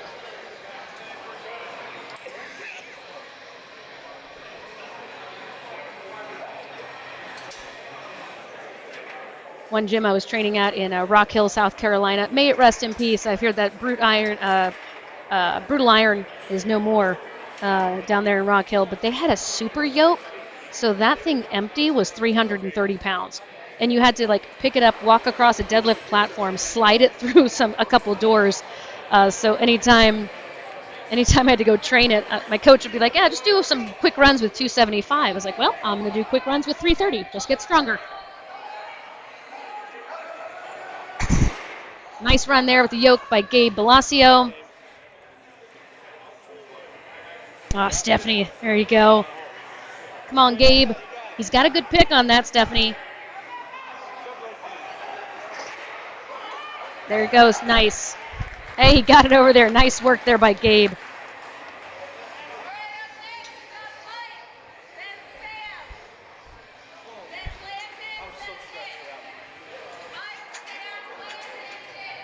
Very similar yoke at Madhouse Gym in Atlanta. So if you're in the Atlanta area, I know Ryan Casey's a Georgia Tech guy. But if you're in the Atlanta area, Madhouse Gym, fantastic facilities, and they have a yoke that's about 3-something empty. So if you're just getting started, that's not the yoke to use, but it will make you stronger if that's your base weight that you're working with. I've trained at a lot of gyms, okay? There's a lot of great strongman gyms across the country. I'm lucky to have trained at a few of them. So that's a different stance I was talking about. I don't think it worked to his advantage so much there for Mike. He started with one foot in front of the other. So the idea there, maybe he's just more comfortable starting that way. But the idea there is that the first step you take is going to be forward. But it's harder to settle that one and have a strong enough pick if it's too heavy. Nice sandbag load, though, so he recovers from that drop.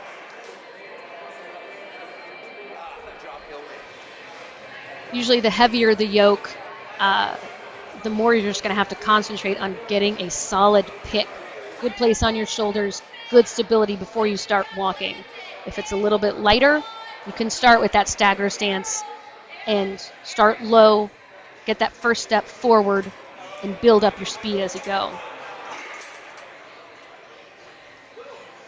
Cowgill making sure to get the right setting on his yoke. He wanted to move it up one notch.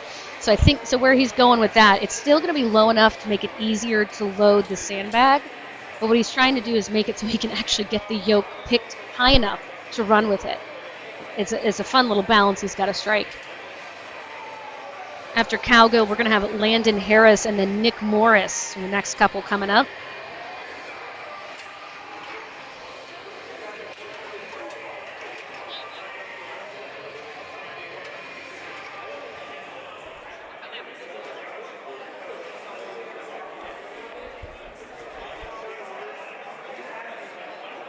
Making sure everything's lined up evenly.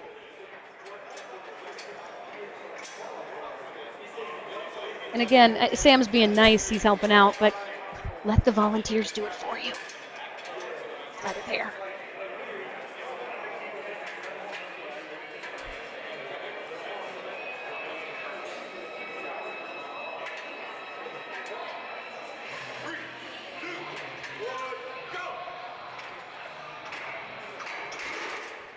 So tough. He's trying to move his feet way too fast, I think, and move with it before he gets settled. It's like in if you ever played baseball, right? You got to catch the ball. Make sure you catch it before you throw it. Way to end that run there, Sam. Being a little silly running back to the sandbag. That yoke will take a lot out of you, man. Same with a 260-pound sandbag. When you see them lifting it up and kind of going side to side, you're trying to get your fingers underneath it far enough. It's almost on your forearms. That's a nice pick. If he can just walk straight, you're almost there, bud. And pop. Oh, man. Oh, that's just heartbreaking, isn't it? You get it that far. Great effort there, buddy. Oh, good job. Yeah, he just said might have been too high. So there you go. He was like, he moved it up right before he went, and I think he regretted that decision, even though it would have been a tougher pick. He's also, it appears, I'm going to throw this out there, he's a tiny bit pigeon-toed, so I'm always intrigued when, trying to, it's your physical makeup, right? Like, how are you walking? How are you running? How efficient are you? That's why it's important, I always think, to, like I said, run and walk with your hips. Not like you can't do it like you would normally want to do it.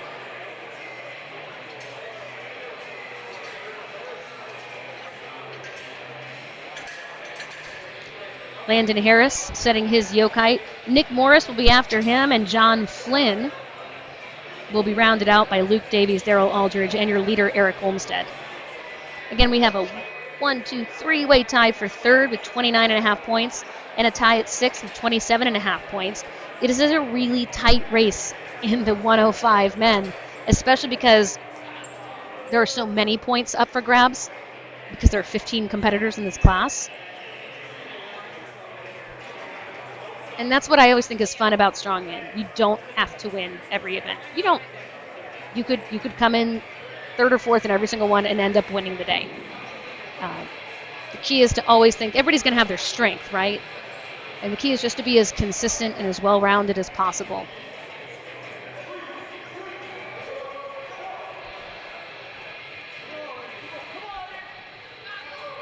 A very shaky Landon Harris. Slow but steady. One drop right there. Man, his left hand is taped up really heavily. I imagine he, as well, tore it open on that frame. Very easy to do. Good lap right there, deep into that squat. Shoulder shrugged up there, like tip back. Nice pop right there. Good job. Good work by Landon Harris.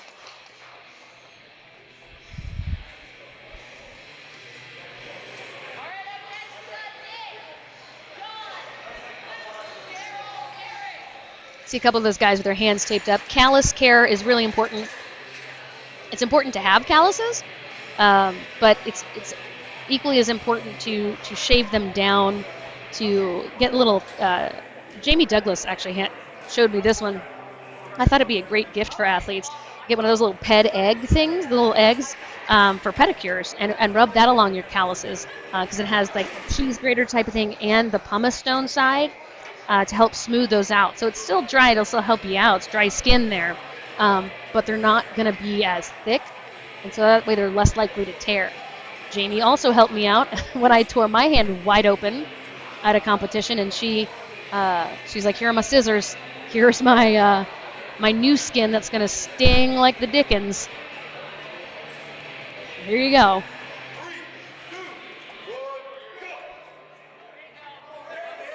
Nick Morris, 750 pounds loaded onto his back.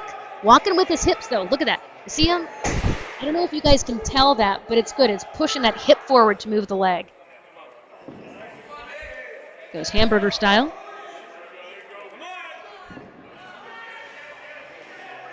It's going to reset down here.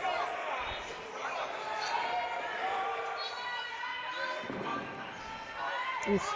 I hate watching these things, so I'm always like, you're either going to squish your finger or tear something. He is battling this sandbag right now. Oh.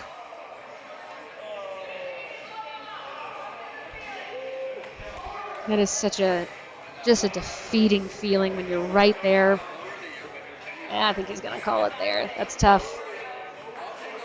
And again, it might seem, for some folks, it might seem counterintuitive the way they're squatting so far down. If you've never watched this before, if you've never competed, and you squat really far down, but you'll see the same thing happening on the yoke, and people putting their hands on top here and lifting. So it might seem counterintuitive. You think it's going to fall below. It's a pull back, so you're pulling back on the lats, and when you're lifting up, looking up, and you're pulling up. And it's a triple extension, so you're popping your hips, you're pulling up, leaning forward, and that's how you get the sandbag or the stone to go over. So again, it seems counterintuitive to sit down in there and then put your arms on top. You're like, I wouldn't want to carry it like this. You're not as strong like this, and you're not going to be able to get it high enough. You want to sit down low, get the implement as high on your chest as you can, Put your arms on top. Squeeze your lats back, really pull back into that and set it so it doesn't drop. And then you're lifting and falling forward. That triple extension from your hips. You'll see weightlifters do it like that a lot. Your traps are up, your hips are extended, everything. You're going up on your tiptoes, and you're going to lean forward into it. Doesn't seem like it should work, but it does. And it's a really important piece, especially when it's going to come to stones. You'll see that on the stone runs. People, especially when you get a little bit more tired, if you can't one motion it, because you're going to start on the sides and then go up. But then once you get a little bit more tired, you're going to sit down into that stone, into that squat, stone on your lap, up here, pull it back in, and pull up and go. And Bo is watching me explain with my hands, and I think he's laughing at me doing it. But I'm a hand talker. There's a lot of motions there. Wrong yoke run right now by Landon. Excuse me, not by Josh Flynn. So he does something I'm not a fan of doing. He pushed it away from him, and now he's going to run back, but he's shouldering that sandbag. Beautiful shoulder there. Nice work there by Flynn. Solid. Oh, he's coming over. Oh, look at him. Getting his spelling salts. Everybody getting a look at him. I love it. Nice run.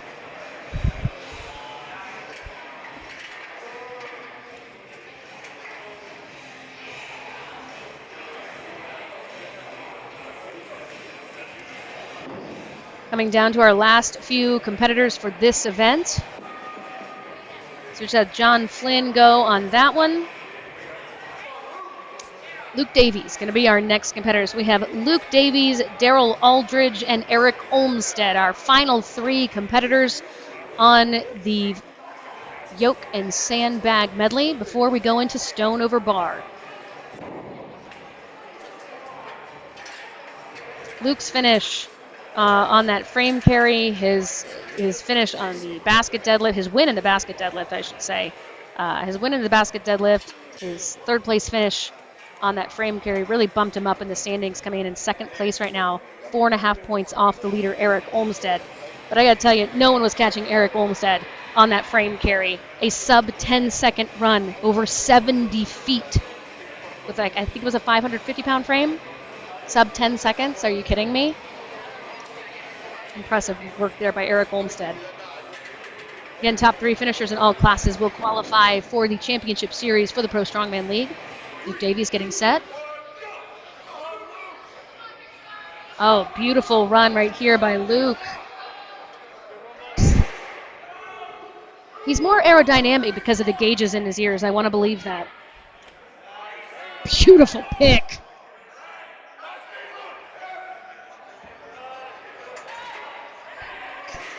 Nice work.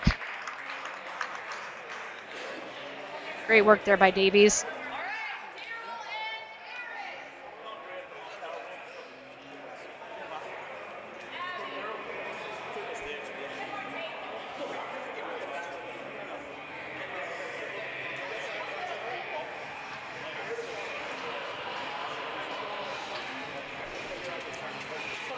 Abby and Bobby working to tape down a couple of the areas where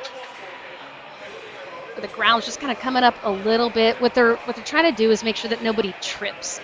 And again, that's the advantage of walking your course before you go and do that.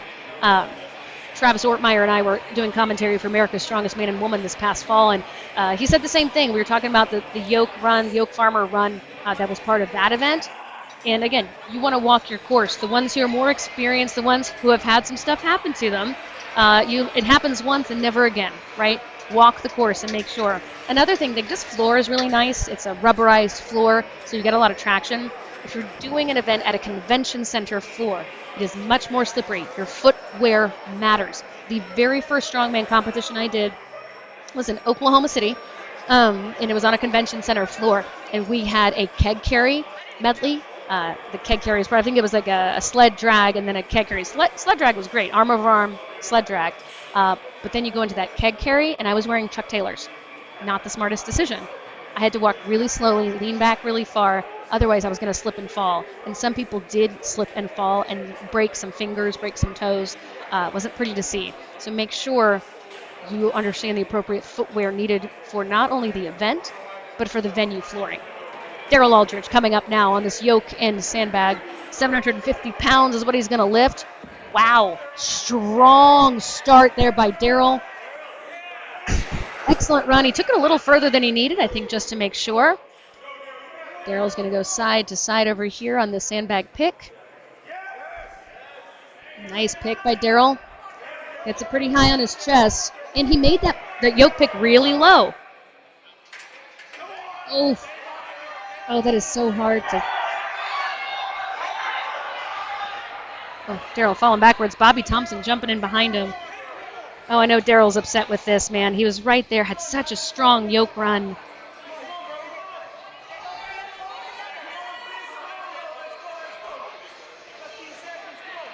He's got some time, but picking that sandbag once is enough for a lot of people. I think he's going to leave it there and save some energy for stone over bar. Excellent run there by Daryl, but I know he's disappointed with that, with how that one ended up. That is 100% how it works with the gauges. It makes him more aerodynamic. And good question. I'm not sure where those finals will be taking place. Yeah. I'm not sure where the finals will be taking place, but I can ask. So we'll double check and see. Eric Olmstead, our final competitor here, and then we're going to take another quick break in just a few moments before we come back for the final event of the day, which is stone over bar for reps with tacky. Love you, Paul. But I will say, as much as I gripe about that, Andrew Haynes, I always think about him with this, is that be stronger without it. Be stronger without it. Train without the tacky. Become a better stone loader without it. And then once you add the tacky, it's going to be great. So I not too long ago was able to acquire a stone of steel off of Amanda Kelly to have at my house for training. So that's an easier one to use without the tacky, but just trying to get better. Just get better without the extras. Make yourself a stronger competitor. Here goes Eric, ready for that 750-pound yoke. Dude is just fast. Look how quick he threw that. He's also going to go side by side. Nice pick, nice hold. Strong run. Beautiful run there by the leader. He's the leader for a reason. Excellent work there by Eric Olmstead. That wraps up the fourth event for the day, the yoke and sandbag carry and load. When we come back after this short break, the final event of the day, stone over bar for reps. And you are watching the Pro Strongman League Qualifier here in Westminster, Maryland. We're back in just a few moments.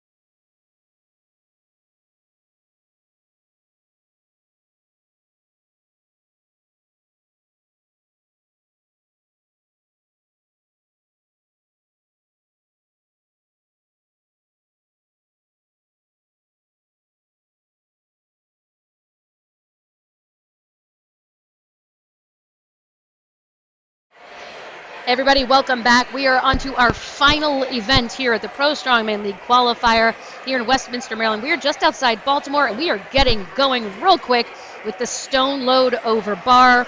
And Sophia is going to be our first competitor. This is a 240-pound stone. Bo 4 is the one doing the stone return for her. You can see the mats are built up a little bit to make it a not as high of a load. Again, 240 is a pretty hefty stone, but it's going to be a smaller diameter than some of the other stones that you'll see today. And again, what we're talking about is watch where she resets her hands. So you start on the side, squeezing your arms together above your knees, sit down, then she's going to put her arms on top, over. She's got those long arms too. She's got such a nice reach. I don't know how she does this, though, without a t-shirt on, because just the tacky gets places you don't want tacky to get.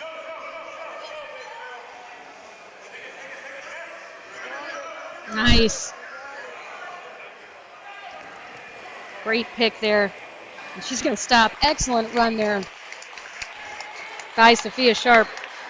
Again, just getting started in this sport, and she's already so incredibly strong. She's going to get doused with WD-40, which is pretty standard. Right now, Sophia and Samantha were tied for 4th, and it's the top 3 who go. So Samantha's going now, and she needs to beat Sophia. If they tie, it would likely go. Nice load. She got it there. Nice job by Samantha. If they tied, it would likely go back to event wins and placings. It's usually how it goes, unless there is a tiebreaker event. You got it, Sam. One more. Let's go. Trust it, Sam. You got it. I love sitting over here. Sophia's wiping off the tacky and cheering for Sam to continue to do better. Oh, she's so close.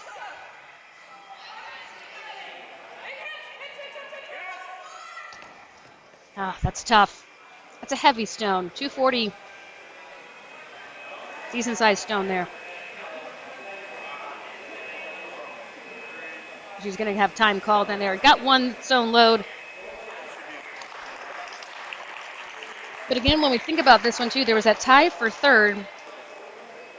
But Heather Sirkin only had a half-point lead over both Sam and Sophia.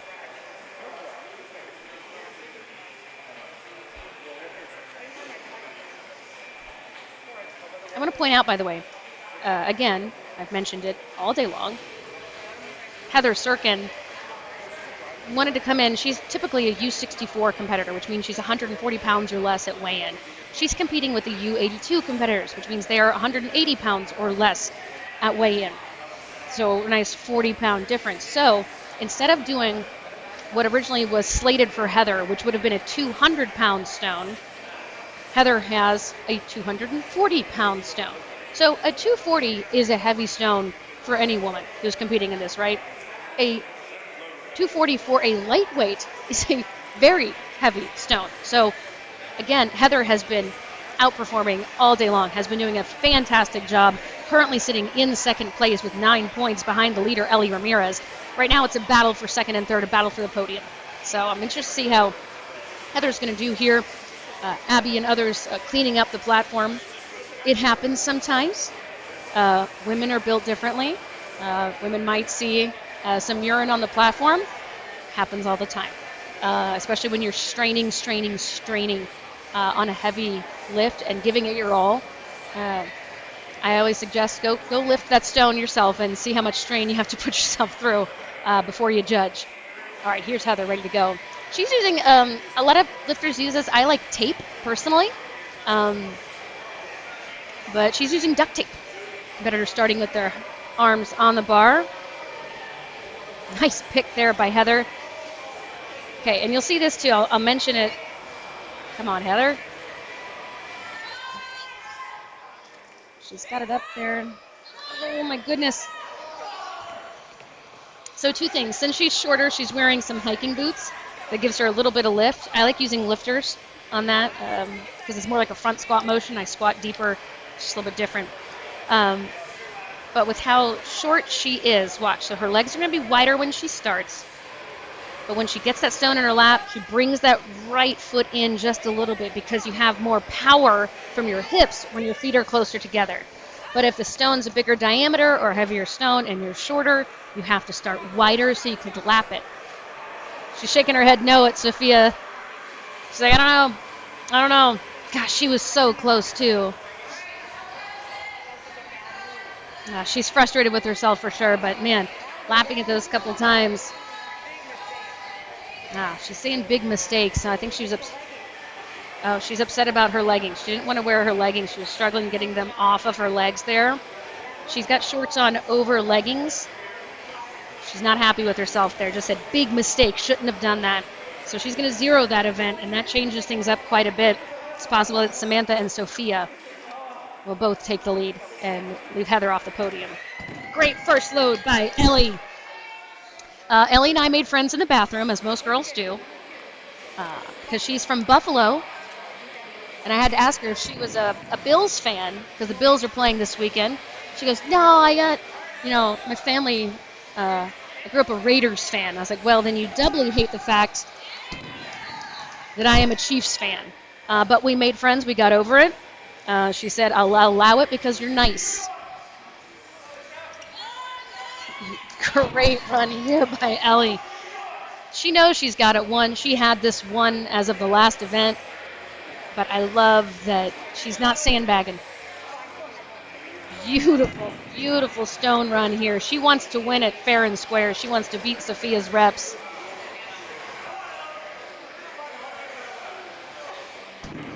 Excellent job there. And you know what? Let's give it up for Bo for quickly moving forward, getting that stone return happening. Great job by Ellie Ramirez, who is going to be your winner today in the women's class.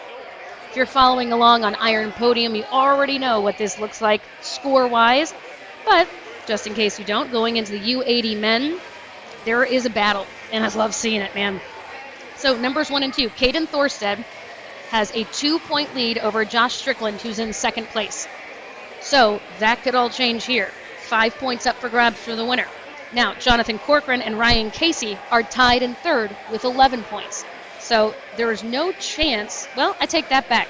There is a chance, should Josh Strickland zero, that Jonathan and Ryan one of them could jump up if they won and take that podium spot. So you have Jonathan and Ryan fighting for a podium, and then you have Caden and Josh fighting for the win. I love when there's a little bit of drama, and each of these classes has a little bit of drama in a tight race and enough of points to make it happen. But you see the volunteers doing, the women were up a little bit higher. They're removing some of the mats to change the height. So the women were likely at a 48-inch height for that load. The men are probably moving to, a 52? Somewhere along those lines.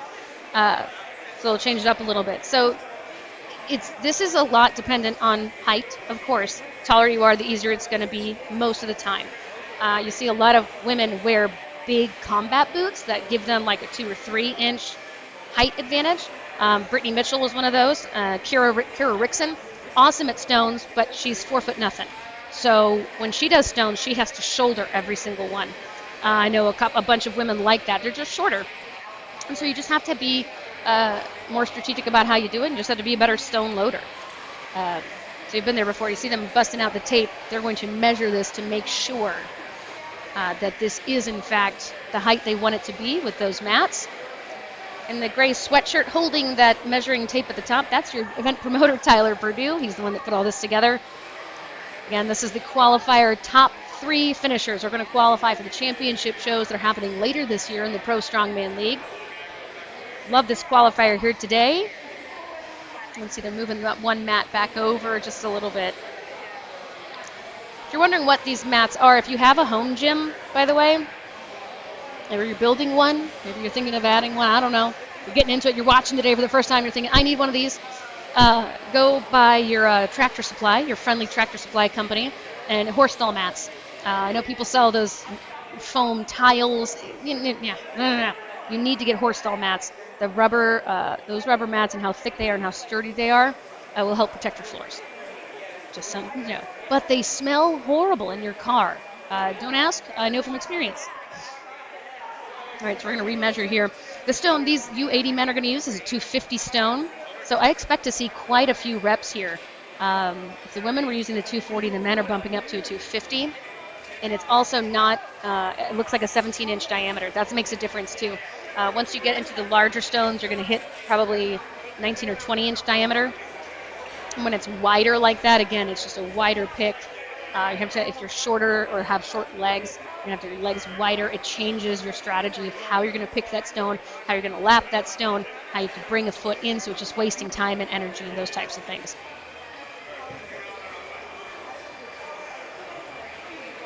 A lot of mat moving, a lot of measuring.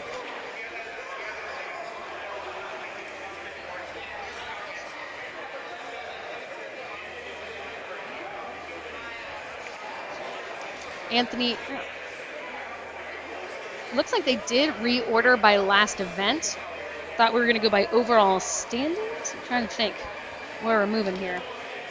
Should be Anthony first, but I feel like Anthony has maybe dropped out of the competition because Ryan Casey is going to be the first one up.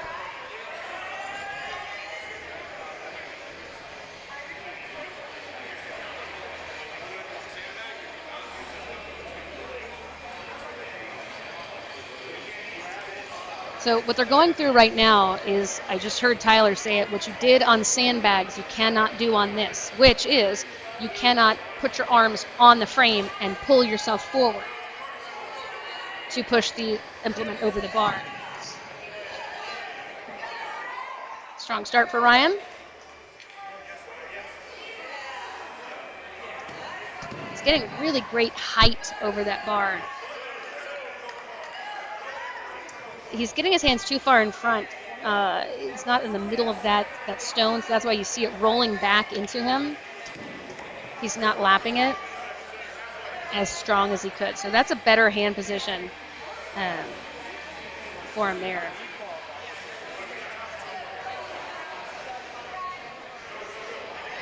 Oh, that's hard.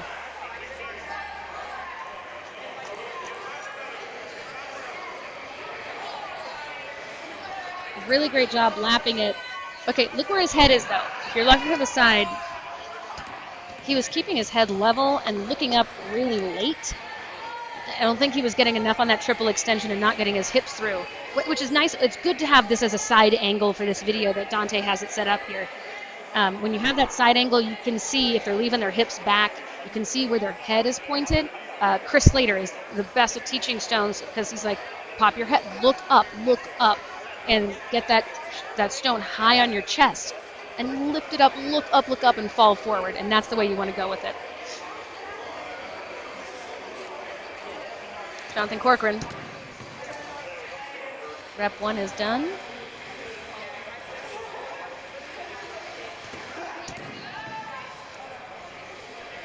At this point, that stone is not heavy for these guys, but their bodies are exhausted.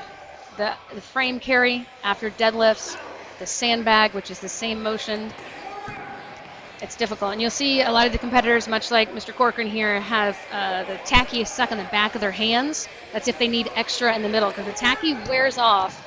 And if you're the third or fourth person getting this stone, there's a lot of tacky on there already. Some other stuff may be stuck to it. But if you need extra, good to put a bunch of extra on the back of your hand. He is cruising through these reps right now. Excellent form. You see him push his hips forward in that triple extension. Nice work there by Mr. Corcoran. Another little Ric Flair woo. Love to see it. What cracks me up is the ladies are still over here trying to get all the tacky off of their arms. That's partly why I use tape. The WD-40 is great to get it off. Some people use baby oil, some people use Goo Gone. I'm a WD-40 devotee, but multiple different ways to get that stuff off. Will Development made a really great tacky remover too.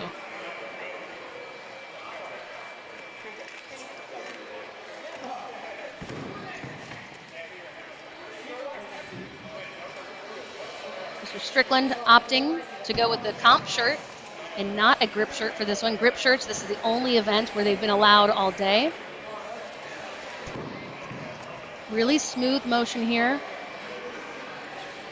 World's second strongest volunteer, Bo 4, there on the return. Your event promoter, Tyler Purdue, running the time today. Nice work here by Strickland. He is in the zone. Every rep looks exactly the same. You can see he's wearing his lifters as well. That's what a lot of people will do. Maybe a little extra height. 6 seconds right now. He's going to try to, he has to get that over. 4, 3, 2, 1. There we go, right at time. He gets that final rep. Well done. That was a clinic right there from Strickland. Absolute clinic. Man, that makes things so interesting as we move through this event. Caden Thorsted, your final competitor in this class.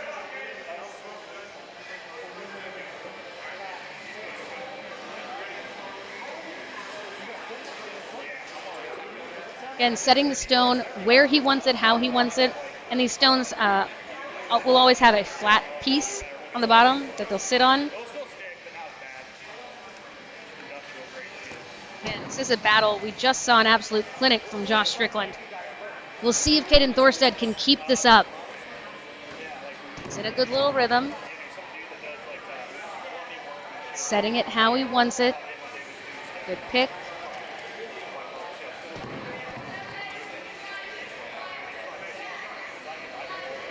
He's a little particular in how he wants that set. And that's, I mean, it's understandable if that's going to help you get the lift. It is going to cost him a tiny bit of time, though, and time is precious right now, especially what he just had to watch Josh Strickland do. So these two are going to be your top two, more than likely. Well, actually, I'd take that back. These two will be your top two with the performance that Strickland just had. But it's a question of who's going to be number one.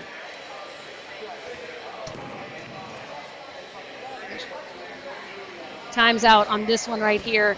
Another great performance, those two. Excellent work by both those guys.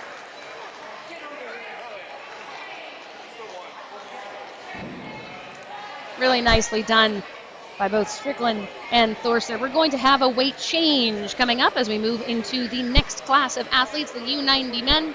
2 classes to go here on this day of the Pro Strongman Qualifier. About an hour outside Baltimore, Maryland. Crab cakes and strongman. Only the second time I've said that today. Give me a break, all right? This is going to be not just a heavier stone. This is a 275. You'll notice it's a wider it's a bigger diameter. So imagine it's about a 20-inch diameter. Usually women's are about 17, 18. Men's will, as they get bigger, like 20, then 20. They get really big. The ones, the Stoltmans, for example, are going to be lifting the 400 and 500 pound stones. Going to be massive. Different ways they accomplish that, just different things they set in the concrete. The lighter ones are going to have a styrofoam core. So if you're at a gym, you're not sure which one's the lighter one necessarily, look for a little string hanging out of the bottom part of it. That usually indicates that there's a styrofoam core in it somewhere, so it'll be a little bit lighter in the way that they've made it.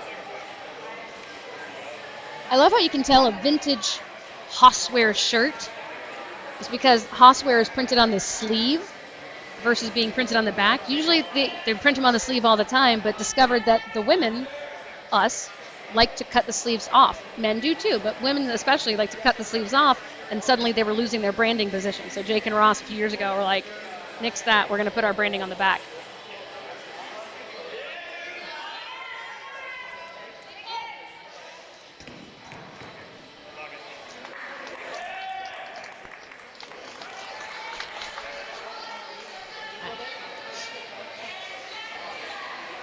Zach Crooks, nice finish for the day there for Zach. Moving to Stephen Wiley.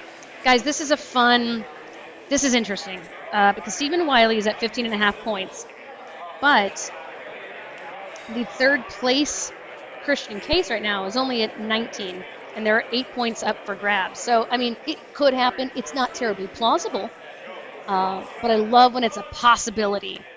And, ooh, Wiley coming out hot, coming out swinging on these. My goodness. He's not wearing a belt, nothing. Got the briefs on. He is cruising with this 275 stone.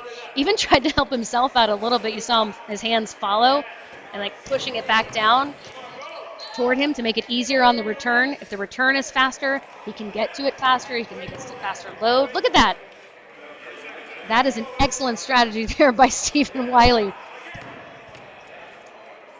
He's helping himself out. He's got really long arms. He's a tall, lean guy.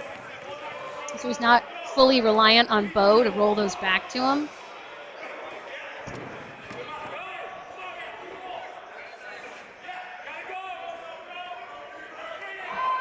Beautiful run right now. I think about 5 seconds. 3, 2, and 1.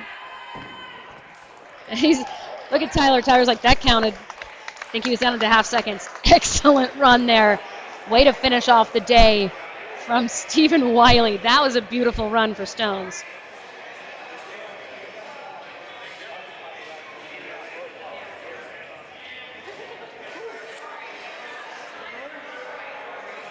Quick adjustments on those mats. All right, Fro is up, guys. Our first competitor here using stone sleeves. So there are a lot of options when it comes to how you do stones. People do without anything on their arms. That's how I used to do it. But it just got too painful, honestly, and it wasn't as strong with it that way. Then I moved, a lot of people use tape. I like Impact Mouth Guards tape personally. I know a ton of people who use them. That's what I use. I really love it because it doesn't budge. But a lot of options for tape. You could just use regular athletic tape from the store. And then folks use duct tape. I've never used duct tape, so I can't speak to it, but people do it, so it must work for them. So they want it to not budge, right? So that's an option. What else? And then stone sleeves. And then there are a billion kinds of stone sleeves. You can see his have a Velcro closure. There are some that have a buckle closure. Just depends. It's tough to get to fit your forearm too, so it's going to be like tighter or looser as it goes down to your wrist. But it's a nice way, especially if you're training without tacky or anything like that, to get some support. Corey Formilli starting out. I think he watched.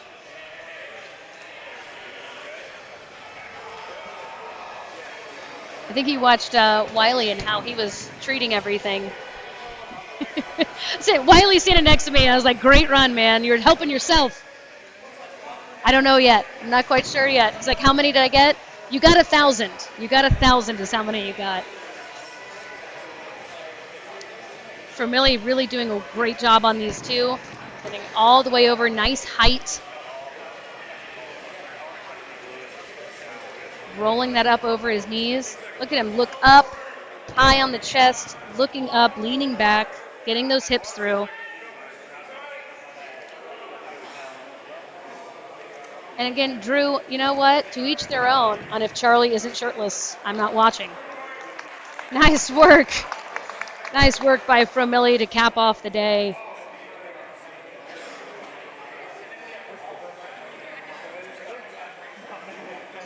Again, Andrew Haynes is a shirtless stone guy. A lot of shirtless stone guys. Seems to be a thing.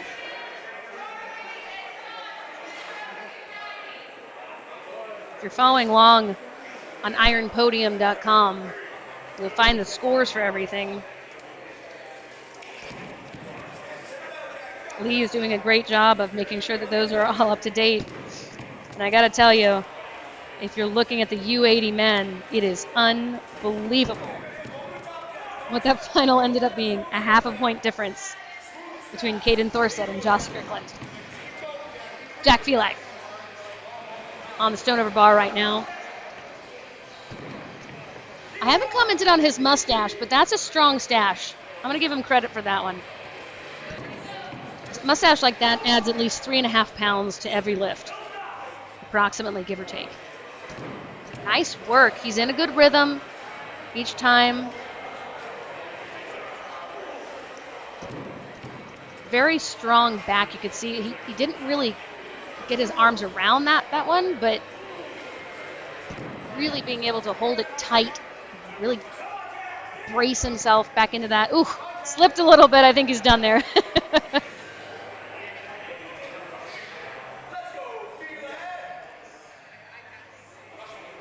When we look at the women's standings, as expected, Ellie Ramirez finishing with 18 points. Sophia Sharp coming in second with 11.5. Samantha Goggins in third with 10.5. Heather Sirkin finishing out with 9 points on the day. Big props to Heather Sirkin. That takes guts to continue to show, not just drop out, just say, you know what, F it. I'm going to jump in there and I'm going to do the heavier weights and I'm going to compete heavier and see where I stand. And she did great today.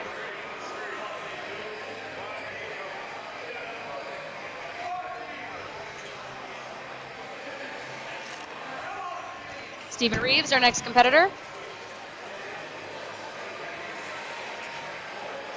The tacky helped him there. Oh my goodness, he threw that about an inch over the bar. He sits a little bit further back than some folks, so he picks it a little further back. So he's got to reach a little bit more to get that over the platform. Again, a 275-pound stone is what we're working with, about a 19-20 inch diameter.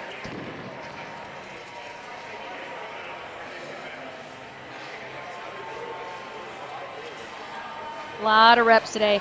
This is after reps on deadlift and then reps on stones. This is tough. Your back's going to be screaming at you. Hope you got some McTarnahan's blue lotion working for a lot of people today. Needs a little help, Stephen does, getting his belt off. Nice work by Stephen Reeves to finish out the day.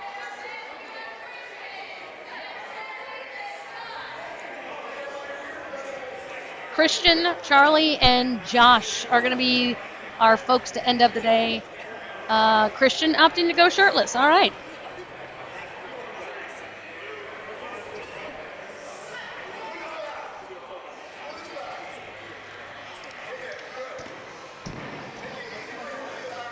So as much as I love tacky, there is an issue if you put too much on.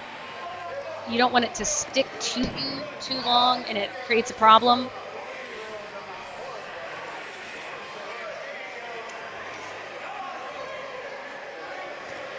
Opting for the Jordans for this. Actually, I can't tell. I'm not a sneakerhead. It's Nike of some sort. Somebody's probably going to give me some crap for that one.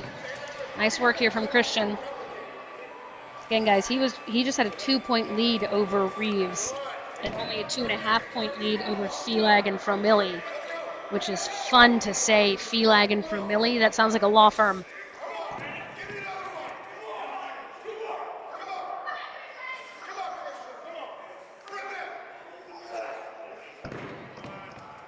Time right there.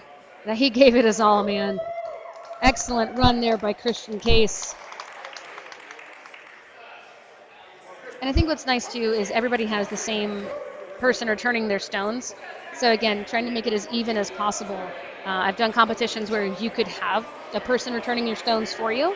And so the ideal way would be to have them holding their hands up when the stone is coming to you. They push it over. You push it over to them. They basically take it in their hands in one motion, continue to push it back to you. But bows are pretty consistent with the same person returning your stones the same way on each lift. I talked to you earlier about Stephen Wiley helping out with that. All right, Charlie. Charlie shirtless. We're good, guys. Charlie shirtless. He's going to come out with a little bit less chest hair after this, I think, with all the tacky that's on that stone. You can see he taped his soft belt. He taped around his soft belt, which I'm not surprised about. That soft belt can get a little bit slippery on the front, and you don't want it to come off either, that Velcro. It's a great belt to have, but could definitely be a hindrance. See how much tacky is on that stone. It's sticking to his briefs and sticking to his knee sleeves.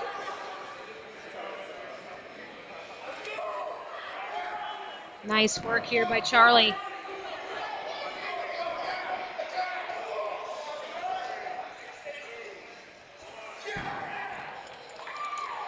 There we go. Nice way to end the day there from Charlie Doerr. And your leader coming up to bat here, Josh Langley. The poor guy, he's probably had his name mispronounced his entire life.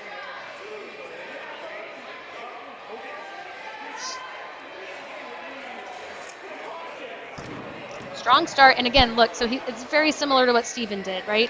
He's going to follow it a little bit and push it back toward himself. He's shooting it back through to himself. See?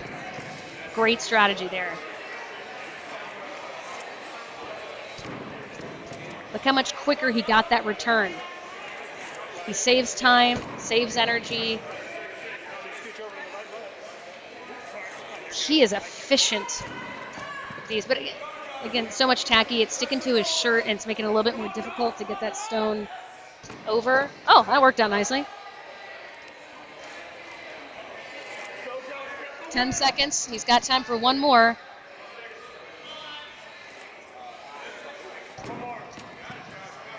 Five seconds. He's got time for one more. 3, 2, 1. Beautiful effort. Way to go, Josh. That'll do it right there for your U90 competitors. Some impressive performances there. We're going to change some stone weights and have our 105 kg men come up to finish us off here for the final event of the Pro Strongman League Qualifier. Top 3 looking to go to the championship shows later in the year. The 105 kg men will rep a 300-pound stone. That's what I've heard. That's what's listed. Usually that's good.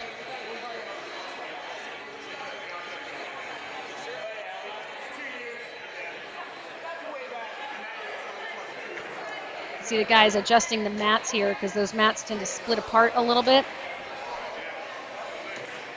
And not split apart like in half, like you split apart from each other every time you drop one down.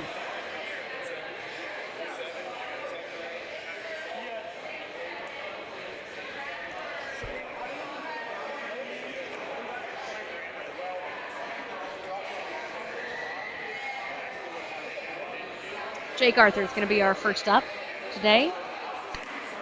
I got to tell you what, this guy has showed so much gumption, I think is probably the best word.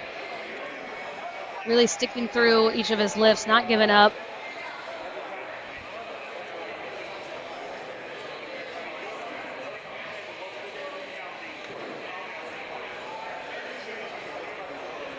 Well, we already got the results there, guys.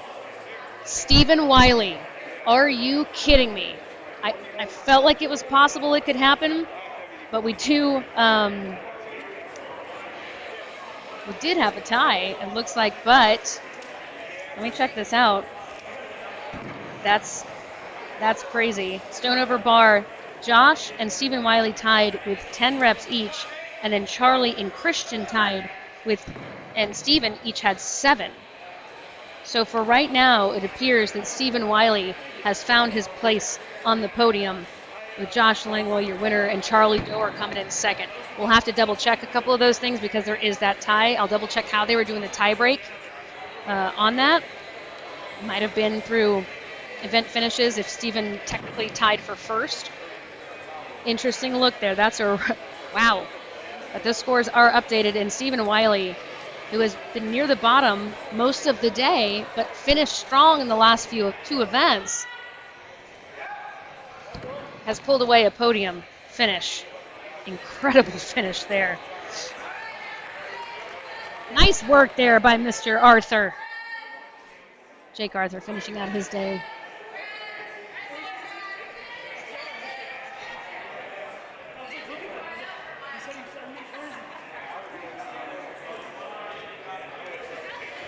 Sam Cowgill going to be the next up.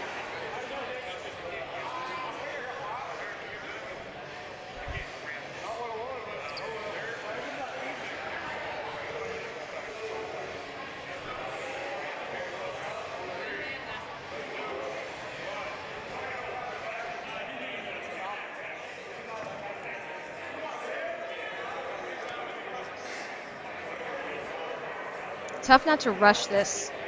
And you really know that it might be kind of a stretch for you. A lot of tacky happening right there, too. Whole lot of tacky happening. Trying to get the stone to settle. It's pretty far back from the bar now, though. And so tough. You really got to squeeze and pull up. And he's just struggling.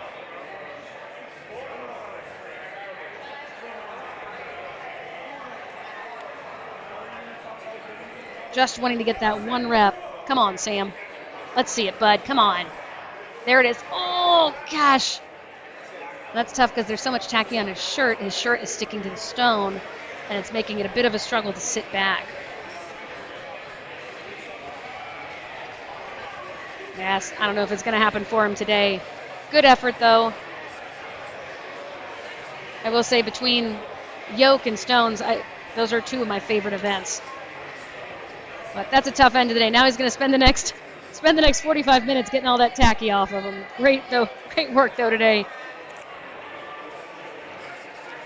from Jake Arthur. Next up, Brad Polson. Next up to try to get a few reps on this stone. Starting with their hands on the bar.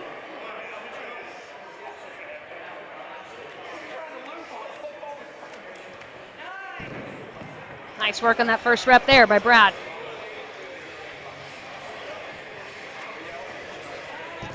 Really strong at rolling that back into himself. So you just want to get it, you don't have to get it too far up, just keep pulling above your knees and roll it back into yourself.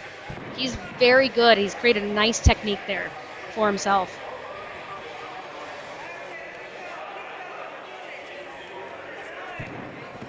I think he was watching some of the other competitors too, following it over, trying to pull it back toward him so you're not reliant entirely on Bo to return that. It stops it a little bit and creates a little bit easier, a little bit faster getting the return. Nice work here by Brad. I know he's going to be much happier with this than he was with his frame carry. Definitely said he was disappointed.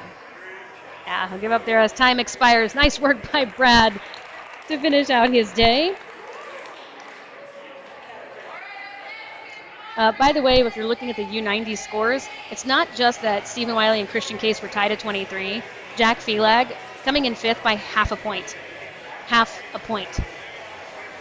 That was an extremely tight race to finish out on the podium for that class. Kind of same with Caden and Josh. Half a point separated those two at the top of the U80 men. Conrad Rosales, the next up today. Still with the beanie. I love the beanie all day.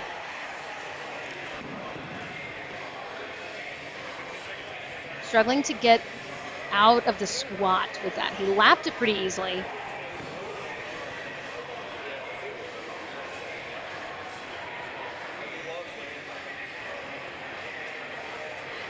Said he's gonna call it there. Not feeling too strong with that one. That's okay. Good day for Conrad.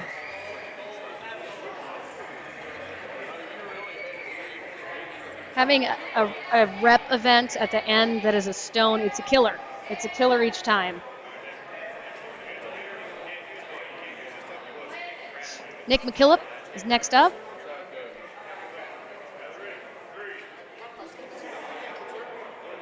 I love that. He's like, do you mind if I take a second? I was going to say he was starting a little far back. Before Tyler started time, he said, do you mind if I take a second and move this stone forward? That is exactly what you need to do, guys. If you're just starting out at this, or even if you've been in a couple, don't be shy. Ask the questions. Set your event. Check the weights. For the love, check the weights, please. Especially if they're using kilo plates, the math is never right. McKillop, a couple strong reps right there.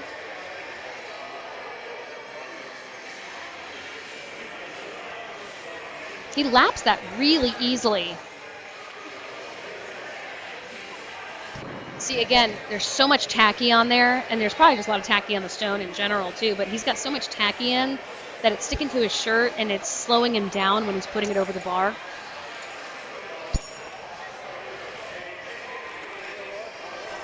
The tacky cleaning station is right next to me, and I got to tell you what, this is hilarious. I love watching the tacky removal process. Nice work there by McKillop. Good reps there, Nick. Good job, bud.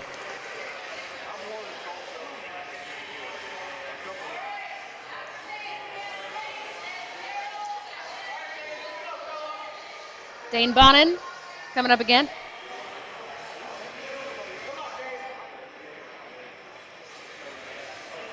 Taking a second, try to get that stone set on its bottom.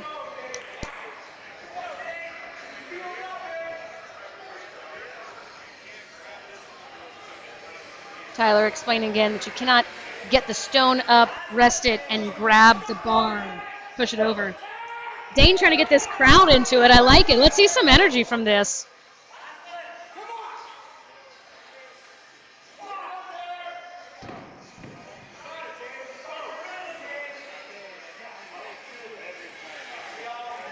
Nice job by Dane. Second rep, good.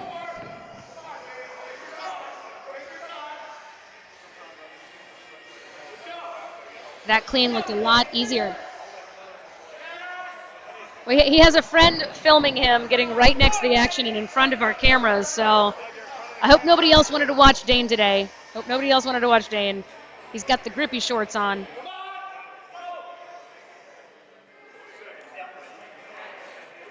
Again, I'm jealous of the grippy shorts. People, let me know how you like them. Nice work for that rep. He worked for that one. 10 seconds to go. You got to try for one more, buddy. Come on.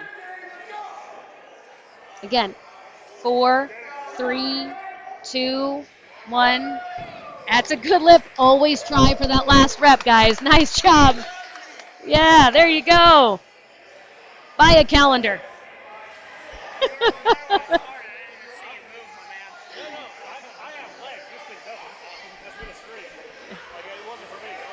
That's okay. It's all right, man. Not a problem. It happens. Apologizing for stepping in front of the live stream. It's all good. This isn't a Joey Swole video. Daryl Aldridge next up with this 300-pound stone.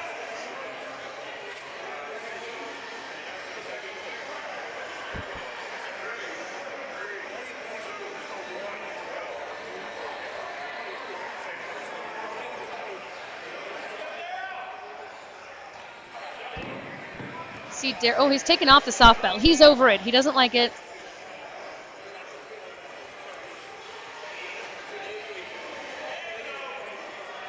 Nice work by Daryl.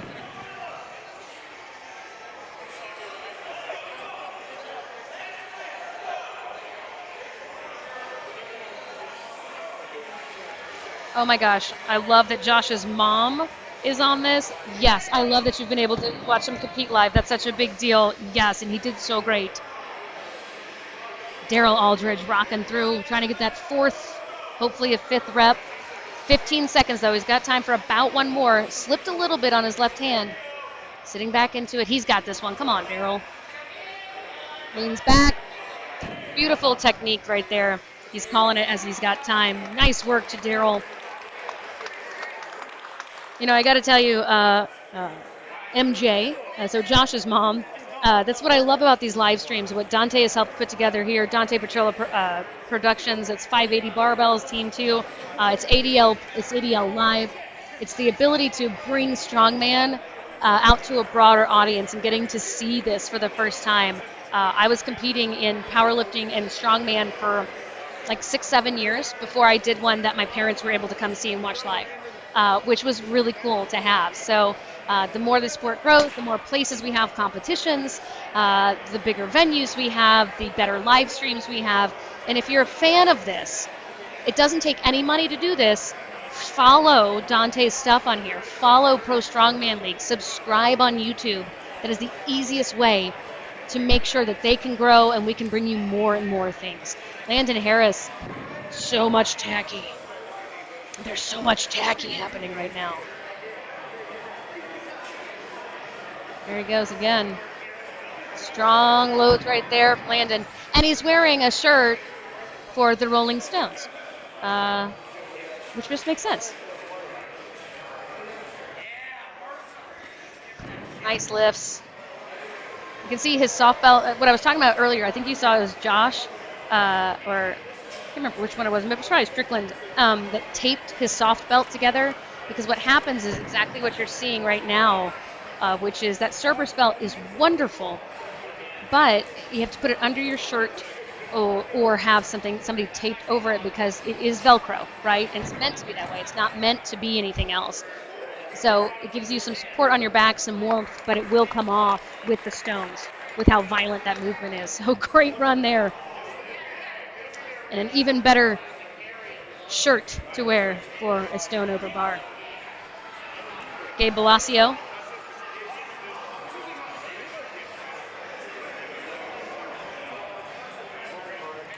No, you're okay, man. Look, I love it. The cameras are up there. You're all good, buddy.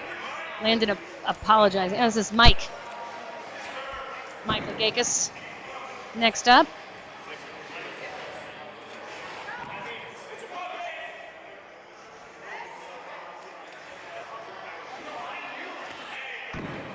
Nice work here. Consistent.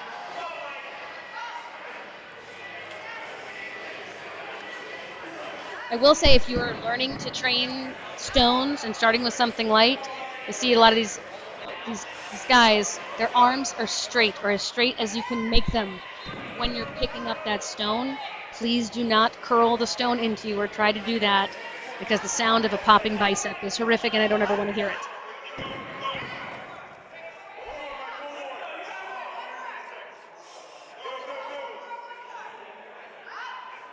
Oh, nice work. Yeah, he's like, no, I'm done. I'm out. I love it. He's like, yeah, nice work there by Mike. Now we have Mr. Balacio coming up. Gabe Balacio. Or if you're just saying it really fast, Gabe Balacio. So much tacky. Oh, man.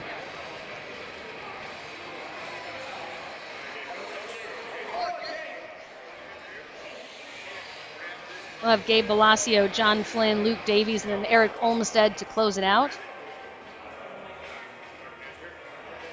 Eric holds a 6.5-point lead over Luke.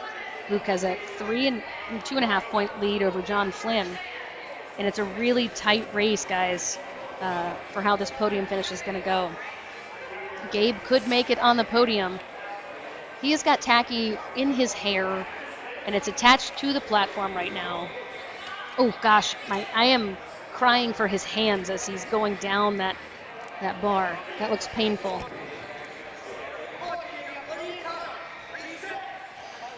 He's not happy with this. Shaking his head. Gonna go give it another try. Come on, man. You got one in you. Nah. He's gonna call it. That's tough, and that's really gonna change things a lot. It's really gonna change things a lot. He's frustrated.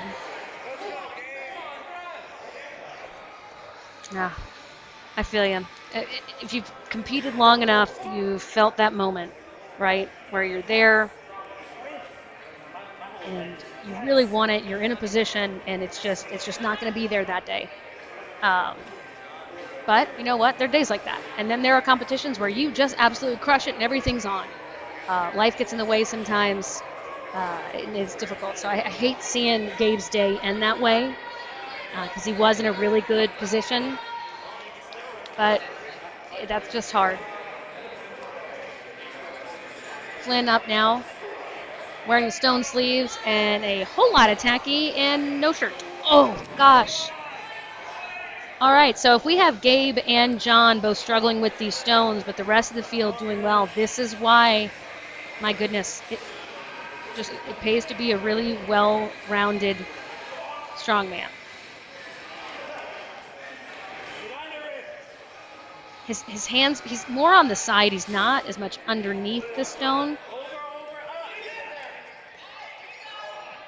My gosh, he's so close. Look up. There he goes. His eyes are up, but his head is down. So looking up doesn't just mean look your eyes up, right? That means open up your head, and that's going to open up your shoulders, open up your back, and you really want to throw yourself into that. That's a tough zero for John Flynn. I think initially, though, I want to say initially he was in the U80 or the U90 class and just didn't make weight. So the fact that he was sitting in third going into the last event would be pretty crazy.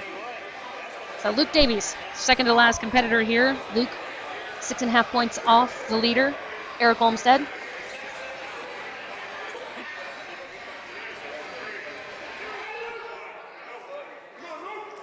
I still contend his ear gauges make him more aerodynamic.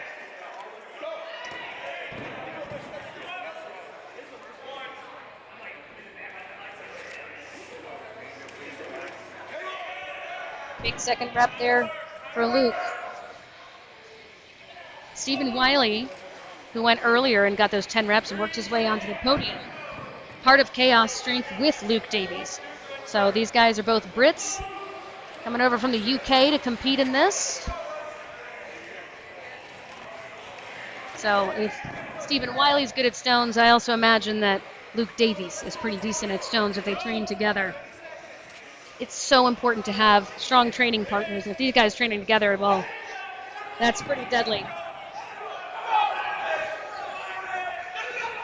Still got some time. 5 seconds left. He's going to call it there. I think his foot got stuck in some tacky on the platform. That's what's hard about that. Okay, I like this. So Eric Olmstead, the shirt he's wearing is from Strongman Nationals 2.5 years ago, a couple years ago, when it was in Roanoke, Virginia, the Roanoke Convention Center. I was at that one. I always like to say I'm pro strong woman adjacent because at that Strongman Nationals, Jessica Mitchell and Nancy Johnson were both competing. That's where Kira Rickson won her pro card as a pro lightweight. So yeah, so there you go. I've lost to Nancy twice now. I've lost to Jessica twice. Oh, it just happens like that sometimes.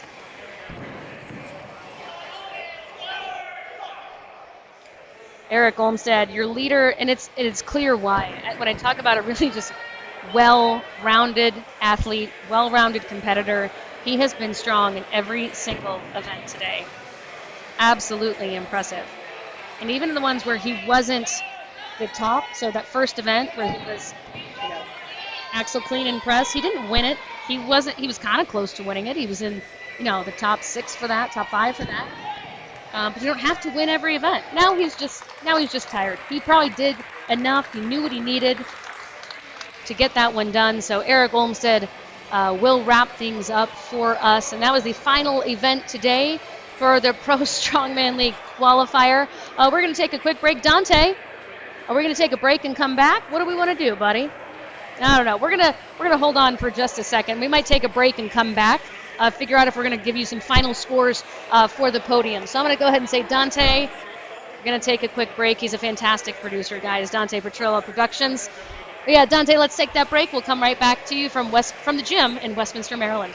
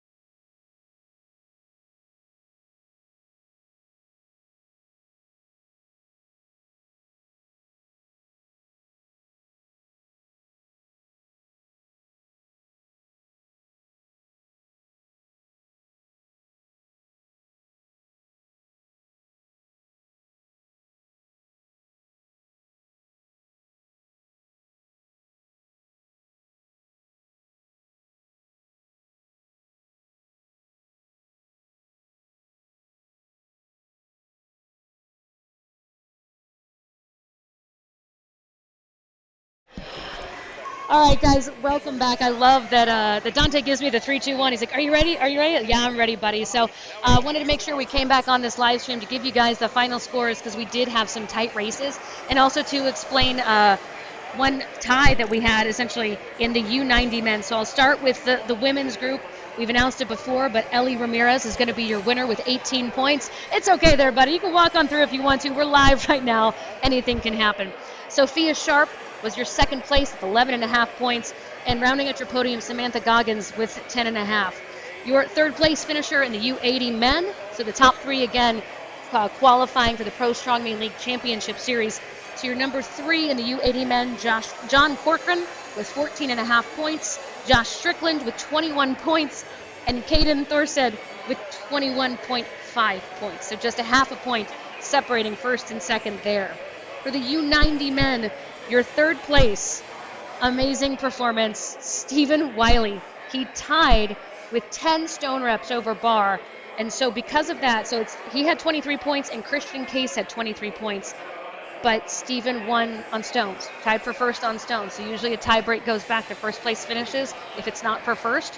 So Stephen Wiley jumps up and takes a third place podium finish. Unbelievable performance to finish out the day. Your boy Charlie Doer, Chuckles, taken second with 30.5 points, and Josh Langloy with a convincing win of 36.5 points to take first place and finish out your podium. With the 105s, and I'm really glad he finished on the podium because he came over to me. He's like, "I've heard you've been having trouble pronouncing my name." I was like, "Yes." So thank you to Mike's mom for texting him and letting him know, because I'm happy to say that Mike Legaikis took third place with 52 points. Luke Davies is your second place finisher with 56.5, and Eric Olmstead a whopping 67.5 points for your top place finisher today in the 105 kg category. So incredible performances today, some really gutsy performances. Really loved seeing all the effort coming out here and the way people finished it out. So thanks so much to all of you for watching that live stream today. We really appreciate you. My name is Jen Bates. Dante Petrella is the one behind the camera doing all the production work. All these camera angles you saw, all were his work. Thanks to Tyler Purdue, the event promoter for this, with the Pro Strongman League here around Baltimore, Maryland. We're just outside the city. Abby Deal, his beautiful fiance, being the expediter today. To Bobby Thompson, one of our judges, Bo Four, and the rest of the volunteer crew for running an incredibly clean show. And as always, thanks to all of you for your interest in Strongman, your support of Strongman. Best thing you can do, follow folks on social media, subscribe to their YouTube channels, and just keep showing up to support everybody. We are so thankful for you, and keep following the Pro Strongman League on Iron Podium, and you can look at those final scores again too. We hope all of you have a wonderful and safe weekend. Stay warm if you're in an area like where we are, where it's about 20 degrees. Stay safe, and we'll see you next time in the Pro Strongman League.